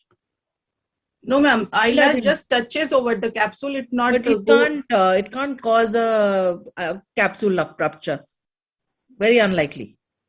Yeah, ma'am. It's very it could have been just by the rupture, the perforation, because of the AC turbulence, the lenticular opacity. Ma'am, there is a two school of thought. Maybe due to the AC reaction, or maybe the eyelash just touches over or just rupture the entire capsule. We cannot. Not like go for the final. It's just in the DD, and we find it very rare. That's why I presented. Yeah, it's very interesting. Very, very interesting. Yes. Vibha, it was very, very interesting presentation, as well as the slides were also very beautiful and innovative. Thank you. So I would like to congratulate you and your mentor, Dr. Mohita ma'am, obviously. And I request the mentors also, if they're interested in giving their valuable inputs, they can also add on to this. And now, Dr. Neetu, requesting you to please continue. Okay. Our next participant is Dr. Aditi Jhunjhunwala from BDRMC Gorakhpur, and she will present her case on clinical course, diagnosis and successful management of rhino-orbital mucormycosis. Her mentor is Dr. Ram Kumar Jaiswal, who is professor and head in BDRMC Gorakhpur, and he is very well known in the field of ophthalmology. Now I invite Dr. Aditi Jhunjhunwala to present her case. Good afternoon, everyone. Ma'am, am I audible? Yeah, you are audible. Okay. Ma'am, let me share my screen. Ma'am, is my screen visible? No, now your screen is visible. Okay. Should I start, ma'am? Yeah, you should start. Okay, good afternoon, everyone. I am Aditi Jhunjhunwala, and today I will be presenting my case on rhino-orbital mucormycosis. Our patient is a 74-year-old male, a married, resident of Gorakhpur, and a retired, presenting with the chief complaints of toothache on the right side for 20 days, pain and swelling over right cheek, right periorbital pain and swelling, drooping of right eyelid, and loss of vision in right eye for 1 week. Coming to the history of presenting illness, toothache on the right side started 20 days back, which was acute in onset, dull, aching, and continuous, more in the right upper jaw. Tooth extraction was done 2-3 days after the onset of pain. Thereafter, a continuous dull, aching pain radiating to the temporomandibular joint sets in with ulcers on the right buccal mucosa and hard palate. Pain and swelling over the right cheek noticed 10 days after the tooth extraction. It was acute in onset, throbbing, and continuous. Swelling was associated with mild redness over the on the overlying skin. Right periorbital pain and swelling developed the next day. It was acute in onset with periorbital and retroorbital throbbing continuous pain. Swelling and mild redness of the right eye, which was progressive in nature, was associated along with the moderate protrusion of the right eye. Drooping of right eyelid and loss of vision in the right eye followed periorbital pain and swelling, which was acute in onset again. Initially, patient complained of diplopia followed by drooping of eyelid and blurring of vision. In the next few hours, it progressed to complete loss of vision in the right eye. Coming to the past history, patient recovered from COVID-19 2 days back, which was moderate in severity and required hospitalization and destroyed Iverdexamethasone for 9 days. There is no history of any oxygen support. Patient is a known diabetic for 2 months on oral hypoglycemics, metformin 500 mg OD. He is also a known hypertensive for 5 years on telmisartan 40 mg OD. There is a history of COVID vaccination on 11th April 2021. However, no history of second dose of vaccination was there. Patient uses glasses for near work for the last 32 years, and there is no history of any ocular surgeries and trauma. Coming to the examination, during the examination, patient was well oriented to time, place, and person, and all the vitals were within normal limit. GCS of the patient was 15 out of 15 with no meningeal signs. Right maxillary sinus tenderness, ulcer on the right buccal mucosa, and necrosis of the palate mucosa on right side was present. Coming to the ophthalmic examination of the right eye, there was complete ptosis with proptosis. Cornea was hazy. Pupil was normal in shape and sluggish reacting to light. There was no perception of light in right eye. All the extraocular muscle movement was restricted. However, fundus examination was normal. Ocular examination of the left eye was normal. Higher mental function, motor, sensory, and cerebral examination were within normal limit. All the routine lab investigations were done and they were within normal limits, except a random blood sugar, which was 214.5 mg per deciliter, and HbA1c, which was 13.2. MRI was done, and this is the T1 imaging showing the hyper-intense mucosal thickening of the maxillary and ethmoid sinuses. This is a T2 imaging showing the altered signal intensity in the right orbit, including both the extracorneal and the intracorneal compartment. There were no dural enhancement seen, hence ruling out the CNS involvement. Coming to the microbiology and post, diagnostic nasal endoscopy was done, which showed necrotic tissue suggestive of fungal growth on middle turbinate. Nasal biopsy was sent for QH, which showed broad accepted hyaline fungal hyphae, branching at right angle suggestive of mucormycosis. After that, the patient was started on IV liposomal amphotericin B at 5 mg per kg body weight. Retrobulbar liposomal amphotericin B was also given in 3 doses on alternate days. This is a diagram showing the microscopic QH, and on the right, this is the diagnostic nasal endoscopy showing necrotic tissue in the middle turbinate. On day 4 of the admission, patient underwent functional endoscopic sinus surgery where necrotic tissue was debrided from the sinuses and pre-maxillary region by the Caldwell-Luke approach. Middle wall of the orbit across along with the lamina pepracia was found to be necrosed and removed along with the necrotic tissue from the retrobulbar space. Packing was done with antibiotic and antifungal pack, and live liposomal amphotericin B was continued. Injection of vancomycin, meropenem, and metrogel was also started after the ENT and dental consultation. Culture was sent for tissue and came back positive for rhizopas. Repeat diagnostic nasal endoscopy was done and sent after getting the culture report as sterile. Patient was discharged on tablet posaconazole. Final diagnosis was made to be rhino-orbital fungal infection. This is a diagram showing the growth of colony on culture, and this is a microscopy of the culture. This is the pre and the post-op picture of the patient. Thank you so much. I request judges to ask questions from Dr. Aditi. Aditi, I think you did a complete job, because thank you so much, ma'am. So beautifully investigated and also treated. Was it a patient with a COVID in the Delta virus, Delta mutant wave? Yes, ma'am. The patient was during the second wave of COVID in our institute. Yeah, so you would have had more patients of the similar kinds. Sure, ma'am. We had a lot of patients with the similar kind. So you could salvage it. So I guess I just wanted a take-home message that this Delta virus, particularly the variant, caused mucor more than any other wave. So that was very important to be in the second wave, being diabetic and being a case on steroids. So it was all three component in this particular case. Ma'am, but we did not find any oxygen support in the patient. That was one thing. Oxygen was never supposed yes, to ma'am. anything to do with mucor.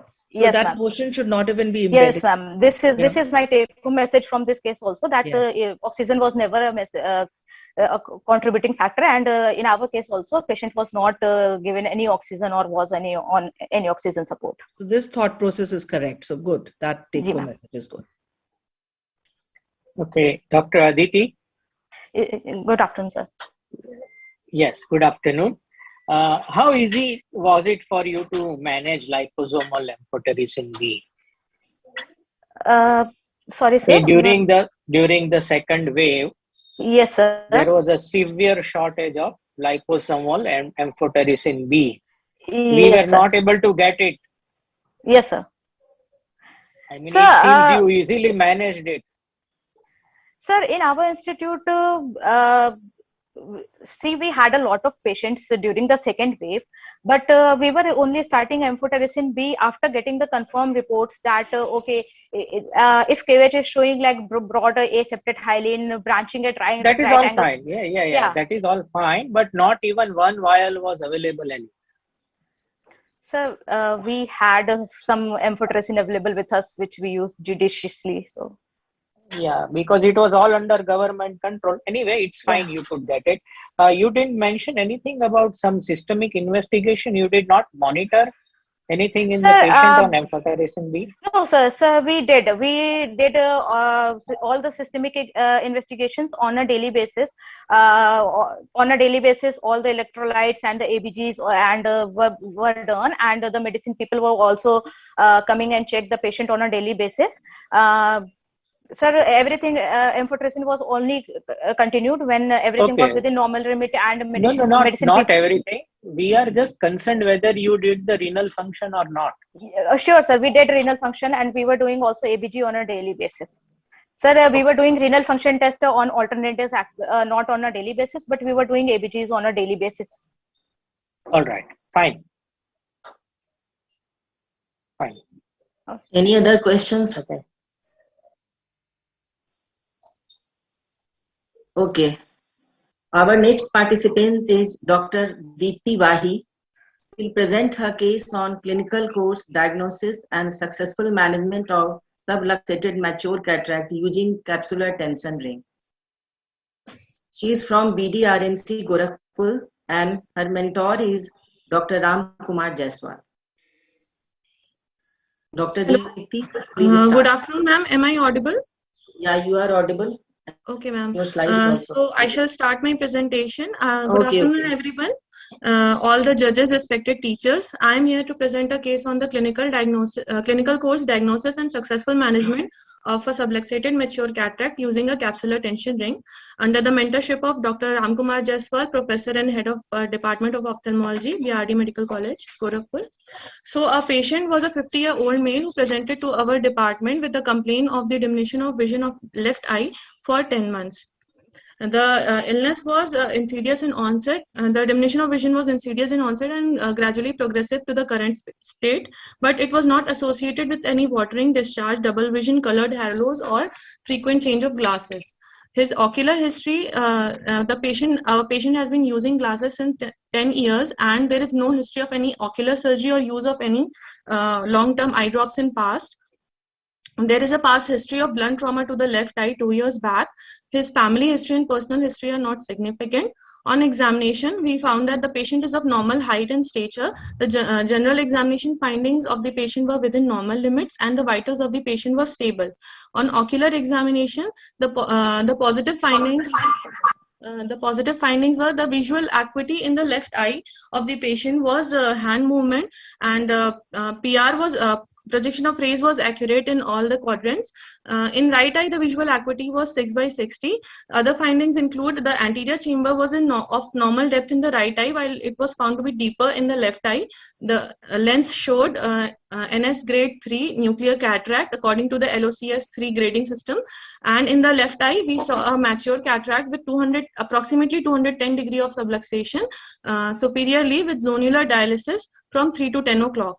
The IOP of the patient done by the short stonometry was 17.3 in the right eye and 20.6 in the left eye. On fundus examination, the fundus was within normal limit in the right eye and it could not be assessed in the left eye due to the mature cataract. So our clinical diagnosis was a mature traumatic cataract with 210 degree of superior subluxation of lens with zonular dialysis from 3 to 10 o'clock of the left eye. So the investigations were performed. The optical biometry was done for the patient, and the routine blood investigations were performed, and patient was prepared for the surgery. B scan of the patient was also performed, which was found to be within normal limits. So in the management, manual SICS was performed with capsular tension ring implantation, and a hydrophobic acrylic intraocular lens was implanted in the capsular bag under local anesthesia. So I am also presenting a video of the surgery in this presentation.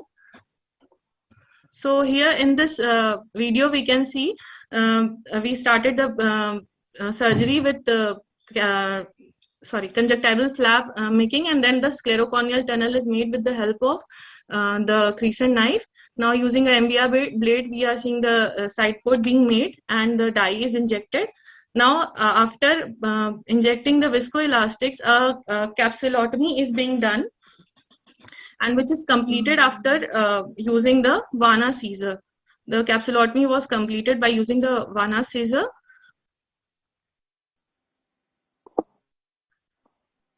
Then moving forward, a gentle hydrodissection was done.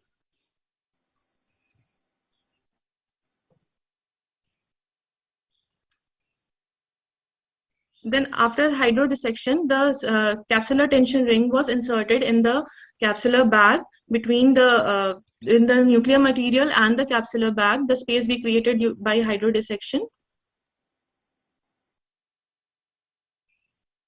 After the implantation of the capsular tension ring, the nucleus was expressed into the anterior chamber, and then it was expressed out with the help of the via vectis. Dr. Dipti, you are done with your 4 minutes. Okay, ma'am. So, ma'am, the outcome of the patient was the IOL was centrally placed postoperatively, and first week under uncorrected postoperative vision of the patient in the left eye was 6/24. Thank you. Okay, I request judges to ask questions from Deepti. Yes, Dr. Deepti. Yes, sir. Good afternoon, sir. Yes, well done, surgery. Congratulations. Thank you so much, sir. There are few questions which arise in my mind, that you could not see the fundus pre-operatively because of the mature cataract. Yes. But you could do the optical biometry.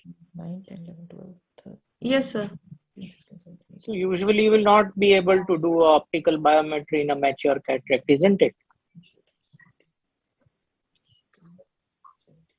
Sir, it was difficult. I don't know. Anyway, yes, and you mentioned about the bag. Did you have any sort of bag after those cuts by the Vanna scissor? Sir, sir, sorry, sir, I couldn't understand your question. No, you mentioned about the capsular bag. Yes, sir. Right, you put this thing. So the capsulotomy was done, and it was not completed. So it was completed with the help of a Vanna scissor. Okay, fine. So then you still had adequate bag. Yes, sir. Okay, fine. So good, huh? It was a good case to see, managed by SICS. Yes. Dr. Dipti? Yes, ma'am. One question for you. CTR ring, about the CTR ring. Yes, ma'am. So tell me, CTR ring जो होती है किस material का बना होता है? Ma'am, PMMA. Okay. Polymethyl methacrylate. How will you decide the size of the CTR ring? CTR ring का size कैसे decide करते हैं कि what size of the CTR ring you will put?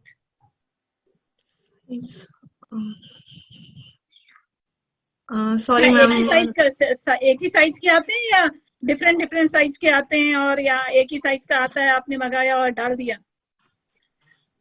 Use your brain. कैसे decide करते होंगे कि किस साइज का CTR रिंग आपको लगाना है? Ma'am depending on the degree of the subluxation. Subluxation से क्या मतलब है? When you will use the CTR ring कब यूज करना चाहिए मैम? अगर इन विच केस कब आप CTR रिंग को यूज करोगे? What are the indication for the CTR ring? Ma'am, if there is a subluxation of the lens for more than 4 clock hours, other than the subluxation, ये तो आपका mature cataract था, subluxation था. Other indications for the use of the CTR ring, where you can use the CTR ring. Other cases जहाँ पर आपको CTR ring का जरूरत पड़ सकता है, आप कहाँ पर और यूज कर सकते हैं? Tell me. Ma'am in case of ma'am tell me how you will decide the size of the CTR ring, और कितने साइज के CTR रिंग आते हैं?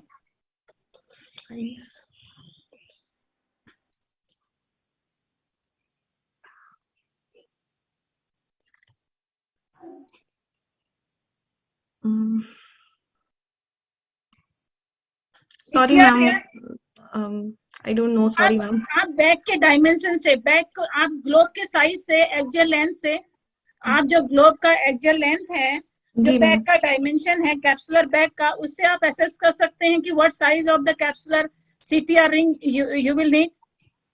Yes ma'am. Ma'am capsular bag के साइज से मैम असेस कर सकते हैं. मैम लेंस के साइज से. Yes ma'am. लेंस का कैप्सुलर बैग का साइज बड़ा होगा तो लेंस का भी तो साइज बड़ा होगा. Yes ma'am. Yes ma'am. Yes ma'am. Size of the CTR ring जो भी यूज करोगे आपको, उसका dimension of the capsular bag, उससे आप डिसाइड करोगे, और एक्सियल लेंस से भी आप डिसाइड कर सकते हो. 3 टाइप्स के आपके कैप्सुलर रिंग्स आते हैं. Do you know? CTR ring जो होते हैं 3 साइजेस में आते हैं. बता सकते हो आप ना साइज? मैम 3 साइजेस में आते हैं. Okay ma'am 9. हाँ बताओ ma'am. 9.5 mm ma'am diameter.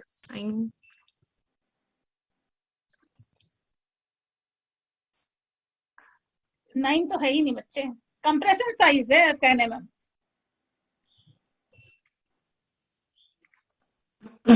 Okay, आपका वीडियो बहुत अच्छा था. सर्जरी बहुत, वेरी नाइस सर्जरी. वीडियो बहुत अच्छा लगा. आपका पोस्ट ऑफ केस बहुत अच्छा था. Very impressive. Well manage. Thank you ma'am. Doctor size में CTR रिंग आते हैं 3 साइज के. I am telling you, one size is the 12.3. इसका कंप्रेशन साइज 10 mm होता है. Second size is the 13 mm. Third size is the 14 mm. Okay, 3 sizes में 3 CTR ring आते हैं. Okay okay ma'am. Thank you. PMA में है, आपको पता है. Okay, you will decide the size of the CTR ring according to the size of the bag and axial length of the globe. Okay? Yes ma'am. Okay. Thank you ma'am. Thank you. Thank you Dr. Deepti. So many thanks to our judges, Dr. Nilesh Parikh, Dr. Ashish Sharma, Dr. Aarti Nangia and Dr. Shanti Pandey for your valuable inputs. I am also very thankful to all the participants.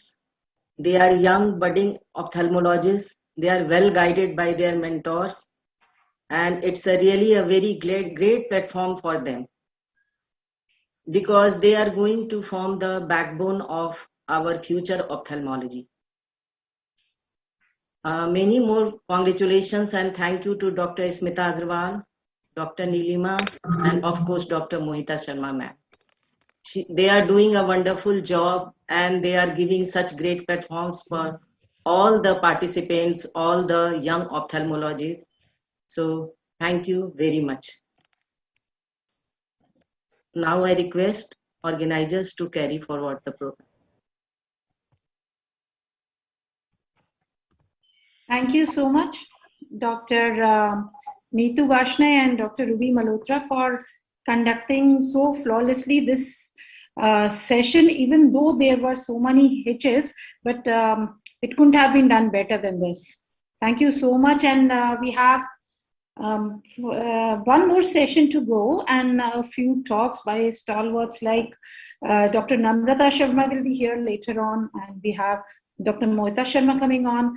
But before that, we have a talk of the journey of a clinical scientist by Dr. Ritika Malik. So we have Ritika over here with us. Let me introduce her to you in short. Ritika has done her MBBS and her MS ophthalmology from Ira University in Lucknow. I'm sure to have met her sometime during her residency. She is a cornea fellow and for fellow cornea and refractive services from Narayan Nethralaya in Bangalore. And her areas of special interest are advanced imaging techniques in refractive surgery, management of keratoconus, corneal transplantation techniques, dry eye management, and she has over 16 publications in national and international journals. So she is really one of the correct persons to tell you about the journey of a clinical scientist. Also, Ritika, I wish your presentation would inspire all the residents to focus also on research work, because when I was a resident myself, I remember having attended a session where Dr.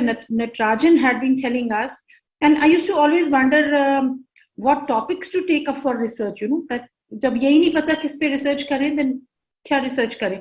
So, I remember this particular session in a AIOC where he said that every single patient that you see could be a topic for research. So if you're seeing 100 or 200 OPD patients in a day, so you have as many topics you could write a paper on. So we will be having her to speak, and let me also tell you, she is the recipient of some very prestigious awards. She has won the best paper of the session Cornea in AIOC 2021. And she has also won awards in ASCRS and ESCRS also in the same year.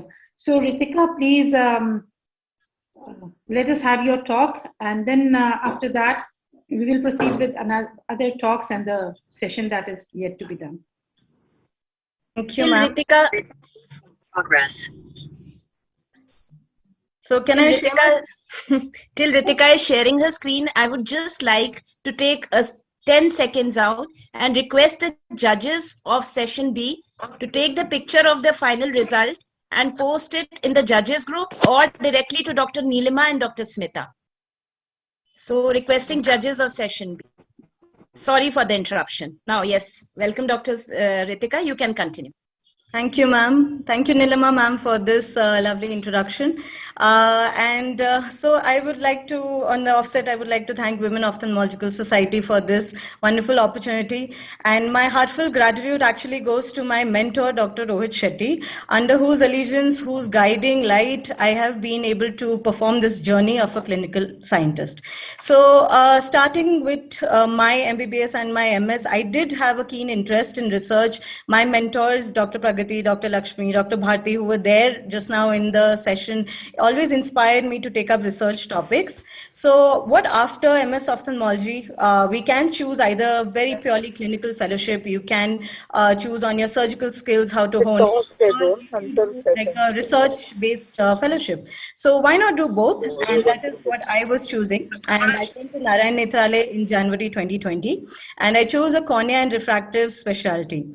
So, but unfortunately what happened in March 2020, we had the COVID-19 lockdown. So it was a very difficult time for training, but that did not stop our education. We started to attend research meetings, attend webinars. Also, we utilized this time to understand how we could, have a data collection, a sample collection can be enhanced. So in my clinical side, I have done solo surgeries of refractive surgeries and keratoconus, LASIK, PRKs and SMILE. And also a lot of lamella and penetrating keratoplasties. And just last week, I completed 2 keratoprosthesis also. So along with that, our education is not limited to the OTs or the clinics. We have the thinking room. And as Dr. Nilima said, every research topic. And that is what we do in the thinking room. We think outside the box, get them into a research and how to do better in the future. So how are we working? We are working with the WOS, which is the Genes Repair and Ophthalmic Workstation. We have an amazing team of imaging scientists and also mathematicians who are working with us. So before we start any research, we have to be very strong with our data collection and our sample collection. So data knowledge of Microsoft Excel or Google Sheets. It's very important to have a basic knowledge of statistics. You can join to understand what's the MedTel software. It's a very easy software to put your research papers in. We always had lab meetings where we stayed up with, we were staying updated with our research. And on these lab meetings, we understood how the tear samples we are collecting, the wash we are collecting, how to process it, how to segregate it, how to analyze it. So some of the important and the amazing work I have been part of is one of this, the BioM Pathfinder. It is one of a kind of tear diagnostic. We use the sandwich ELISA and see the inflammatory markers in the kit. So this is how we are potentially applying it to our daily practice of dry eye surgery. So this is actually the laboratory coming into our clinic and making it very easy for us. So we also have a novel imaging technique, which is the polarization sensitive OCT, and there are many diagnostic and prognostic uses of the PSOCT. We do have a gene therapy lab, which is one of a kind viral vector production lab at Grow Lab NN Foundation. And it actually has 3 class 100 rooms, which are the clean rooms where we produce our viral vectors. So we also have a twist with artificial intelligence. We have combined the tomographers, the biomechanics, and the epithelial mapping system to create a new software, which is the AccuSymix. So the AccuSymix actually predicts the refractive surgery outcomes using a finite element modeling. So what the vision and research for the Center of Unknown actually works under the IGAPS module of inflammation genes, applied proteomics in surgery, which actually personalizes medicine to create a better customized therapy for our future patients. What lays forward is we are working with brilliant microscopy, which is actually optical elastography to see new advance in tissue elastography. Towards the human trials for gene therapy has been done from our NN Foundation, Grow Lab and Gene Therapy Lab. A lot more biomarkers are to be added in our BMP Pathfinder kits.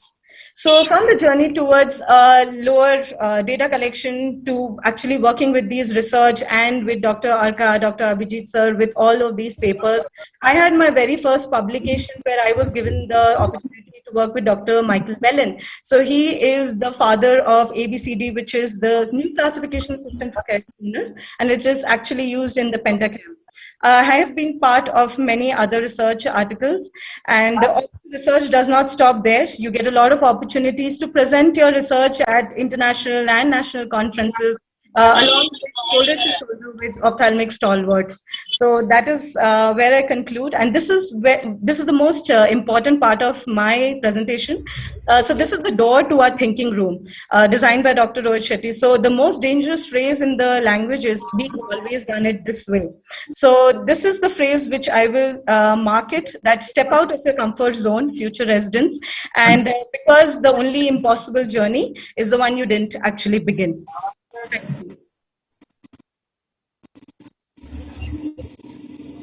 Thank you so much, Ritika, for this. As I had already forecasted that it would be an inspiration for everybody to pursue research, which is very, very important in these times. Initially, in the beginning of this session, Dr. Madhu Bhadoria and Dr. Chandra Jalali have also mentioned the need for documentation. You know, so always remember to work, to research, and to write down whatever we are doing, whatever we are facing, seeing, and the results. Really come up with certain very useful insights into further treating our patients better. So thank you once again for this talk, Ritika, and everybody, all of us really enjoyed it a lot. Thank you, ma'am. Yeah.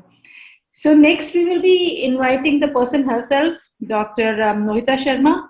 We're so glad to have you here, Dr. Mohita, not only because you're the Secretary of WOS and you actually started this whole thing and you've guided us all the time on how to go about these things, and we're actually doing such a big program just now, and on the virtual platform, so easy for everybody to meet. And I can see that even on a Sunday, everybody's really excited, not only the residents, also the faculty and all of us, and into this thing totally. Let me introduce Dr. Mohita to you because we want to talk about being different in WOS context. So Dr. Mohita, who is better at talking about being different than you, and so many of us want to be the same as you are. She is the founder and chairperson of Tirupati Eye Center at Noida. Her areas of specialty are retina, cataract, and LASIK. She's been doing them for 27 years. She's holding important offices just now, and she's the General Secretary of UP State Ophthalmological Society. She's also the Secretary of Women Ophthalmological Society of India and of the Women Ophthalmologists Worldwide Network. And she's ex-secretary of IM in Noida, the ex-president and secretary of Noida Ophthalmological Society. And she has been an invited speaker for various conferences for more than 400 times nationally and internationally. She has won a long list of awards. To name some of them, she has won the WIO Honorary Award in 2017 at San Diego in USA. She has won the Champions of Change Award. This is just what we were talking about. In 2018 World Ophthalmology Conference at Spain. She has also won the President Appreciation Award of IMA in 2017 and also in 2018. The gold medal by IIRSI in 2016 in Chennai. International Heroes Award at AIOC in 2018. U Award by Narayan Netral in 2018. The gold medal by ISC KRS New Delhi in 2019. And gold medal by the Film Festival in Goa in 2019, and so many others. So I will not go into the long list. Suffice it to say that she has won so many awards. Let us now hear it from her. Dr. Mohita, please tell us about your thoughts on how being different is such an essence of WOS itself. So thank you so much, Dr. Nilima. And thank you, Dr. Nilima and Dr. Smita, for putting it all together, this program. It's really amazing to be here on a Sunday and be a part of this program. There are so many other faces that I can see. Dr. Ruby is there, Dr. Iram is there, Diksha is there, and so many more. Dr. Neera is there. That it's actually a pleasure to be seeing each other after a long time. And also happy to see such amazing presentations here today.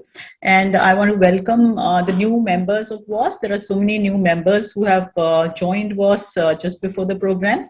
And I'm sure WOS is going to be that change in your life, which we all need. And Ritika just presented her presentation, very inspiring. And sometimes when we hear these presentations, we tend to think as to this is beyond us.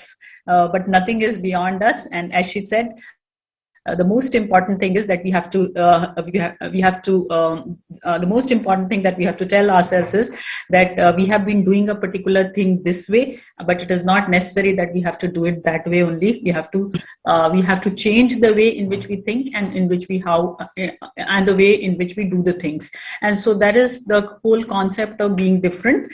And WOS is a society which works on this concept of being different. Now there are so many societies which are already there, and you can be a member to so many, and you have so much of opportunity to be hearing all scientific talks everywhere the whole day now with all the virtual meetings happening. But WOS is a society which also tells you how to be different and how to reach where you should be reaching. So it is a society which works on a concept which we call givers gain, which means the more we give, the more we gain. And that is the whole concept that we have been working on in the last 7 years. And we're very happy to say that once you join this society, you realize that that's something which everybody is doing. Everybody is trying to give more than taking. And this is what everybody has felt in the environment of WOS. Because our belief is that if as a single person we are giving to multiple people, all those multiple people are then trying to give to us. And so imagine if there are 2,000 members in WOS, there are 1,999 whom you are trying to give, and they are all trying to give to you. So it's not that it's a one-to-one relationship only in give and take. It's a relationship with so many people, and this definitely works. All our programs are based on the concept that you are not alone in your professional journey, and they work on the concept of mentor and mentee, which we always try to re-emphasize and re-highlight, because there's a lot of talk nowadays which says that juniors have stopped respecting seniors, and junior-senior relationship is no longer what it used to be. But we feel that it is just a give and take, in the sense that when seniors give to the juniors reciprocate, and vice versa. And this program today the program is a very big demonstration of that mentor-mentee concept. It is amazing to see how mentors have mentored their mentees. So we started this as a mentor-mentee program around 5 years back, and just philosophical slides based on this. You are no ordinary people. You're a soul on a mission, and when you really want to do something, it's because your soul desired it, and you were not born to be mediocre and ordinary. Now, when you start your journey to learn, you soon become a proud part of the crowd, and learning takes a backseat because the crowd or herd mentality rules. And it's very easy to be part of the crowd, but you were not born to be ordinary, and you do not have to be a part of the crowd. Being a part of the crowd after some time makes your soul suffer, and you want to be something different. So, so the day you decide that you have to be different, that is a very important day in your life, and that is a day which is written in the stars, and that day is the date with destiny. And we feel that the day you join WOS, it is our duty that that day should come for you, where you start becoming different. So once you reach where you have to reach, very important that you have to remember to help those who actually helped you while you were struggling on the way. And as I said, there is a lot of talk about jealousies, insecurities, anxieties, and lack of faith in the teachers sometimes. But this is the most important thing, that you have to have faith in your teachers, and your teachers will all give you back in whatever best form they can. And for the mentors also, it's a giver's gain. The more you give, the more you get. There is more joy in giving than in taking. So that's what WOS is all about. And so all the programs are designed that way. You have an opportunity to interact with mentors on a one-on-one basis. Some of the photographs of our programs that keep happening. You have an opportunity to listen to the life stories of successful men and women ophthalmologists as to how they reached where they reached, and they always have very good things to tell you. You have an opportunity to interact with leaders. Now there are women who are in leadership positions, which is a tough call for women, but they have reached there, and if they have reached there, they can help you reach there too. Then women, whenever it's a women's session or women's organization, they also teach you that there is a life beyond ophthalmology also, and which is important. There are a lot of inspiration series. You will find that so many women ophthalmologists are getting international award, and we bring you those international award presentations so that you get to hear the best of best, even if you were not able to go there. And of course, we have a women in research program. So research is something, just some photographs, I'll go through them. Research is something which is needed and which is essential. And just as Ritika said, you can be a clinician scientist. It is not that you have to be just a clinician. And WOS helps you with in becoming clinician scientist. Now these are some of the pictures of the initial girls who joined and completed their studies, their research studies. And these are some of the photographs. Our visits to Narayan Netralaya, our various teaching module sessions where research training was also given, our hands-on training, etc. And now we have a very good opportunity for you that there is a collaboration of women in research with Department of Science and Technology. So three of our WOS members actually started their projects with Department of Science and Technology.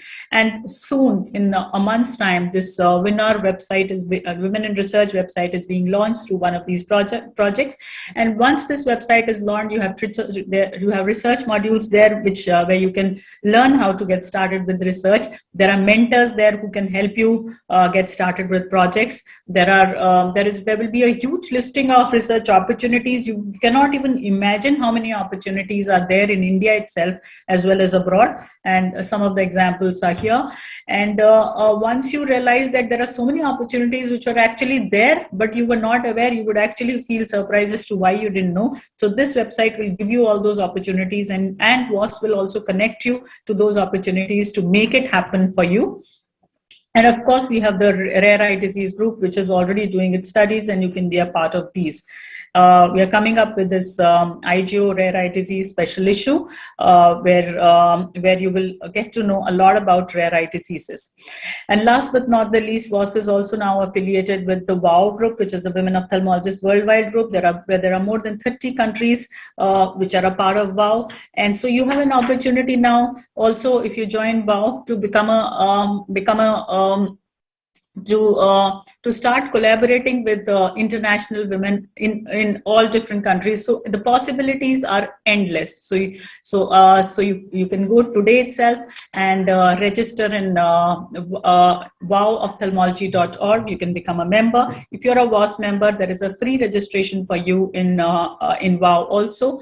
So I end by saying WOS is about being different, and WOS is there to give you more and more opportunities. And there are so many women here as mentors who are actually waiting to give you those opportunities.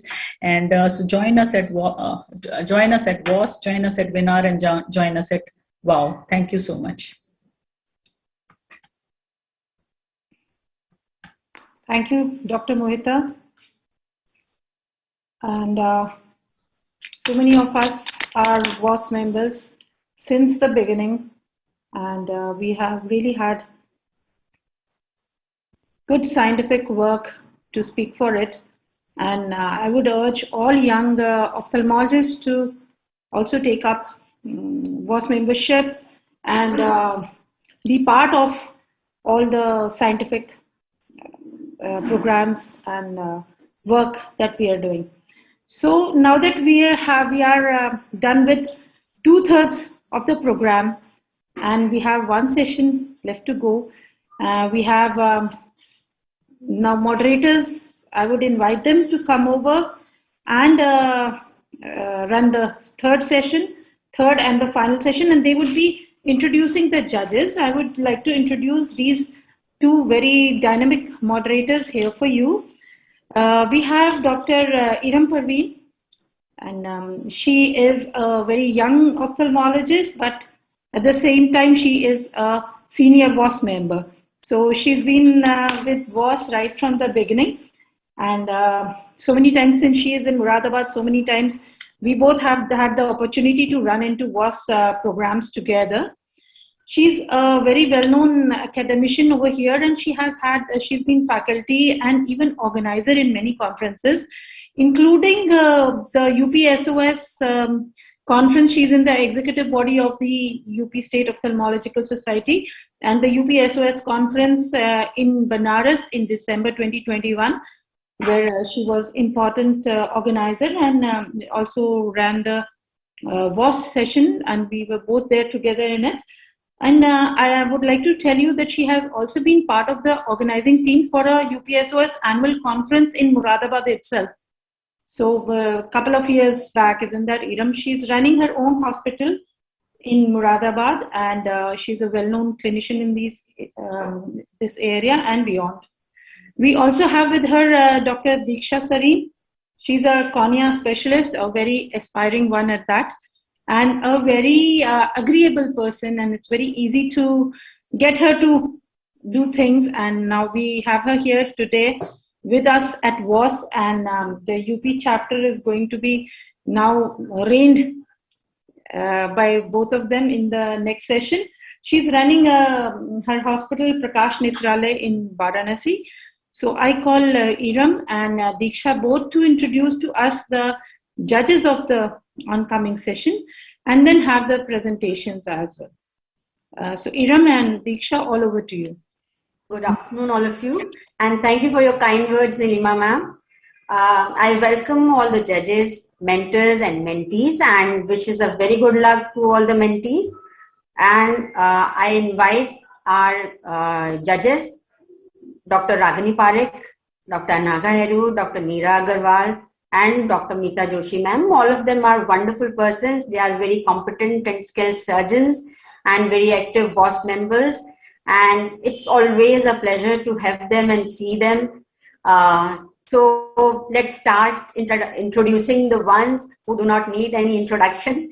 So let's start with Dr. Ragini Parekh ma'am. Dr. Ragini Parekh is professor and HOD of Grand Government Medical College and Sir JJ Group of Hospitals, Mumbai. And she has performed 75,000 plus cataract and other surgeries. And she has received the Women Achievers Award in India in 2016.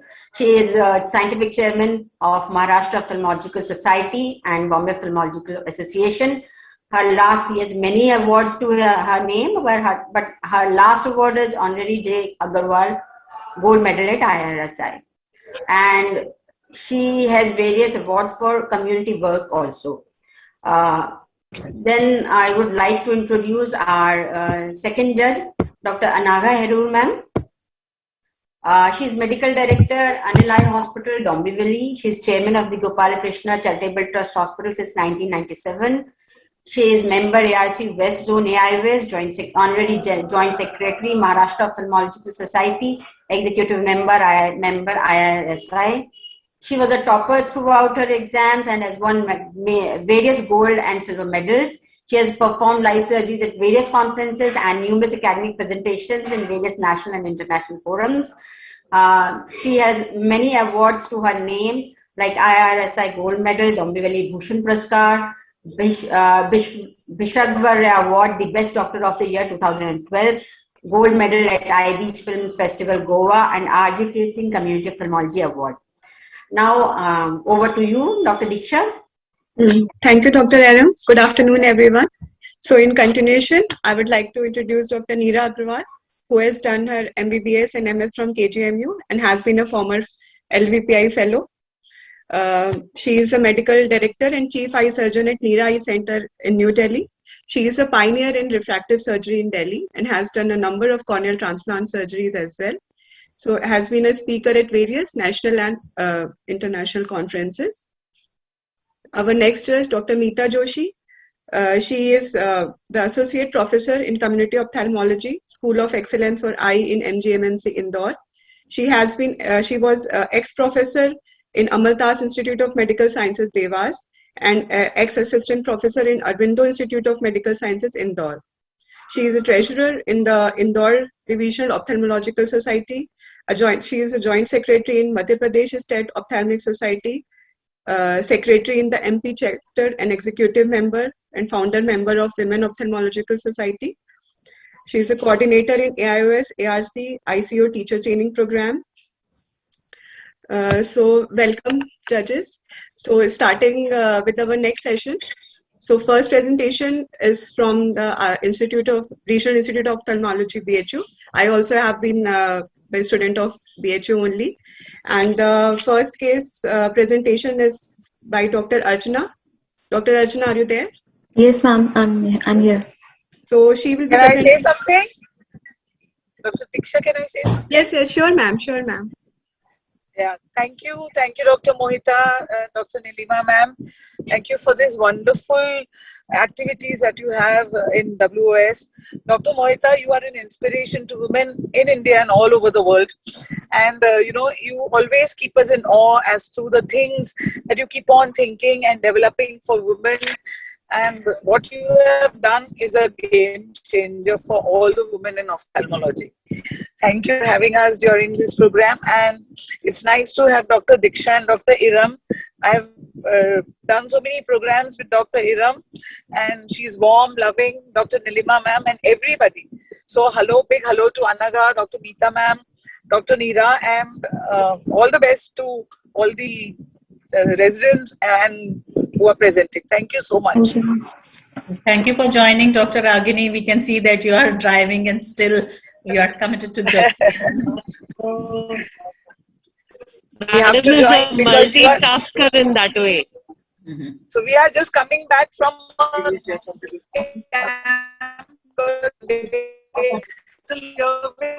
so saying hi everybody. Hi, everybody. Hi. Best wishes. Hello, thank you, sir. Okay, ma'am. Then I'm starting requesting Dr. Archana to start her case presentation, which is the journey of young diabetic who developed diabetic retinopathy. Her mentor is Dr. Prashant Bhushan, who is currently the head of department and professor in RIO BHU. Dr. Archana, please start your presentation. Yes, ma'am. Good afternoon, everyone. I'm Dr. Archana, and my patient is a 45-year-old female who presented with chief complaint of gradual, progressive, painless diminution of vision in both of her eyes for 2.5 years.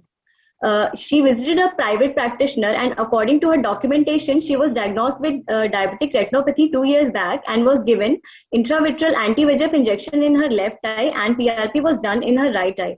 She also gave a positive history of sudden painless loss of vision in her right eye, which was diagnosed as vitreous hemorrhage and was managed conservatively. And around 2 months back, she visited ROPD with a complaint of diminution of vision in her left eye, which was not associated with pain, redness, or any flashes of lights. The patient is a known case of type 2 diabetes mellitus for the last 18 years with no history of hypertension, trauma, or any previous ocular surgery. There is a positive history of diabetes in her father. And after being diagnosed with diabetes, the patient was initially taking oral hypoglycemic agents, but for the last 3 years, she is also taking insulin. In general examination, all the vitals were within normal limits. In systemic examination, also all the systems were within normal limits. Coming to the ocular examination, in external ocular examination. Could you move your PPT? We are not able to see that. There is a problem at my end only. No, ma'am, we cannot see. We are not able to see the PPT. Yeah. Just please changing the slides. No, you have to share your screen. You have to go down. There is a button. The next slide is not being shown here. Yes.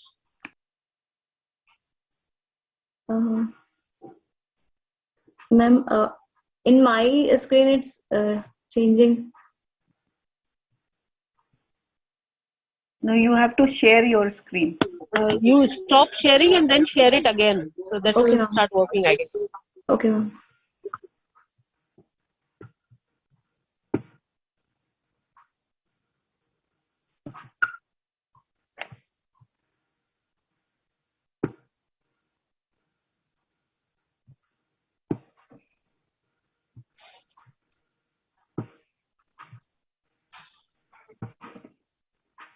Ma'am, is it moving now?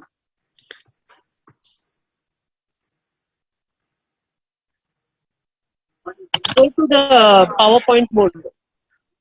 This thing, sorry, slide share, this thing.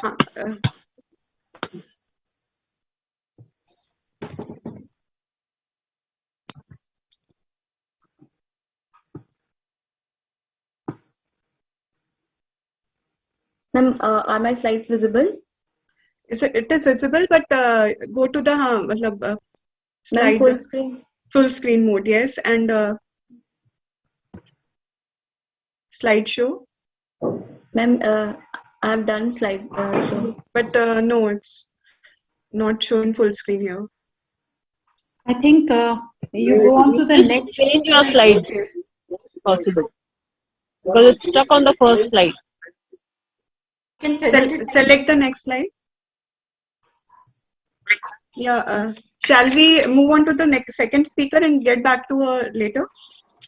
Yes, please. I think till the time she fixes the problem. Sure. Yeah. Okay, ma'am. So is Dr. Kirti there? Yes, ma'am. Yeah. So she'll be presenting a case on intraocular presentation of neurocystic psychosis.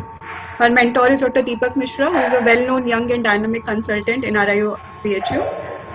So Dr. Kirti, please share your screen.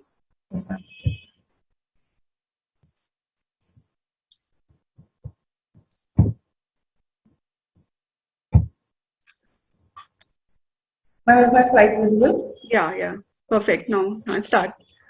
Okay, ma'am. Thank you, ma'am. Good afternoon, respected dignitaries of the judges, my mentors, Professor Prashant Bhushan sir and Dr. Deepak Mishra sir, and the moderators, Dr. Idam ma'am and Dr. Disha ma'am, for providing me this opportunity in the WOS. I'm presenting a case report. I'm Dr. Kirti Verma, membership number 2139, Institute, a resident of RIU BHU Varanasi, presenting a case report to you of a 25-year-old Muslim male came to us with the chief complaints of fever, headache, double vision, diminution of vision, and floaters of the right eye since 4 months. He also had a difficulty in walking for 1 month. Informed consent was taken from the patient. The patient then underwent detailed ophthalmological examinations, including visual acuity, slit lamp examinations, fundus examinations, ultrasound B scan, and CT scans. On general examination, the patient was found to be conscious, well-oriented to time-facing persons with the normal vitals. Motor examination was along with the muscle powers and bulk was within normal limits.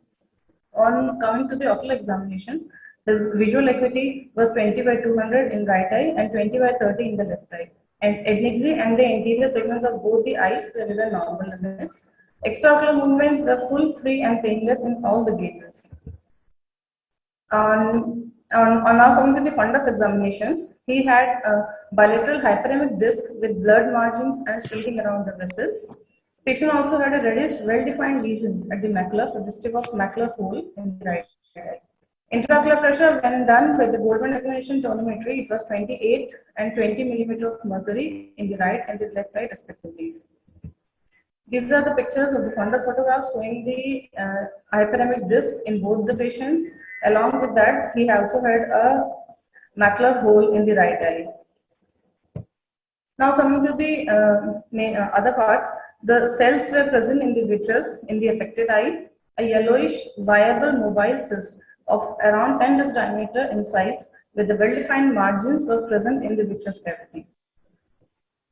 On coming to the investigations, then when the macular osity was done, a full thickness macular hole was confirmed with by this. Now coming to the ultrasound V-scan, when we did, a well-defined cyst was visible with the hyperechoic scolex present in the posterior segment. When the MRI was done by the neurology department, it shows multiple well-defined cystic lesions in the bilateral cerebellar hemispheres in the brainstem and also in the third and the lateral ventricles. So the final diagnosis came to the intraocular disseminated cysticercosis with floating vitreous cyst. Along with that, he also had macular hole and papilledema. So coming to the management part, the patient was managed conservatively with the systemic steroids of 1 milligram per kg body weight, and oxcarbazepine was also given 150 milligram to prevent the seizures. Supportive treatments were also given to improve the general conditions of the patient. The patient was not prescribed albendazole as he also had cysts in the ventricles and also in the parenchyma, brain parenchyma. So it was not started. Now coming to the discussion part. Cysticercosis, as we know, is a major parasitic disease of the nervous system caused by the larval stage of the Rena solent. It commonly affects the brain, subcutaneous tissue, eyes, skeletal muscles.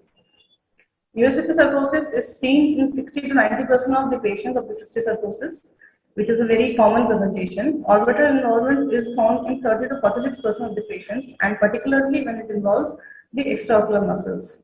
Disseminated cysticercosis can involve any organs like brain, spinal cord, or eye, and is a very quite rare presentation. Ocular cysticercosis may involve the extraocular muscles, subretinal space, vitreous humor, subconjunctiva, or very rarely the anterior chambers. Disseminated cysticercosis remains undiagnosed clinically due to its rare and vague presentations, even when physical examination also does not provide much clue towards the diagnosis.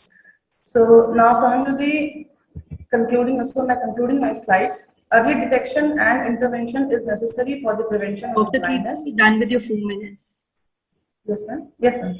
This is the last slide. Radiological imaging, specifically the MRI, plays an important role to assess the degree of the infection, localizing the lesions, and also helps in the further management. So, concluding my slides, safe food habits, personal hygiene should be promoted for the prevention of the cysticercosis, and prophylactically albendazole should be given to the children to prevent such complications. These are my references. Thank you. What are the other systemic investigations were done to rule out cysticercosis elsewhere? Blood investigations were also done, but they were within normal limits. No abnormality was detected in the blood parameters. Apart from that, the patient was referred to the physician, general medicine department in our institute only, and to the neurology department. Okay. Over there, the patient was found to be having normal, otherwise normal, disseminated cysticercosis. Was the patient a vegetarian or non-vegetarian? And the patient was non-vegetarian. The patient was a Muslim patient, so it's okay. What was the visual outcome at the end of the treatment? When the patient was of a very poor family, and the patient was planned for the pars-plana vitrectomy, but the patient lost to follow-up in the COVID time. So, ma'am, we did not have any other reports apart from these. Okay. Any more questions from judges? Good presentation. Thank you, ma'am. Good, Dr. Kirti. Thank you, ma'am.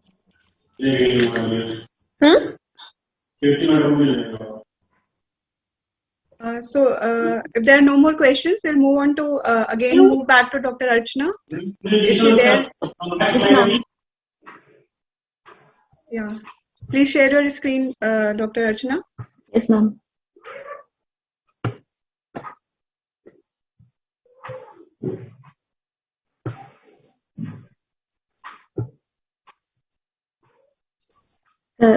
Ma'am, are my slides visible? Yeah, your slides are visible, but try to move to the second one. Next slide, it's not moving.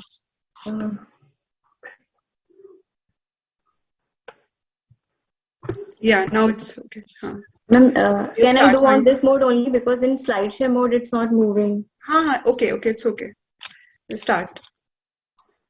Sorry for the inconvenience. I'm Dr. Archana. Good afternoon, everyone. And my patient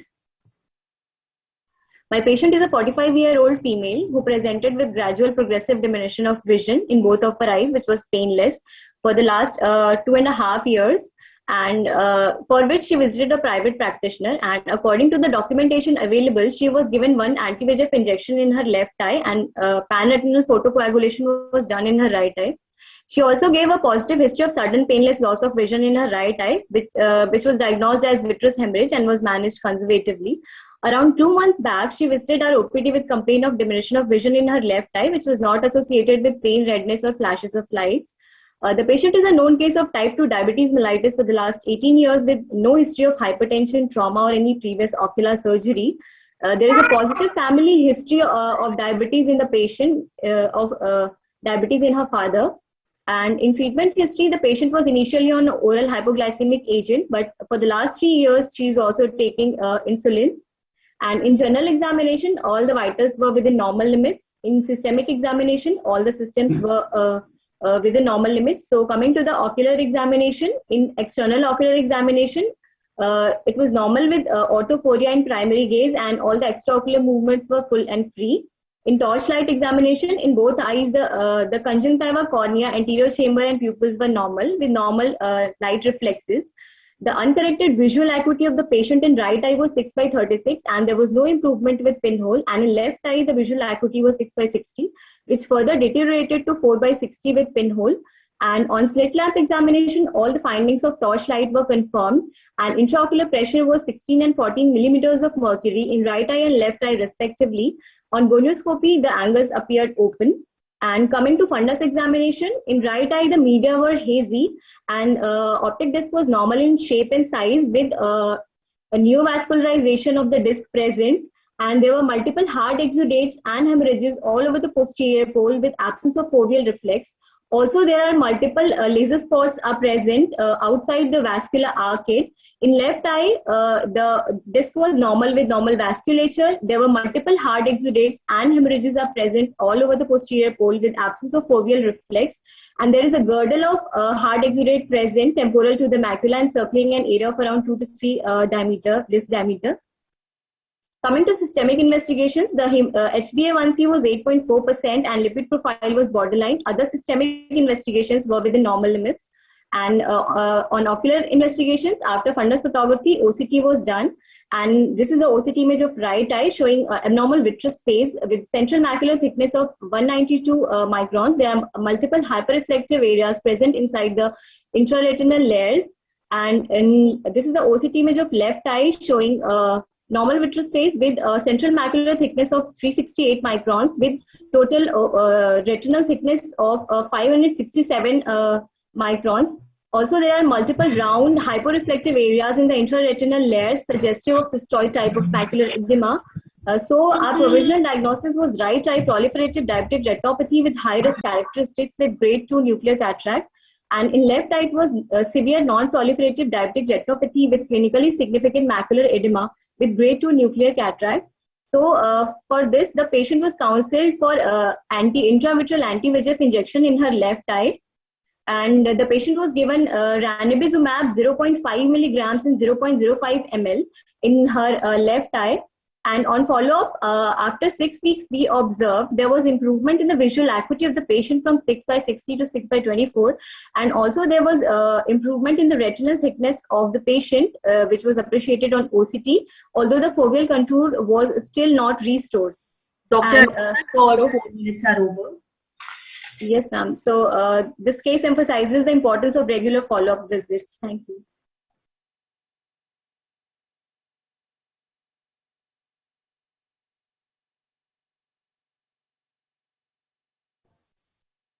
Any questions? Thank you, Dr. Archana. Any questions from the judges?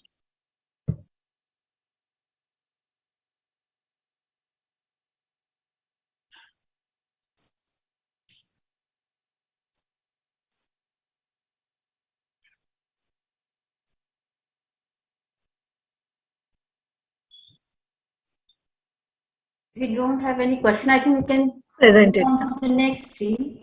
Thank you, ma'am. Diksha? Yes. Dr. Aaron, you can invite the participants of the next session. Our next team is from SRMS Bareilly. And the two mentees are Dr. Sara Rizvi and Dr. Manupriya. And the mentor, and their mentor is none other than our chair WOS UP, Dr. Nilima Mehrotra, who is HOD professor and HOD SRMS Department of Ophthalmology, Bareilly. And she is a highly skilled and experienced surgeon. She has very good organizing skills also. She is a true example of leadership in ophthalmology. She has organized many conferences and midterm conference UP also on her own. And she has been a very active member of WOS from quite a long time. And she's a very wonderful person at heart. So now I invite her first mentee, Dr. Sara Rizvi. Yes. Am I audible? Yes, you are. Please go ahead. Is my slide visible? Yes. Thank you. Good afternoon, everybody. I'm Dr. Sara Rizvi, and my mentor is Dr. Nilima Mehrotra ma'am, who is professor and head at ophthalmology at SRMS Bareilly. I'm presenting the case of a 29-year-old male who presented to our OPD with chief complaints of protrusion of left eyeball, diminution of vision in left eye, and left nasal obstruction, all for 3 months. His protrusion of left eyeball was gradual, slowly progressive and painless, and so was the diminution of vision in the left eye, and the left nasal obstruction was associated with discharge from the left nasal cavity, breathing difficulty and frontal headache. There was no history of any diplopia, bleeding from the nose, loss of smell, loss of weight and appetite, tremors, excessive sweating or neck swelling, and there was no history of any chronic disorders including thyroid disorders, surgery or any prolonged hospitalizations. Personal history was insignificant. Vitals were all normal. General examination was normal. Systemic examination was unremarkable. On ocular examination, the right eye was within normal limits, and in the left eye, the uncorrected visual acuity was 2/60 and was not improving on refraction. The color vision was impaired, and the extraocular movements were restricted medially. There was down and out proptosis in the left eye. Exophthalmometry readings in the right eye were 18 mm and in the left eye were 28 mm. The anterior segment in the right eye was within normal limits, and in the left eye there was a complete full thickness inferior iris coloboma associated with the keyhole shaped pupil and RAPT. In the fundus, a type 3 choroidal coloboma as per the Ehrman's classification was present. The disc was hyperemic and the retinal vessels were tortuous. On ENT examination in the nose, a pink lobulated mass was seen in the left nasal cavity extending into the nasopharynx. So as per the examination, our most probable diagnosis was a nasopharyngeal tumor. However, we kept the other DDs in our mind. Hematological investigations were all within normal limits, including thyroid profile. On NCCT head and orbit, soft tissue thickening was noted in the left nasal cavity, and the mass effect was on the medial wall of the left orbit, abutting the left medial rectus muscle. And the same mass can be seen here, exerting pressure on the medial rectus muscle and the left orbit. On MRI, the same mass was seen in the left nasal cavity, extending into the left orbit through erosion in the lamina papyracea. Also, involvement of the frontal sinuses in the left maxillary sinus was seen. And superiorly, the mass was seen extending into the olfactory fossa through erosion in the cribriform plate. According to Kaddish classification, this was a tumor falling in stage C. Medical management was given for 7 days. Surgical management included endoscopic exception of tumor from the nasal cavity and the left maxillary sinus, followed by endoscopic medial wall orbital decompression, followed by tumor separation from the dura mater. A small dural defect was noted, and however there was no CSF rhinorrhea, and so this defect was covered with the tensor fascial lata graft. Post-operatively, adjuvant radiotherapy was given. On histopath examination, as we can see in the picture, nests of round oval tumor cells arranged in ovules were seen, exhibiting mild nuclear pleomorphism and a scanty cytoplasm. Also, coagulative necrosis was seen. Immunohistochemical markers like pan-CK, synaptophysin, Biomentin, and S100 were positive, and all these features favored the diagnosis of olfactory neuroblastoma. This was the patient on post-operative day 4. And we can see that the vision in the left eye improved from 260 to 6:9. The color vision improved. The exophthalmometry reading in the left eye reduced from 28 mm to 21 mm. Extraocular movements became full and free. There was no RAPT. And the optic disc hyperemia and tortuosity of retinal vessels resolved. Presently, the patient is on radiotherapy, will be reviewed regularly for recurrence and follow-up. Summary. So we can see that olfactory neuroblastoma is a rare tumor and it constitutes only 2% of all thyroid tumors. This was the case of a 29-year-old male presenting with unilateral proptosis, diminution of vision, and a sinonasal pharyngeal mass. Incidentally, there was also a coexisting iris and choroidal coloboma in the same eye, and we do not find any evidence in literature of any correlation between these two conditions. So we know that clinical suspicion, timely imaging, diagnosis, referral to ENT, and surgery in this case led to drastic clinical improvement. And therefore, we learned that such rare etiology should be considered in unilateral proptosis with nasal signs. Thank you. Excellent presentation. What I liked best about your presentation was documentation was almost complete. It was really nice. Thank you, ma'am. Very nice. Very good. Very good.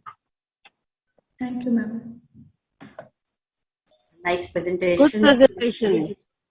I like the way the proper sequence was followed for the investigations and everything. Thank you, ma'am.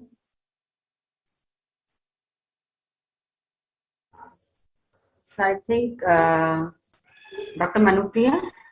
Yes, ma'am. You can go ahead with your case report. Yes, ma'am.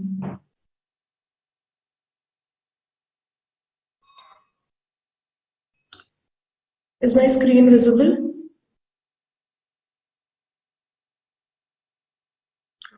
Is the screen visible now? It is Yes, it's visible. Visible. Yeah. Go on the slideshow mode. Slideshare mode, if you can. Good afternoon to everyone. I'm Dr. Manu Priyal, under the guidance of Dr. Nilima Mehrotra, Associate Professor, SRMS IMS, Bareilly. I'm presenting the case of a 27-year-old female who came to our OPD with chief complaints of defect in the right upper lid since birth, mass in the right eye since birth, and mass in front of the right ear since birth. There was no history of diminution of vision, dryness, irritation, diplopia, any trauma, ocular surgery, or hearing loss. Coming to birth history, the prenatal, perinatal, and postnatal period was uneventful. There was no history of any torch infections. There was no history of any other congenital birth defects, no history of any cardiovascular or central nervous system disorder, any spine or dental abnormality, no history of diabetes, hypertension, COVID infection. Family history, there were no similar complaints in the family. Patient is a vegetarian by diet, sleep and appetite, bowel and bladder habits were normal. Coming to examination, my patient was sitting comfortably on stool, well oriented to time, place and person. The vitals were within normal limits. There were no signs of pallor, icterus, clubbing, cyanosis, lymphadenopathy or pedal edema. The systemic examinations, CNS, CVS, respiratory and abdomen were within normal limits. Coming to ocular examination, the uncorrected visual acuity for both the eyes was 6/6 and N6. The IOP and extraocular movements were within normal limits. Coming to lids, in the right eye, a full thickness defect was present in the upper lid, measuring approximately 2 into 0.5 centimeter, 6 mm from the medial canvas, involving less than 1/3 of the margin. That comes under Nubi's grade 1. In the conjunctiva, a yellowish white mass measuring approximately 2.5 into 1.5 centimeter was present, about 1 centimeter temporal to the temporal limbus, with hair on its surface. The lids and conjunctiva of the left eye were normal. The rest of the anterior segment examination and the fundus for both the eyes were within normal limits. Coming to ear examination, a preauricular skin tag was present in front of the right ear, measuring approximately 1 into 1 centimeter, firm in consistency. The rest of the ear examination was within normal limits. Pure tone audiometry was done, which was also within normal limits. Other relevant examination like orthopedic examination and dental examination, no abnormality was detected, and the CVS and abdomen were within normal limits. Coming to differential diagnosis based on history and examination, we can say it could be a dermoid like gland mass, granuloma, etc. Then we did some investigations for the patient. All the blood investigations were within normal limits. Some imaging modalities were also done. A CT scan of brain plus orbit, X-ray, whole spine, 2D echo, and ultrasound whole abdomen was done. All of them were within normal limits. The diagnosis after the investigations, we can say that this is probably a case of right upper lid coloboma with right eye epibulbar lipodermoid with preauricular skin tag, a case of golden hour syndrome. Management, preoperatively, antibiotic and lubricant eye drops were given. The patient was managed surgically, right eye epidermoid cyst excision with direct closure of right upper lid coloboma with preauricular skin tag excision was done under local anesthesia. These are the post-operative day 1 pictures of the same. Then the lipodermoid cyst was sent for histopathological examination, which showed stratified squamous epithelium along with structures like hair follicles, sebaceous glands, etc., which gives the diagnosis of dermoid. Then post-operative medical management, antibiotic plus steroid eye drops along with lubricating eye drops were given, and also oral antibiotics and steroids were given. Coming to the summary, a 27-year-old female presented to our OPD with right upper lid coloboma, right eye epibulbar lipodermoid with preauricular skin tag. Blood investigations and imaging were done to rule out any systemic involvement. Managed surgically. This case illustrates a mild penetrance of golden hour syndrome with primarily cosmetic problems. However, a multidisciplinary assessment of all such patients should be done to identify all the related and more severe anomalies. The prognosis is usually good in uncomplicated cases with minimal systemic involvement. Thank you.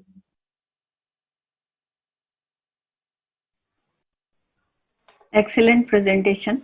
Again, very detailed description. Very nice. Thank you. Yeah, Dr. Manupriya, very well done.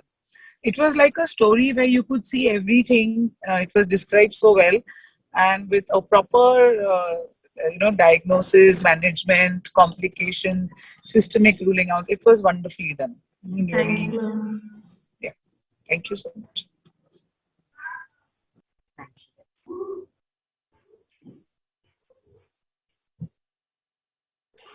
Thank you, Dr. Manupriya. Dr. Diksha? Yes. So thank you, Dr. Iram. So I'll be inviting our next presenter, who is she is Dr. Anjali from SNMC Agra. She will be presenting a case on congenital ptosis. Her mentor is Dr. Snigdha, who is a professor there at the medical college. Dr. Anjali, please start your presentation. Yes, ma'am. Good afternoon, ma'am. Ma'am, are the slides are visible? Yes, they are visible. Switch to slide sharing mode. Okay, ma'am. Yeah. Perfect. You can start. Good afternoon. Okay. Good afternoon, respected doctors. I'm Dr. Anjali, JR3 of SM Medical College. I'm presenting the case under the mentorship of Dr. Snigdha Sen ma'am, Professor of Department of Ophthalmology, SM Medical College, Agra. I'm presenting the case of 20-year-old student, resident of Agra, came with a chief complaint of drooping of left upper lid since birth. Which was not progressive and not associated with any diminution of vision or redness, no history of diplopia, and no history of diurnal variation in the drooping. There was no history of any variation in ptosis with the jaw movements, no history of difficulty in deglutination, and no history of allergic conjunctivitis. Past history, there was no history of spectacles wearing in childhood, no history of any ocular trauma or surgery, no history of any kind of medication for ocular and systemic illnesses, no history of birth trauma, and no significant family history. The personal history was not significant. The journal and systemic examination was also within normal limits. On torchlight examination, the left upper lid ptosis was present. The head posture was normal. There was a lid lag sign present in downward gaze. Patient is with orthophoria. No diplopia was present in any direction, and fatigue test done in the patient, that was also negative. There was no jaw winking phenomena present, and no lag ophthalmos present. Vision in the left eye was 6/6. There was brow elevation present, upper lid ptosis with no scar mark and no mass. Eyelid crease and folds were absent in the left eye. Conjunctiva was normal, no papillae were seen there. Cornea was clear and stain negative, and corneal sensation was intact. The Sharma test, T-bud and tear meniscus were within normal limits. Anterior chamber, iris, lens and fundus are within normal limits. The pupil is normal shape and normal size and normal reacting. Ocular movements were full and painless, and no variation in the ptosis during the movements. Measurement of these patients are marginal reflex distance 1 was 4 in right eye and 0 in left eye. MRD 2 was 5 mm in both eye. MRD 3 was 5 mm in right eye and -3 in left eye. Marginal limbal distance was 7 mm in right eye and -2 in left eye. This is the way I measured the marginal limbal distance and MRD3 in left eye.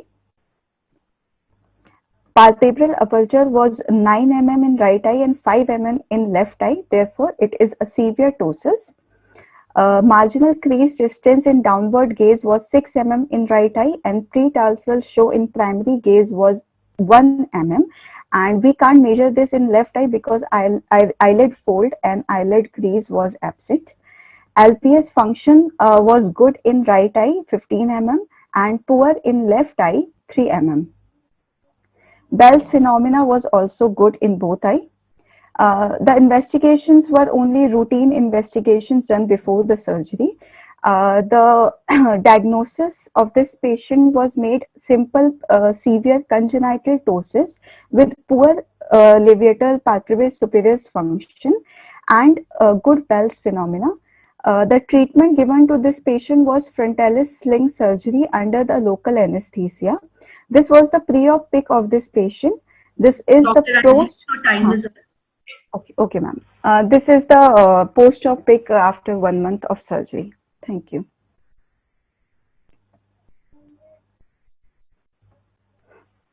Thank you, Dr. Anjali.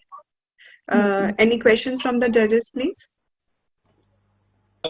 What is the relevance of testing for Bell's phenomena in your case?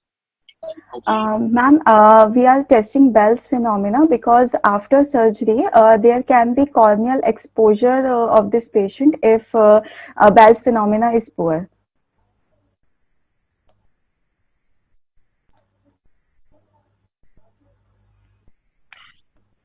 Could you repeat the last thing?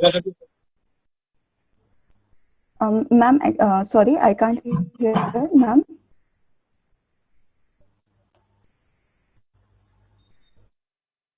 Hello?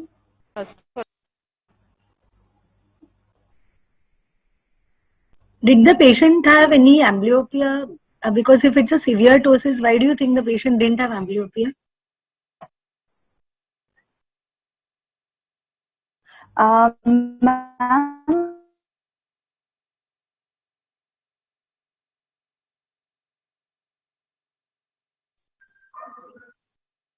Can't hear you. We think that in childhood, probably he was, but at the time of presenting to us, probably he is doing a chin.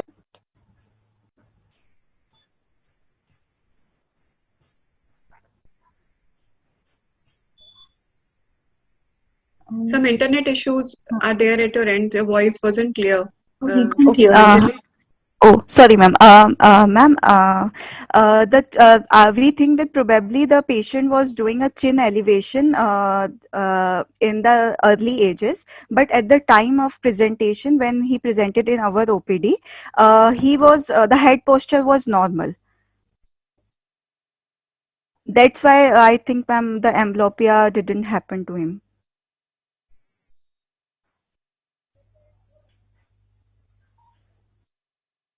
Any the more voice questions? clear, ma'am? Yeah, it's okay. Okay, ma'am. Okay. Any more questions, ma'am? So, if there are no more questions, I would like to request Dr. Akansha to start presentation. Dr. Akansha, she will be presenting a case on orbital pseudotumor. Her mentor is Professor Himanshu Yadav, who is a professor and HOD at SN Medical College, Agra. Dr. Akansha, start your presentation, please. You are not audible, Dr. Akansha.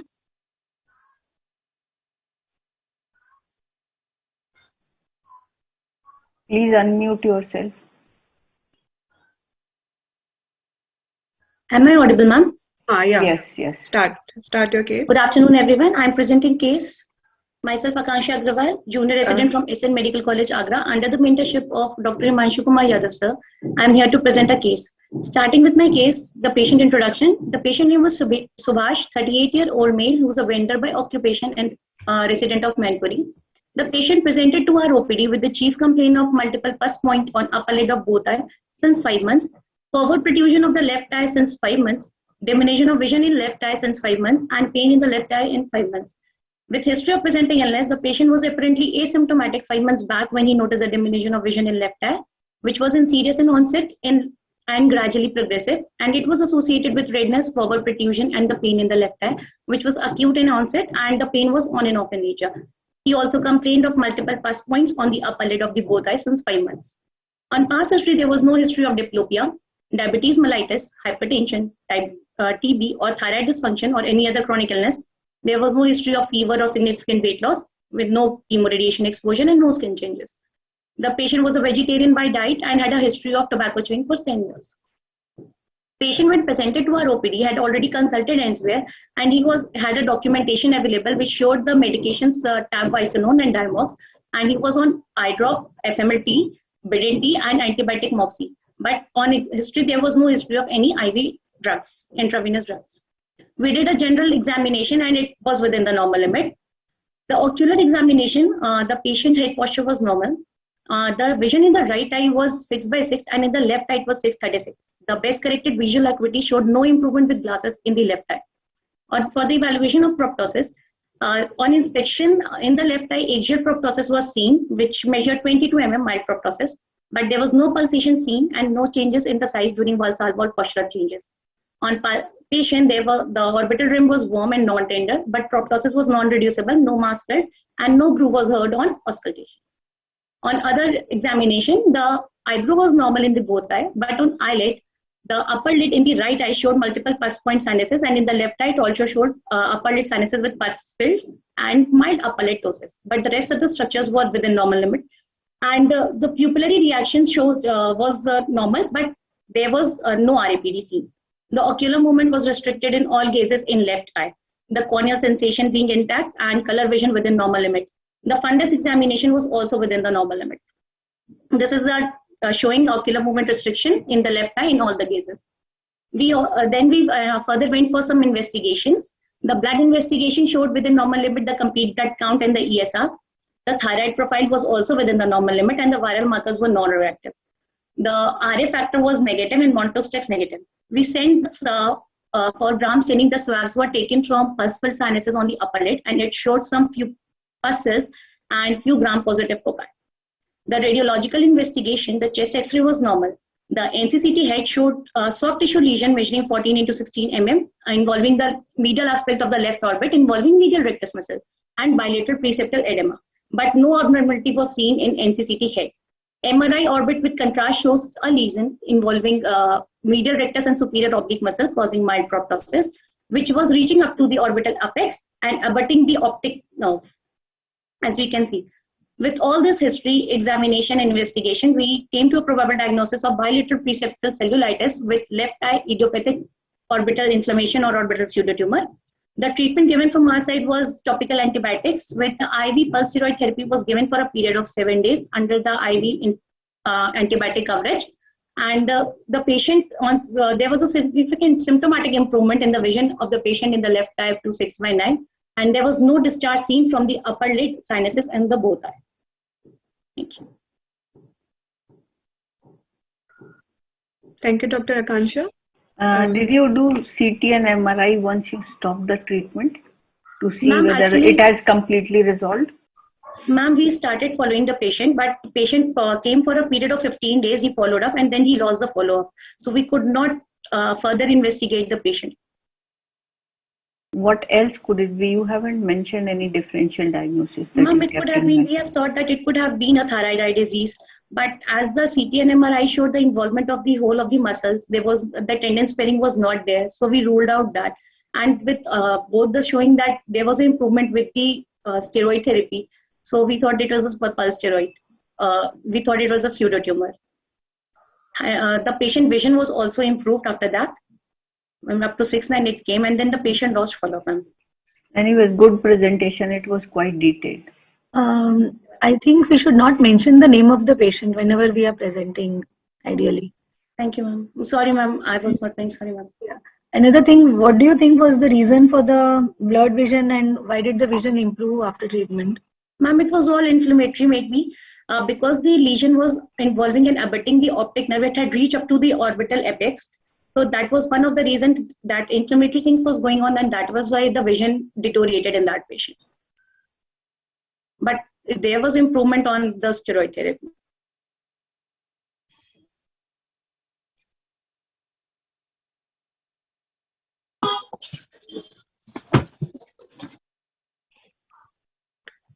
Any more questions from the judges? Dr. Aram, please, you can invite the next We can invite speakers. our next team. Thank you, ma'am. Our next team is from JNNCH AMU, and our first participant is Dr. Aparna Bose.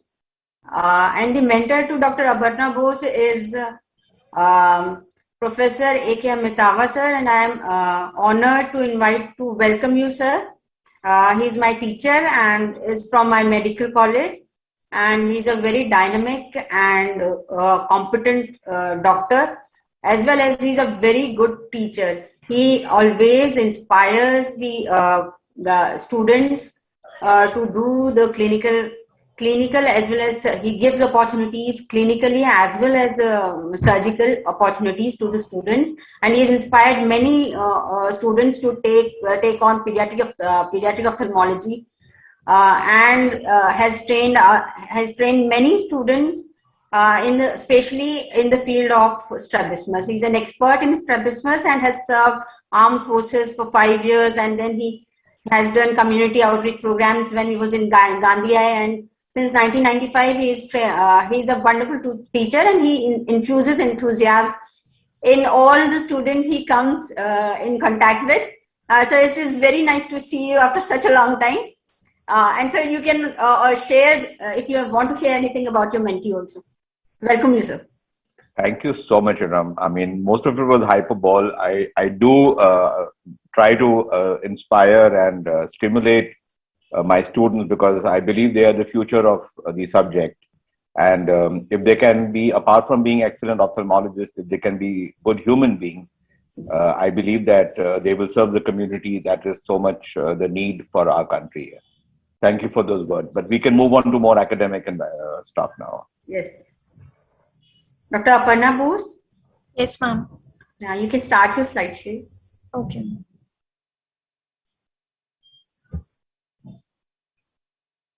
Is my screen visible?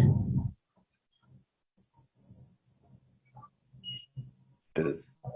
Yes, now it is visible.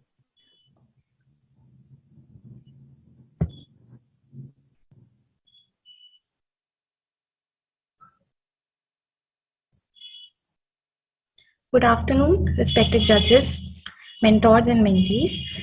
I am here to present a case of diplopia, double vision without diplopia, and a case of acquired alternating mesotropia. To begin with, I would like to thank WOS. I would like to thank my mentor, Professor A.K. Amitava, and my patient. My patient is a 14-year-old male student with a case. He presented with alternate inward deviation and double vision, which disappeared on closing either eye for 2 years. He had a history of trauma in which he just tripped over and hit his head against the wall. This happened 5 years back. He had 2 episodes of non-projectile vomiting, no abnormal movements, and no loss of consciousness. No medical records for the same were available. He used cylindrical glasses of -0.25 for 2 years, but he did not have any relief in any of the symptoms. He went to a government hospital 2 years back where surgery was proposed for his complaints, and he was also advised an MRI, for which he was referred to a higher center. There is no history of any events during the perinatal time. There is no delay in developmental milestones, no history of consanguinity, headache or fever. The examination, general as well as systemic, was well within normal limits. The diffuse light examination was normal under all the headings. The Hirschberg corneal reflex at the time of taking the photograph was central in the right eye and just crossed the pupillary margin and was estimated to be 20 degrees temporal in the left eye. The uncorrected visual acuity was 6/6 partial in each eye. Best corrected was a cylinder of -0.25, through which he reached 6/6, and his near vision was N6. The NCT was 18 and 20. Respectively, the extraocular movements were free and painless in all gazes, and the Bruckner's reflex was brighter in the eye which was non-fixating at a particular time. The slit lamp examination of the anterior segment and the fundus was well within normal limits. This is a cover test of the patient.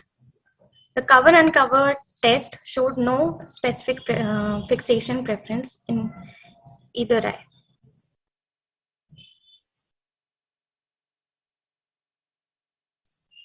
On alternate cover test, we could see that the patient is fixating with either eye and there is no element of suppression. So we labeled it as a case of alternating acquired esotropia. On white and brown charting, there was no near or distance disparity seen. In the 9 gaze pictures, the extraocular movements were free in all gazes. There was no underaction or overaction or any alphabet phenomenon seen. The accommodative test revealed that the AC by A ratio was good and the near point of accommodation was also normal. The binocular vision test revealed that the patient has uncrossed diplopia. On diplopia charting, we observed that the patient was very inconsistent, and at different settings he gave different recordings. Then once we went to the Bagolini's back again, and then through the glasses we saw that the patient is switching his fixation very quickly, and so we asked him to fix his gaze with one eye at one particular time. That is when we noticed that once he stopped switching his fixation, his diplopia completely disappeared. And we realized that this is not a true diplopia that he is complaining of. We made a diagnosis of acquired alternating esotropia of 35 prism diopters. And since it was a stable finding, so we went in for a bimedial recession. And the post-op result were as estimated. The prognosis was good, and the patient did not complain of diplopia and was straight-eyed after the operation. Now we can see that this phenomenon is not pretty uncommon. This patient has landed up in our OPD just a few days back, and you can see how quickly this kid is switching her fixation. She was also complaining of diplopia and a similar history. Okay, ma'am. Thank you.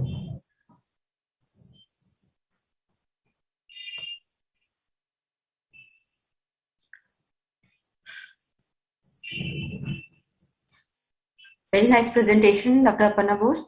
Thank you, ma'am. Judges, do you have any questions? I had a query, like for the cover uncover test, why were you using your hand? I mean, Yes, ma'am. We could have better used a occlusion, partially visible occluder. But yes, next time I'll keep that in mind. Where do you ask the patient to see when you're doing the cover, uncover or the alternate cover test? Whenever we do that, whenever we give a target to the patient, when we do for just estimating, we just ask them to look at a torch. But if we have to measure the deviations, then for distance we ask them to look at a Snellen's chart with at a line which is larger than their best corrected visual acuity in the worst side, and for the near we give an accommodative target to the patient.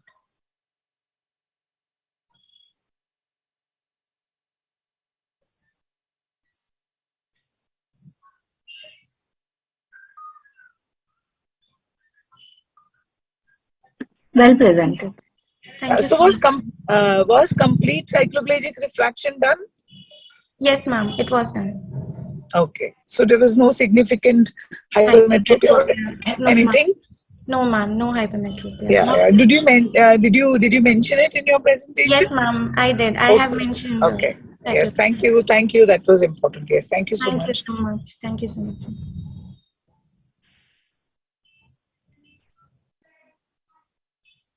Thank you, Aparna.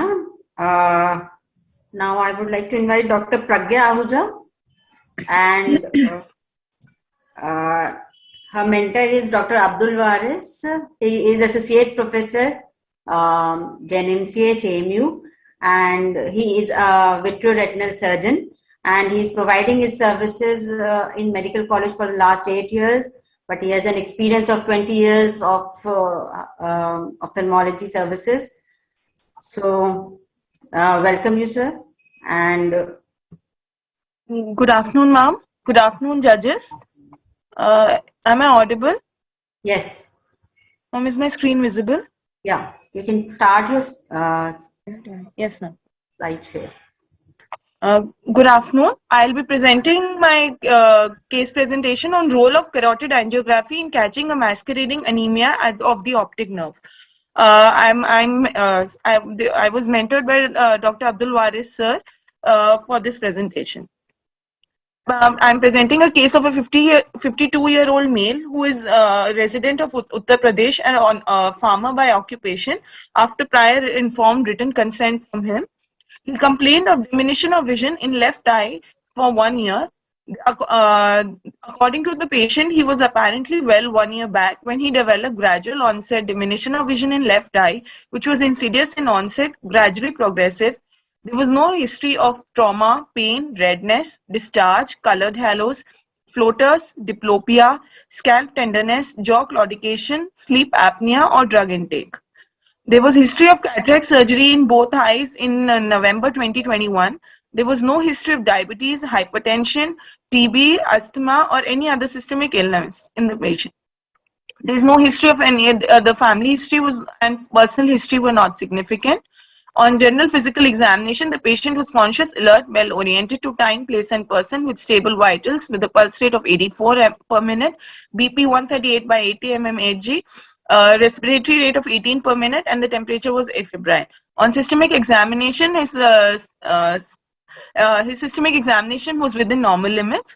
Coming to ocular examination, on diffuse light examination, his head posture was normal, forehead normal, facial symmetry it was symmetrical, the eyebrows and eyelids were normal, and the Hirschberg reflex was central. On testing for visual acuity, the best corrected visual acuity was 0.1 logmar in the right eye, and in the left eye it was logmar 0. A near eye of plus 2.50 spherical was given in both eyes. On non-contact tonometry, the pressures were 11 and 13 mmHg respectively in each eye, and the central corneal thickness was 494 and 489 respectively in right and left eye.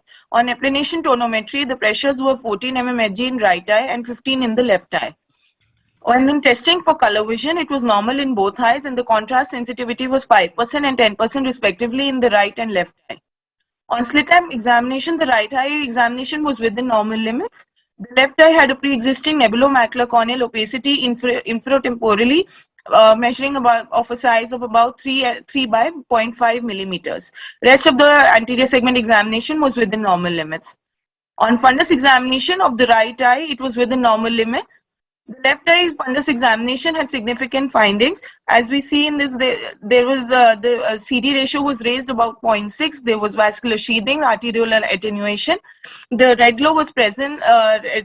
Media was clear. The disc size, shape, colors were well defined, but the CD ratio was raised of 0.6. There was arteriolar attenuation with sheathing around the vessels, and macula, the background was tessellated with macula hyperpigmented.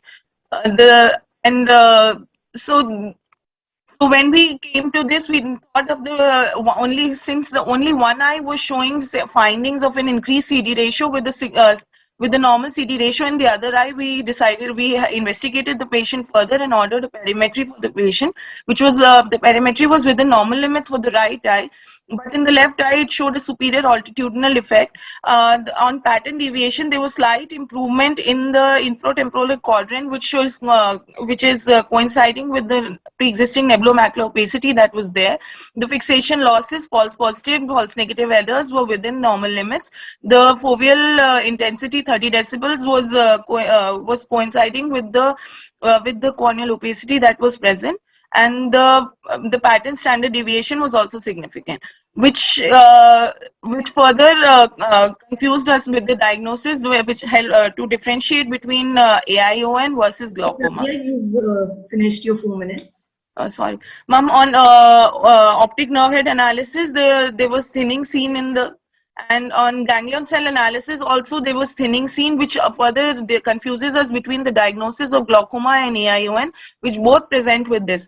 So when you consulted the medicine physicians in our college who had further advised blood investigations, ECG was seen to be within normal limits. The lipid profile was slightly deranged with total cholesterol slightly above normal limits with LDL raised. They ordered a CT angiography which showed a relatively attenuated lumen of the left internal carotid artery, as we see in this photo, and there is a slight obstruction beyond the bifurcation at this point in the wall of the distal common carotid and left carotid bulb. So and he was since nothing else more had to be done, the patient was advised strict BP control. You are exceeding your time. Sorry, ma'am, I'm done. Thank you, ma'am. The patient has been advised multivitamins and strict management with the resident physician for management of hypertension has been advised. So take-home messages, we have to never always examine both the fundus, and systemic examination should always be kept in mind, especially when seeing unilateral cases. Thank you, ma'am. Thank you, ma'am. Yes, ma'am.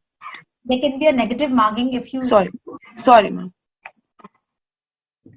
Judges, you can please ask questions from the presenter. Color vision?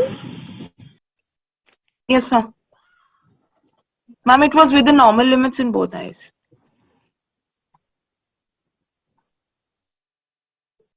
CNS imaging also would have helped because, that is important also with the disc appearing like this and with the carotid investigations that you did. And unilateral, I mean, cupping and disc pallor are two different things because glaucoma wouldn't be so unilateral. So it was more of a pallor than cupping, Yes, ma'am. And that's why you investigated the way you investigated it. Because if it is glaucoma, there is no pallor of the neuroretinal rim. In fact, it is always said that if there is a pallor, then definitely there is a second diagnosis, which is not glaucoma. Yes, ma'am. Okay, but it was nice. Thank you so much. Thank you, ma'am. Thank you, ma'am.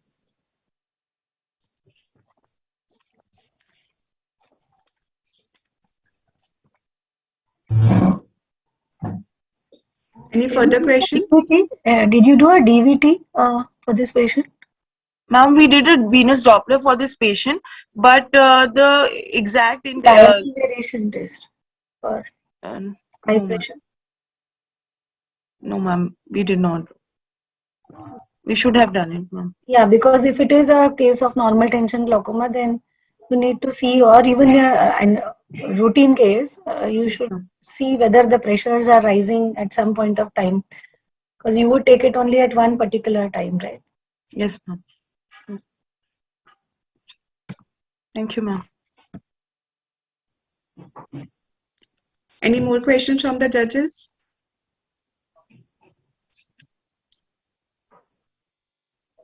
So we move on to the next team, which is from Subharti Medical College.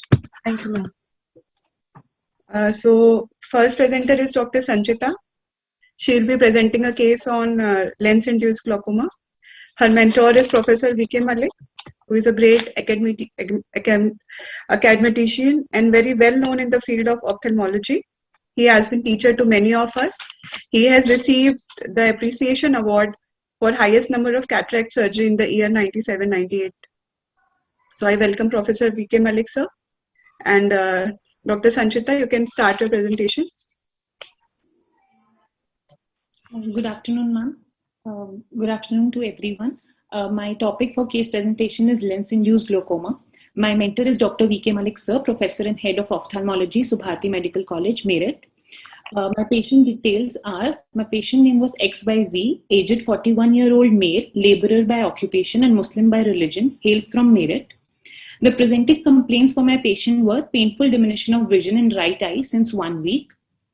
Patient was apparently asymptomatic 1 week back when he developed painful diminution of vision in right eye, which was sudden in onset. It was associated with headache, which relieved on taking some medications earlier given by some local practitioner, for which no documentation was available. There was no history of use of spectacles in the past. It was not associated with colored halos, diplopia, discharge or glare. No history of ocular trauma or surgery. No history of treatment with steroids or any other prolonged medication. Past for my patient was not significant. Family history: his younger brother, 35-year-old, also underwent an ocular surgery for his left eye 3 years back, for which no documentation was available.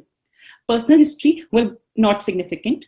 General physical examination were within normal limits, but the height of my patient was 144.5 centimeter. Systemic examination was within normal limits. Local examination, head posture was normal. Facial symmetry was bilaterally symmetrical.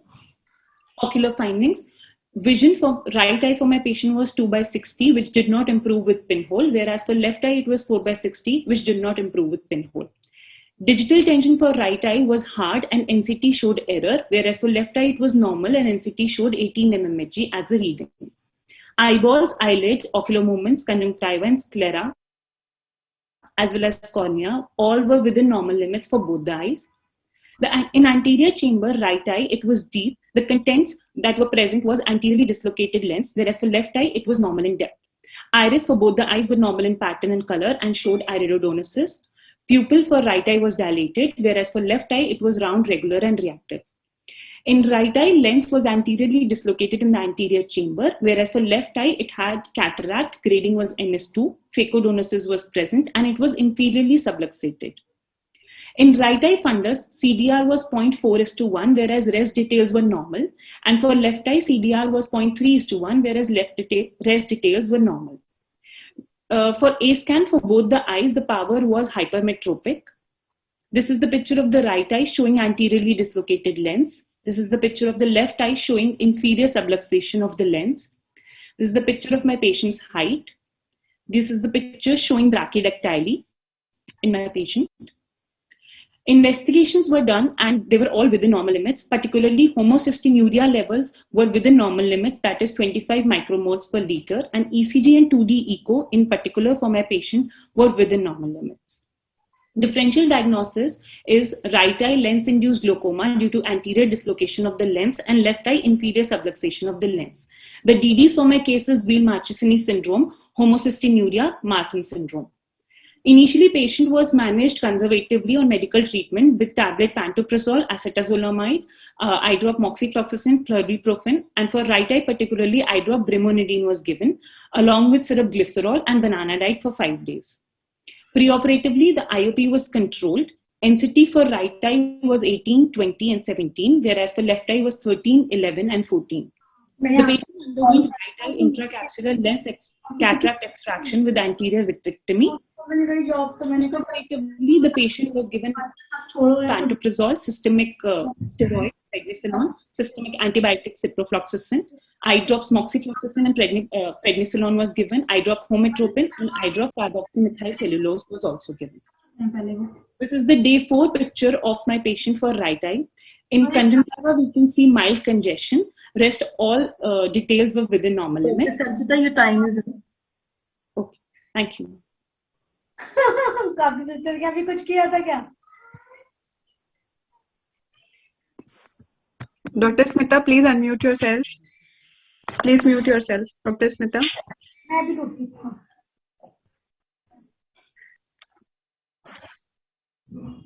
Thank you, Dr. Sanchita.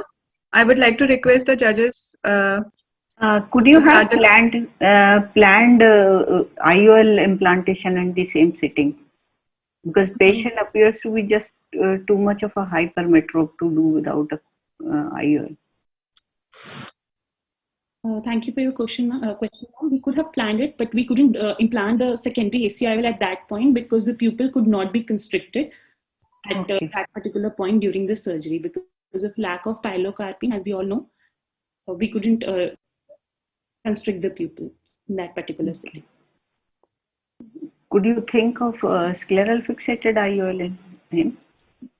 Ma'am, we could have done that, but we lacked the particular instruments that were required. Also, we could have planned for iris claw retractor, the lens, but we couldn't do it because of lack of those instruments at that particular time.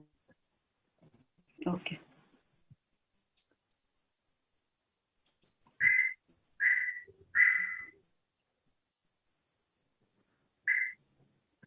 Can we mechanically try to constrict the pupil?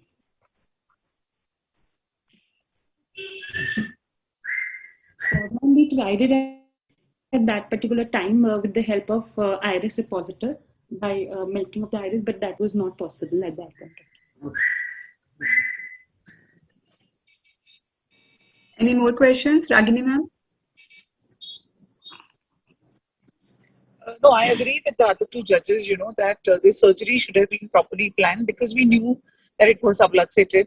2 surgeries are always difficult with regards to inflammation, cystoid macular edema. So I think that what both of them said was correct, that it should have been planned at one sitting itself.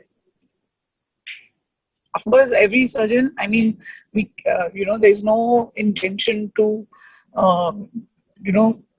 teach anybody or anything, but this is our point of view. Thank you. Thank you, ma'am. Neeta, ma'am? Yeah, I think we could have had a very well planned surgery for an IOL in the same sitting. Ma'am, the vitreous pressure in that eye was quite high, and so that is why anterior vitrectomy was done, and so it was planned for a secondary IOL so that the pressure could become stable for the patient. Did you use mannitol prior to surgery? Yes, ma'am. Despite that, pressure was high? Yes, ma'am. Despite that, there was a lot of vitreous pressure that was there. When you do surgery and you do anterior vitrectomy, your vitreous pressure is actually taken care of. I don't think it would be a problem once you are planning to do vitrectomy anyway. So I don't think you need to feel scared on that count. So in future, if you have such a case, you should plan for doing IOL in the same sitting. Thank you. Thank you, Dr. Sanchita. Thank you. Now we move on to our next presenter, who happens to be the only male presenter among all the residents, Dr. Akshat Tyagi, who will be presenting a case on orbital cellulitis. And his mentor is also Dr. V.K. Malik. So, Akshat, are you ready with the presentation? Am I audible, ma'am? Yes. Okay, so you can switch to the slide share mode. Yeah, you are audible. Switch to the slide share mode and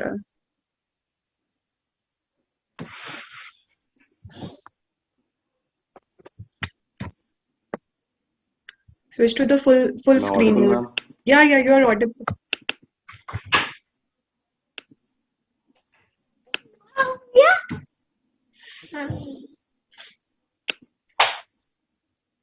Am I audible, ma'am? Yes, you are audible. Share your screen. Yes, ma'am. Yes, ma'am. Now you are audible. Just a second. Is it visible, ma'am? Yes, it is very much visible, and switch to the slide share mode. Okay, ma'am. Yes, perfect. Good afternoon, everyone. Good afternoon. Now you can start. The mentor for my case presentation is Dr. V.K. Malik, sir, professor and head of our college, of our department of our college. The patient was a 47-year-old female, police woman by occupation and Hindu by religion, and a resident of Bagpat. She came to the OPD with the presenting complaints as follows: pain, swelling, and redness in right eye since 2 days, outward protrusion of right eye since 2 days, diminution of vision in right eye since 2 days, inability to open right eye since 1 day. History of presenting illness: the patient was apparently asymptomatic 2 days back when she developed pain, outward protrusion, swelling, and redness in right eye, which was acute in onset and rapidly progressive. This was also associated with diminution of vision. 1 day later, she developed drooping of right eye, which was also rapidly progressive. It was also associated with fever, which subsided on taking antipyretics. Patient underwent right side upper molar tooth extraction 2 months back, and there was no history of watering or discharge from the either eye, no history of ocular trauma or surgery, no history of long-term drug intake, or no history of COVID-19 infection or supplement O2 therapy. She is a known case of hypertension since 1 year. Apart from that, there is no history of diabetes, mellitus, respiratory illness, or infection. There is no significant family history. The personal history was not significant. General physical examination: she had raised blood pressure and she also had fever of 100.2 degree Fahrenheit at the time of presentation. Systemic examination: all systems were within normal limits. There were no enlarged lymph nodes. And on local examination, I won't be discussing the left eye because the ocular examination was within normal limits. While in the right eye, the vision was 3/60 and the NCT couldn't be assessed. While digitally, it seemed normal. And while the eyeball and eyelids of the right eye on inspection, there was complete drooping of upper eyelid. Periorbital edema was present. Erythema was also present. Axial proptosis was present, and there was no change in proptosis, Valsalva maneuver, coughing, or straining. On palpation, local rise of temperature was present over the eyelids. On retrocausal test, resistance was felt. Integrity of the periorbital margins couldn't be assessed due to edema. Finger stimulation test couldn't be performed. Orbital thrill was absent. On auscultation, bruit was absent. We performed exophthalmometry, and the readings were as follows: 23 mm for the right eye, while 19 mm for the left eye. The ocular movements were restricted in all cases in the right eye, and plus couldn't be assessed, and there was chemosis present, and there was superficial congestion diffusely present in the right eye. Sclera couldn't be assessed, while cornea, anterior chamber, iris were within normal limits. While in pupillary reflexes, RAPD grade 1 was present in the right eye, and lens was clear, while fundus examination couldn't be performed, although red glow was present on distant direct ophthalmoscopy. This is the picture of first day at the time of presentation of the patient. And we performed some hematological investigation where the significant finding were as follows. TLC was increased, it was 13,500, while ESR was also increased, 29 millimeter per hour. We then ordered an NCCT orbit in which soft tissue swelling was noted in the preseptal region and fat standing was noted in the intraconal and extraconal compartments of the right eyeball, as you can see in this CT image. And proptosis of right eye was also noted. ENT reference was done in view of rhino-orbital mucormycosis, which was ruled out by the ENT physicians. And differential diagnoses were made, and we finally made the final diagnosis of orbital cellulitis. And we also considered cavernous sinus syndrome, retrobulbar hemorrhage, rhino-orbital mucormycosis, orbital pseudotumor, thyroid ophthalmopathy, and preseptal cellulitis. The treatment on admission, we started injectable clindamycin and meropenem for 5 days, and also tablet prednisolone, and according to the weight of the patient, along with anti-inflammatory analgesics and hypertensives. Eye drop nepafenac and eye ointment HPNC were also prescribed. And we noticed the improvement of vision the following day, and the periorbital swelling as well as the proptosis was reduced. And we did notice some ocular movements. But time is over. Okay.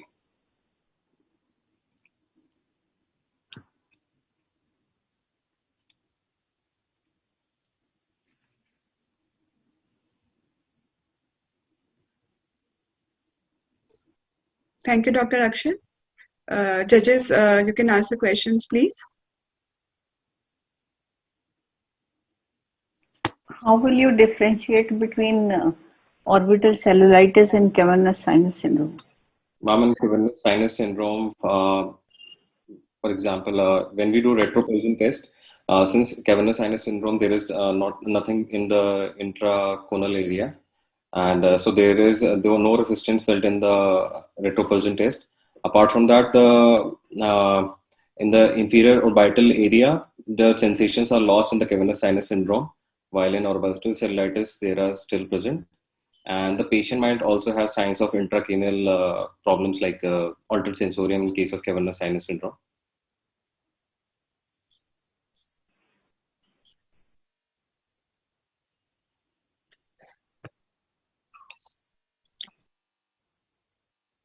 Anaga ma'am, Neeta ma'am, questions, if any.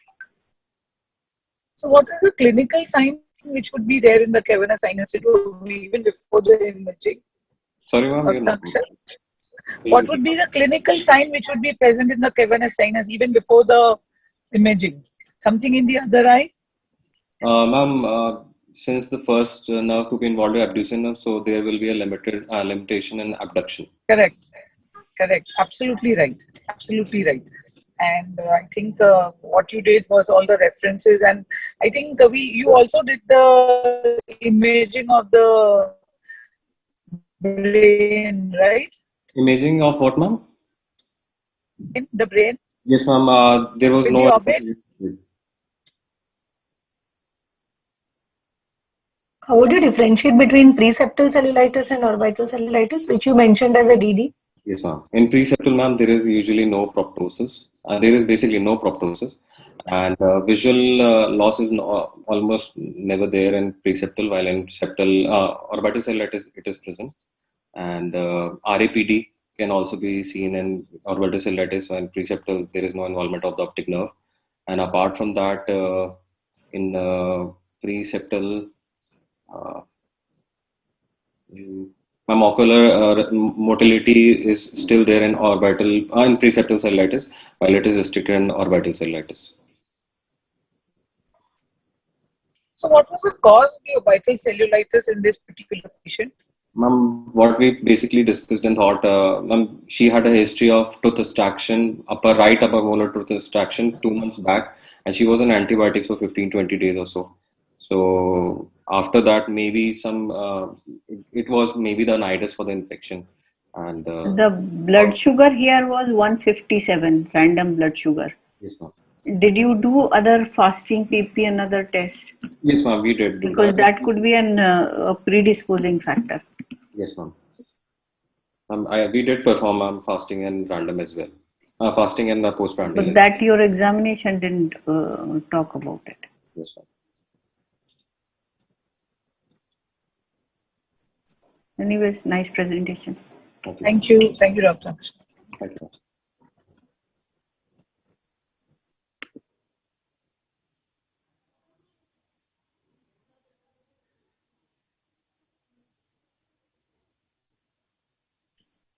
Diksha, please unmute yourself.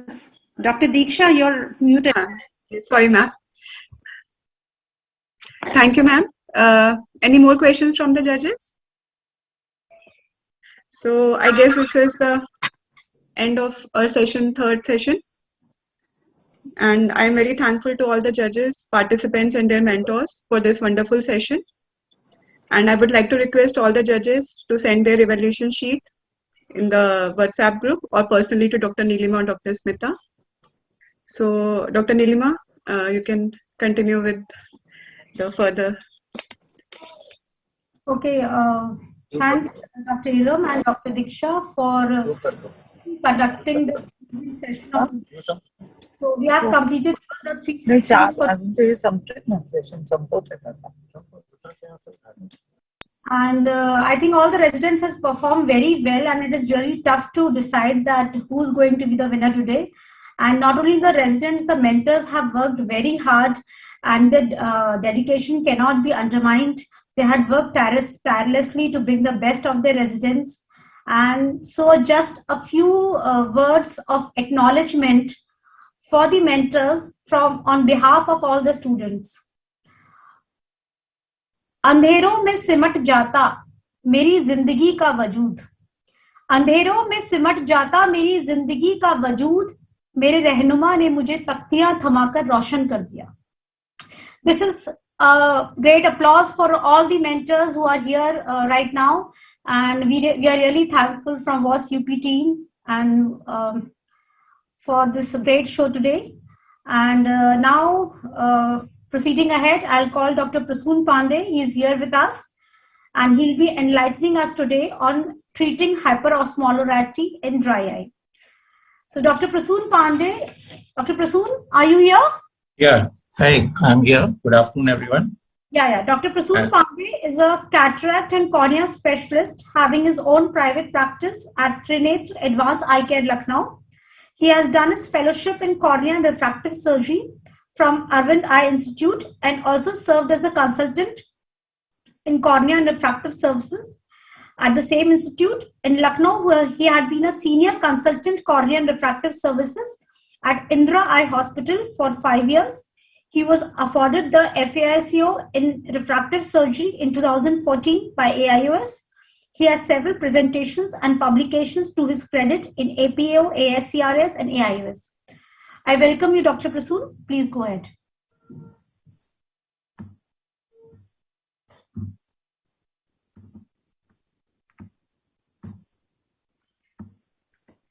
So, good afternoon, everyone. Is my screen okay? I mean, is it visible? Yeah.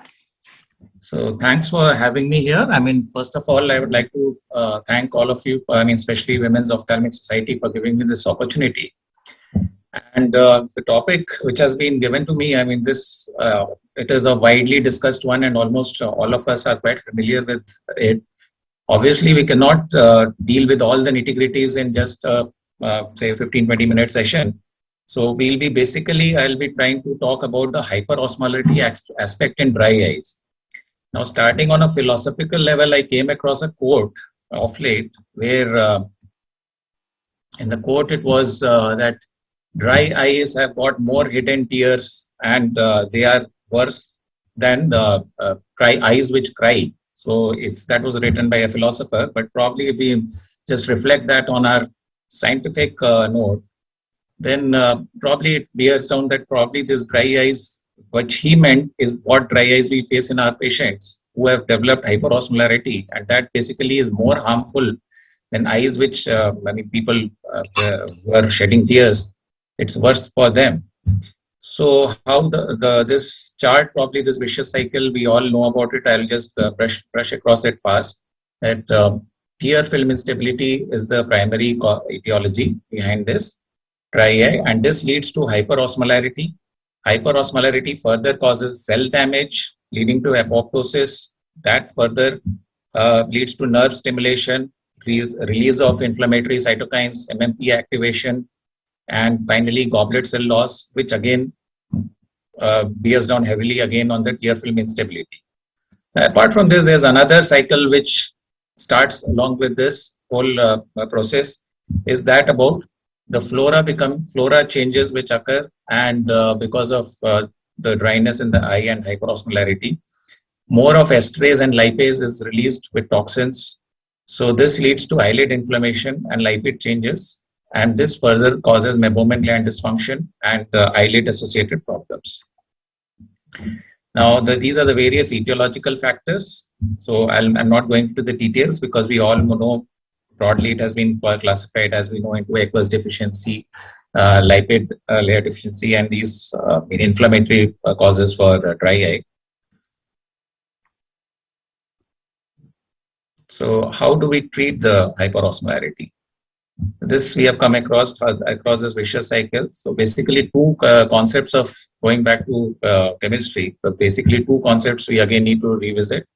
One is what is osmolarity, that is the amount of solute in the solution. These are examples are tears, intracellular fluid.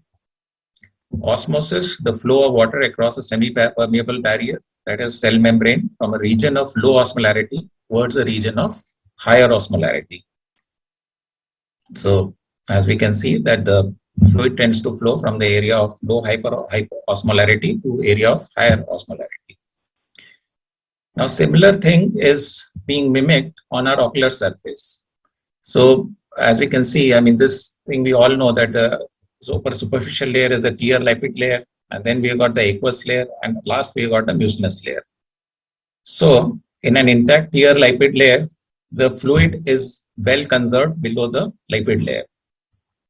And from the outer hypoosmolar aqueous tear secretion, from there the water tends to go through the permeable membrane, semi-permeable membrane, and goes into the aqueous layer and finally into the epithelial cells and maintains their hydration. Now what happens in case of a dry eye when the tear film is broken? So here the lipid layer becomes permeable, and as we can see, there's a tear film instability. There is evaporation of fluid from the ocular surface, as well as this leads to a secondary process of the tear hyperosmolarity, because there is evaporation of fluid, and this then starts acting on the epithelial cells, where again now they become hypoosmolar compared to the tear film layer, and there is flow of fluid from the epithelial cells into the aqueous layer and finally evaporation from the surface. This causes an hyperosmolar environment within the cell, and it leads to cell damage in the longer run. Now this is a graph which shows how the tear film osmolarity plays within a normal patient and in dry eye patients. As we can see, in a normal patient, the range is pretty confined to between 296 to 302 in milliosmol per liter. Whereas in patients with dry eye, there is a wider range starting from 316 to up to 360. And also they have higher and more variable tear osmolarity. Now, what is the cellular response to this hyperosmolarity? A normal cell, when it is exposed to an hypertonic environment, there is water loss. This leads to the dehydration of the cell, and a regulatory volume increase has to happen for the cell to maintain its viability. So to restore the cell volume, it uptakes inorganic solutes from its environment. These inorganic solutes, they decrease the cell function and they cause stress activation, which ultimately by apoptosis leads to cell death. So there is ocular surface damage in hyperosmolar stress, which various studies are documented and which are quoted below in two of these studies. As we can see, there are studies which document that if for like say with dry eye and hyperosmolar stress, if it is induced on the epithelial cells, within a period of 3 days, due to release of all these inflammatory markers, there is a chronic ocular surface damage which sets in within as early as 3 days on exposure to hyperosmolarity. Skipping the slide. So how do we protect the this aspect of dryness of eyes from hyperosmolarity? How do we protect it? So the better or more accepted mechanism is by substituting it with compatible solutes. This tends to partially reverse the progress. So these solutes are also known as osmoprotectants, which are taken up by the cells and they restore cell volume and stabilize the protein, stabilize the function of the cells. So a normal cell,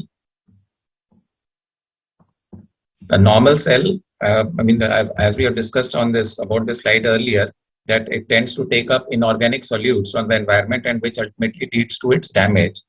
So once we have provided osmoprotectants in its environment, the compatible solute intake, it takes in the more compatible or these osmoprotectant solutes from the environment, and these don't tend to damage the cell environment and act as protectant and prevent the apoptosis of the cell.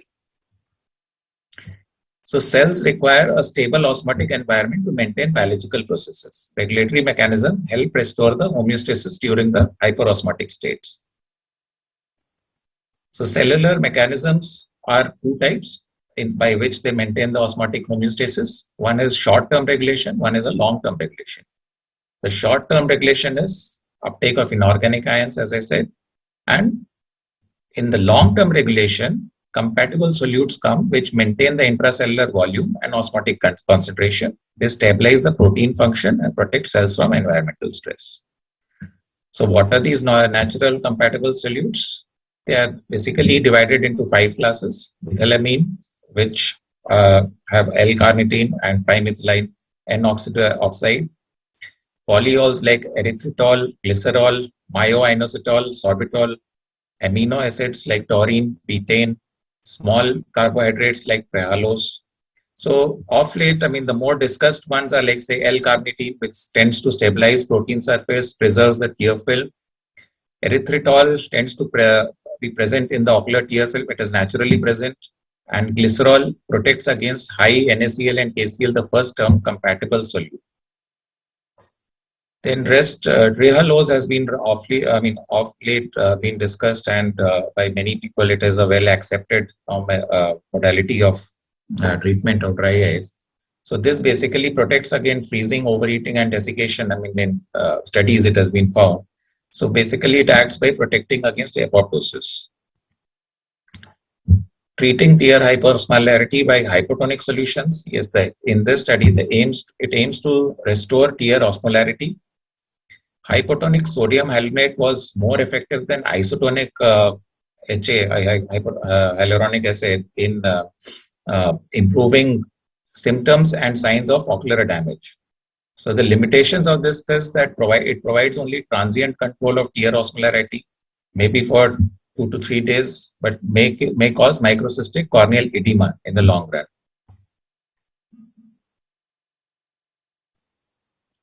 So hypotonic solutions provide only transient relief. The tear hyperosmolarity tends to return after 1 to 2 minutes of application of hypotonic solutions. They don't provide a long-term relief. So the compatible solutes, as we had discussed earlier, that a brief brief outline about how they work. Methylamine, L-carnitine, they reduce the MAPK-mediated signaling within the cells and protect cells from oxidative damage. Trehalose protects epithelial cells from defecation, apoptosis, and UV-induced oxidative damage. Polyols, glycerol is an osmoprotective agent on corneal epithelial cells. Erythritol stabilizes the proteins and also reduces the MAPK-mediated signaling. Taurine reduces inflammation and protects corneal epithelial cells from hyperosmotic stress. So various other drugs like chloroquine, which have been introduced, they also ultimately in the long run are effective and are adjunctive treatments just because they prevent long run chronic inflammation. Treating tear or hyperosmolarity by compatible solutes. Coming to that, possible roles of compatible solutes, we have already discussed that they have got antioxidant properties, redox, balancing, and sulfide deoxidation, calcium modification. Again, a thing which needs to be noted is that these glycerol, erythritol, L-carnitine, various other solutes which are available have different rates of action. I mean, like some are rapid acting, some are acting in a slower mechanism, by a slower mechanism. So basically, glycerol and erythritol are two of the rapid acting solutes. So they have a faster action, but their action lasts for a lesser time because they are faster acting but lesser duration of action. L-carnitine based drugs have a slower onset of action but are longer lasting. They have a long lasting effect. So the advantages are small mobile agents like smaller polyols often offer rapid but short duration effectiveness, and amino acid and related compounds may function as long acting intracellular compatible solutes and provide protein stabilizers.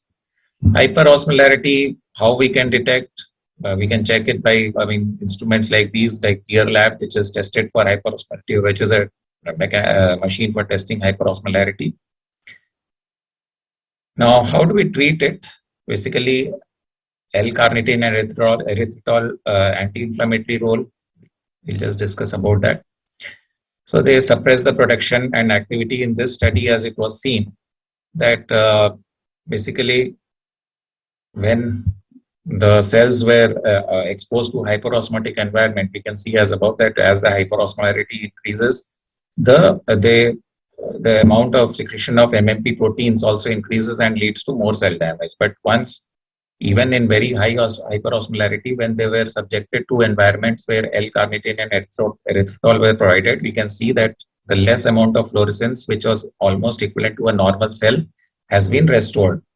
The secretion of MMP has decreased, thus showing that these two are very effective agents in protecting, in giving protection to the cells and decreasing the secretions of MMP. Now, this is a study in which compared Optiv over polyethylene glycol, and most of the patients, as we can see, that in the various indices which decrease, which show, dry eye indices, the ocular staining with fluorescence was more in patient with polyethylene glycol compared to Optiv. And the ocular surface dryness index, that also ocular surface disease index scores were also better with patients who were exposed to Optiv. So this is a study which was conducted, it is mentioned below, but it was basically, it is a industry conducted study, but still, there is literature to, I did some literature search, and there is some more literature which compares other products, and they have found that yes, this is more effective compared to polyethylene glycol. So most patients preferred Optiv over polyethylene glycol. Conclusion was that Optiv significantly improved signs and symptoms of dry eye in patients previously using polyethylene glycol. Most patients had a better control of their symptoms, and most patients preferred Optiv. So the key messages which is there, I'll just put down a list of the things which you can take home from this presentation. Is hyperosmolarity is a key mechanism in the evolution of dry eye, leading to inflammation, apoptosis, and tear film instability. Cells utilize short-term inorganic solutes uptake and long-term compatible solutes, regulatory mechanisms to maintain osmotic balance. Hypertonic solutions provide only very transient relief from tear hyperosmolarity, so they can be used as a vehicle for transmitting these organic solutes, compatible solutes. Compatible solutes help restore tear film osmolarity, provide osmoprotection from environment stress, and have other cytoprotective effects on the ocular surface epithelium. Incorporating compatible solutes with different kinetic properties in one solution may be more effective in protecting patients from dry eye disease. Thank you for your kind attention, and it would be a pleasure if any questions are there.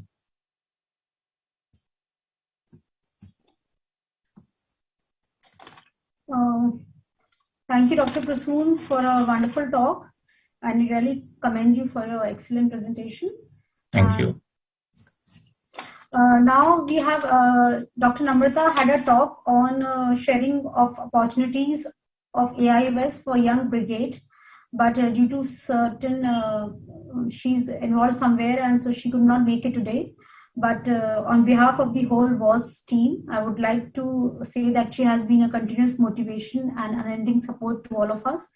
And so thanks a lot to her. I think it will be conveyed to her. And now we have come to the end of the program and eagerly awaiting for the results. And I would like to, where's my co-moderator? Dr. Nilma, are you here? Dr. Nilma, ma'am. Yes, I'm here, Smita. So we just need another 1 or 2 minutes in which we can cross-check all the results. And Smita, it's been a hectic and a super busy scientific session. I know. And if you look into your your mobile, the final results are there with you. Oh, let me have a look. Do we have the judges? Can we have everybody online? Maybe videos on. And that was an excellent session, and kudos to all of you for conducting such a wonderful session and giving such a good platform to all the presenters, because today's world, you know, what they need is how they can present and the confidence that they need to have to present in front of others. At the same time, it's a good opportunity for us to know about how the younger generation is doing, and to all the mentors, kudos to all of them for taking out so much effort and then getting the best out of their students. Congratulations to WOS for conducting such an amazing program. Always inspiring, Dr. Mohita, Dr. Iram, Dr. Nilima, Dr. Smita, all of you. Great work done. Keep doing such great work, inspiring work. Yeah. Thank you so much, Dr. Anaga. It was so good to have you here. And Dr. Anaga is not only an ophthalmologist who's faculty at so many places, but now she's bringing up a doctor in the family itself. Congratulations, Anaga, on your son selecting ophthalmology, isn't it? Yes, yes. He's joined LV Prasad, actually, just joined his course. So wonderful. Congratulations, ma'am. Thank you. He's at Hyderabad. Yeah, thank you, sir. So we have Dr. Meeta Joshi also. Dr. Meeta, you have actually shown us the way of this conducting this program with the first session done by the MP chapter last month, and I was happy and proud to have been a part of it. So can we have a few words from you, Dr. Meeta, while Dr. Smita is rechecking the results? Thank you, ma'am. Actually, it's all a team effort. Like I have seen what all promotions which you were doing on Facebook and all. So it's always team effort. Dr. Shweta was there, Dr. Shreya ma'am was there for her guidance.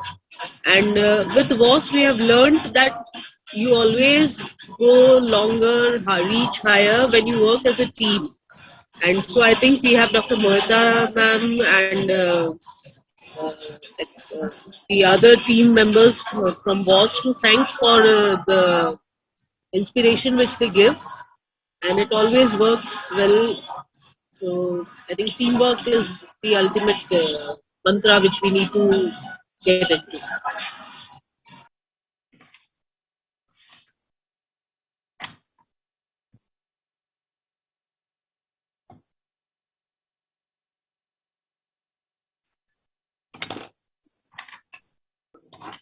Okay, so I hope the presenters are all there with us also. Do we have others, the moderators? Please, can we all be online so that... by the time, Dr. Smita, since we are almost through with the results, we have Alka Gupta madam also. Let me introduce Dr. Alka Gupta, who will be presenting the vote of thanks on behalf of WOS. Madam is a very, very well-known figure, not only in WOS, not only in UP, but all over the country. And she has an experience over 33 years in ophthalmology. Madam is a professor in the upgraded Department of Ophthalmology in LLRM Meerut. She's also a trainer in phacoemulsification and corneal transplant, and she's looking after the Meerut Eye Bank. And she has more than 50 papers published in national, international journals, and she has more than 180 papers presented in various conferences. Madam has conducted and organized many eye camps and provided comprehensive care to rural masses. She has been doing eye donation camps for awareness of masses for eye donation. So, ma'am, we are really lucky to have you. And before you give your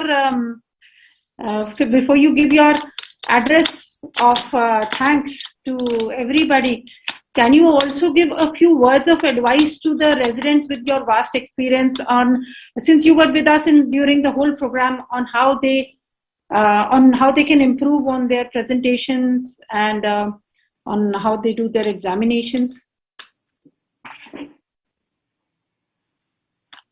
You are muted, Alka madam. We'd like to. Yeah, I'm here. From you. Thank you, Dr. Nilima, for such a nice introduction.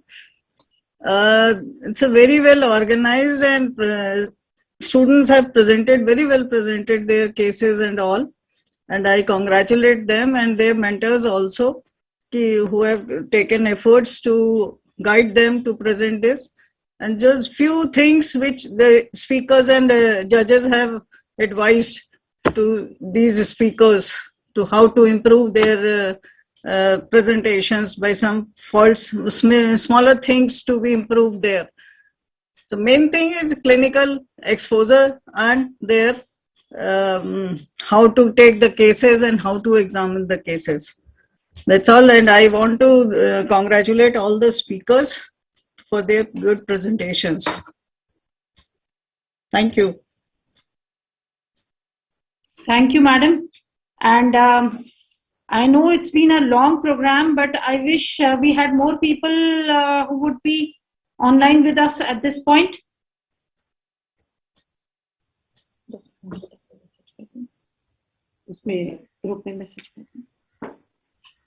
And we were thankful to have begun this program with blessings from Dr. Madhu Bhadoria, who is currently the President of Women Ophthalmological Society.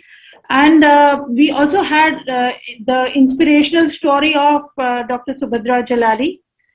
And really, sometimes if most of the WOS people remember, last year on International Women's Day in March, probably on the eve of International Women's Day, we also had a WOS program where we heard inspirational stories from many of our leading women ophthalmologists, and similarly from Dr. Subhadra Jalali, it was a very, very inspiring story for those of you who have followed it.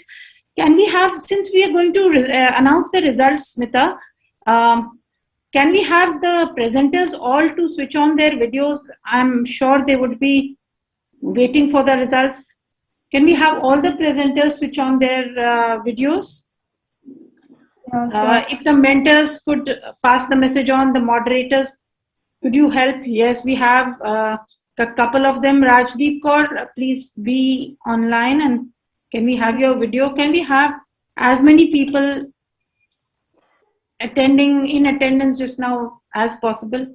Dr. Mohita is here. Dr. Mohita? Mohita ma'am?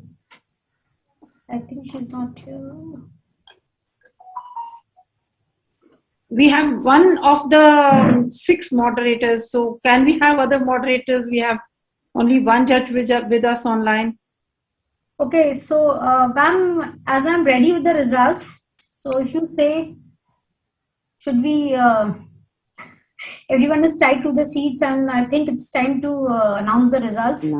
But before announcing the result, just few lines about the lady who was actually the guiding thought behind the whole program, her out-of-box thinking of planning a resident competitive program. Very commendable, and this is none other than, as you all know, is Dr. Mohita, who has been an inspirational leader for all of us. And just few lines are dedicated to her today, and thereafter I'll announce the results. Sab gaur farmaiye. अपना जमाना आप बनाते हैं अहले दिल, अपना जमाना आप बनाते हैं अहले दिल, हम वो नहीं जिनको जमाना बना गया, एक मंजिल को पाने की हसरत इतनी थी मुझे, एक जुनून मुझ पे छा गया, मैं जमाने पर छा गया. And we really congratulate Dr. Mohita for successfully completing this UP chapter competitive program today. And we all are blessed to have her leadership over us. And now I come to the results. So, and before that, Mohita, Dr. Smita, I must say that the whole session today, apart from its scientific, the judges, the moderators, the presenters, the one very bright spot in the presentation in the program today was your poetry, which we all enjoyed a lot. Apart from, I must say, the incredible efforts that Dr. Smita Smita and I have been talking to each other more than we've been talking to our families for the last few days. So this is really exciting time of the presentation that we want you to know the winners. And everybody, I would agree with Dr. Smita and with so many other judges that all the students have really presented well, and I'm really happy to see the amount of hard work they have put in, and that they finished their presentations mostly in time, plus minus a few seconds, and chose very, very good cases for this case presentation. So, Smita, all yours. Please announce the winners. One thing more. I would also like to acknowledge the effort of your team. You have a really lovely team at SRMS, and especially Dr. Alia Yameen, who's a senior resident, and she has been the timekeeper throughout from 10 to 4, and all the other residents who are working behind the curtain and making all this happen. So big applause to your team too. And thank you very much. So many people. Apart from Elia, we have Dr. Shipra Singh and Dr. Tripti Deval, who were working with us hand in hand. Dr. Riya, Sakshi, and Astha, Ram Mohan.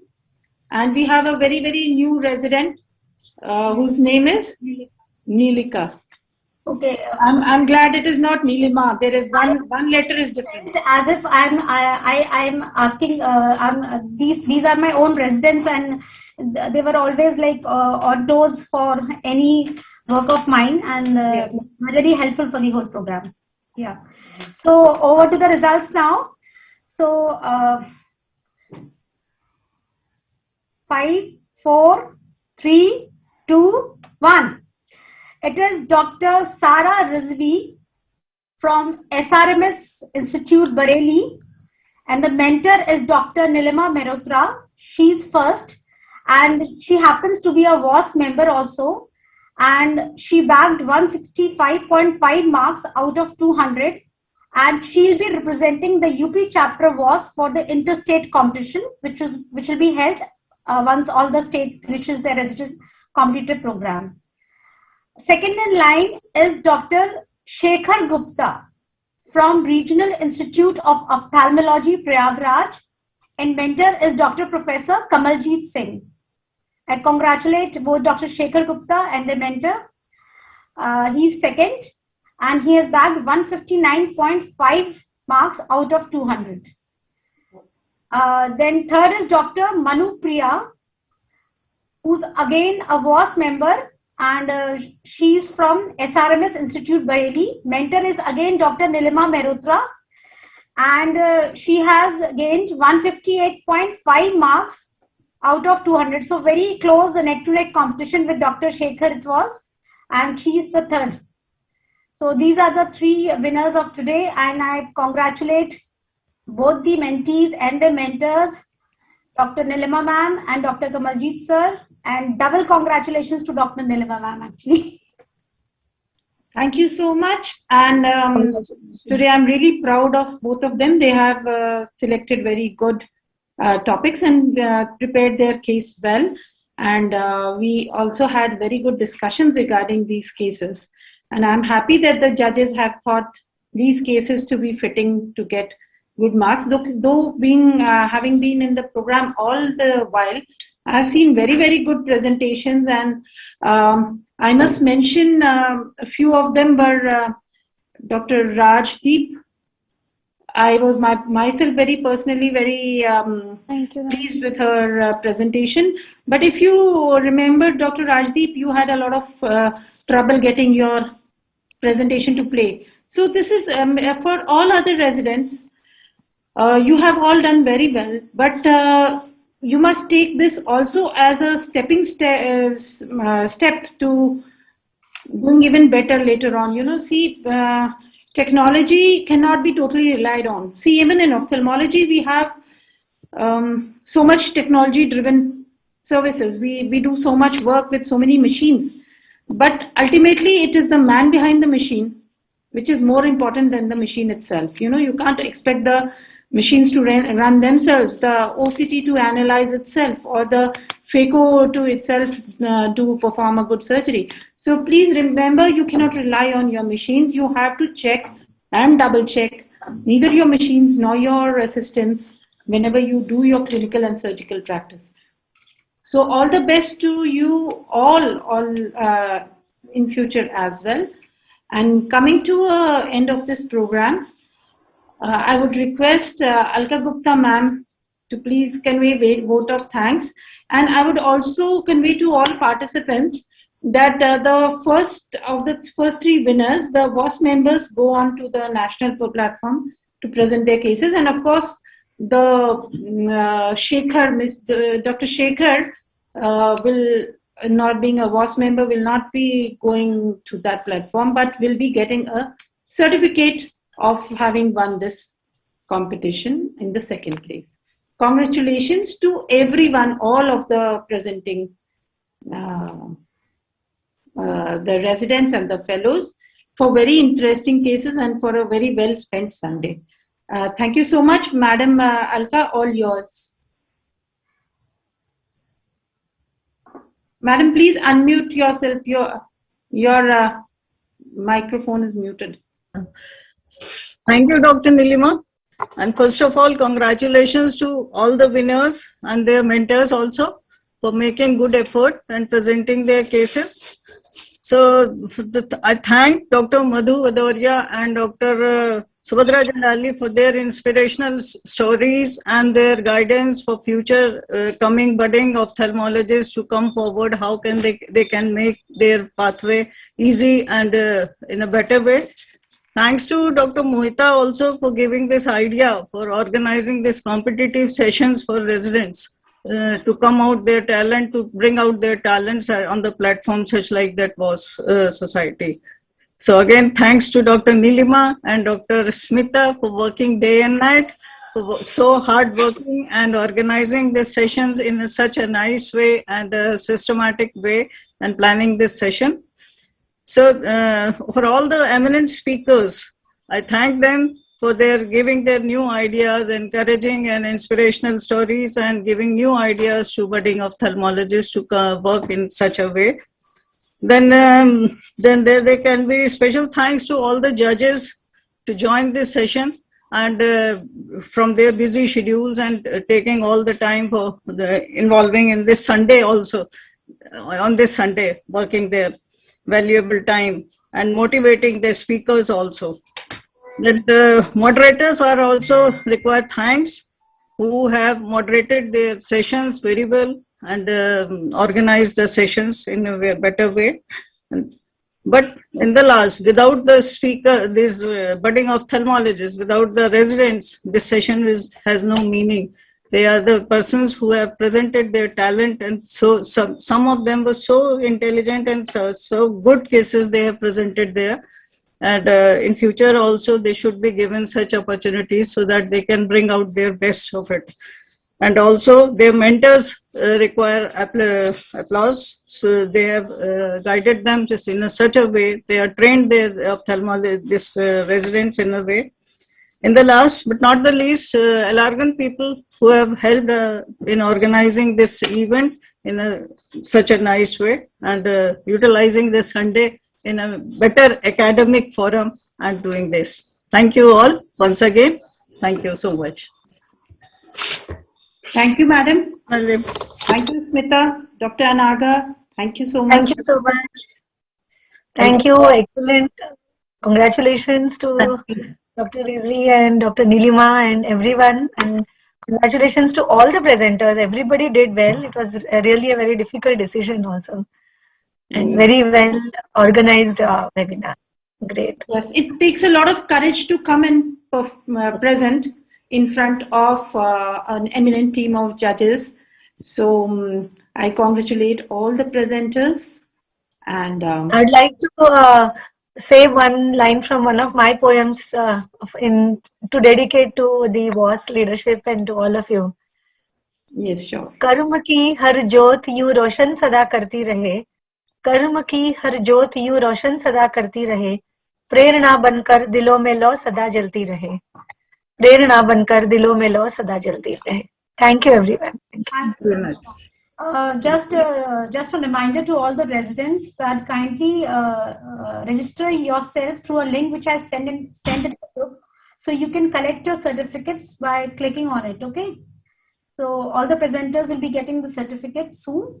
And thank you all. Thank you all for your joining here today. Thank you. Thank you, Smita. Thank you. Thank you. Bye. Recording stopped.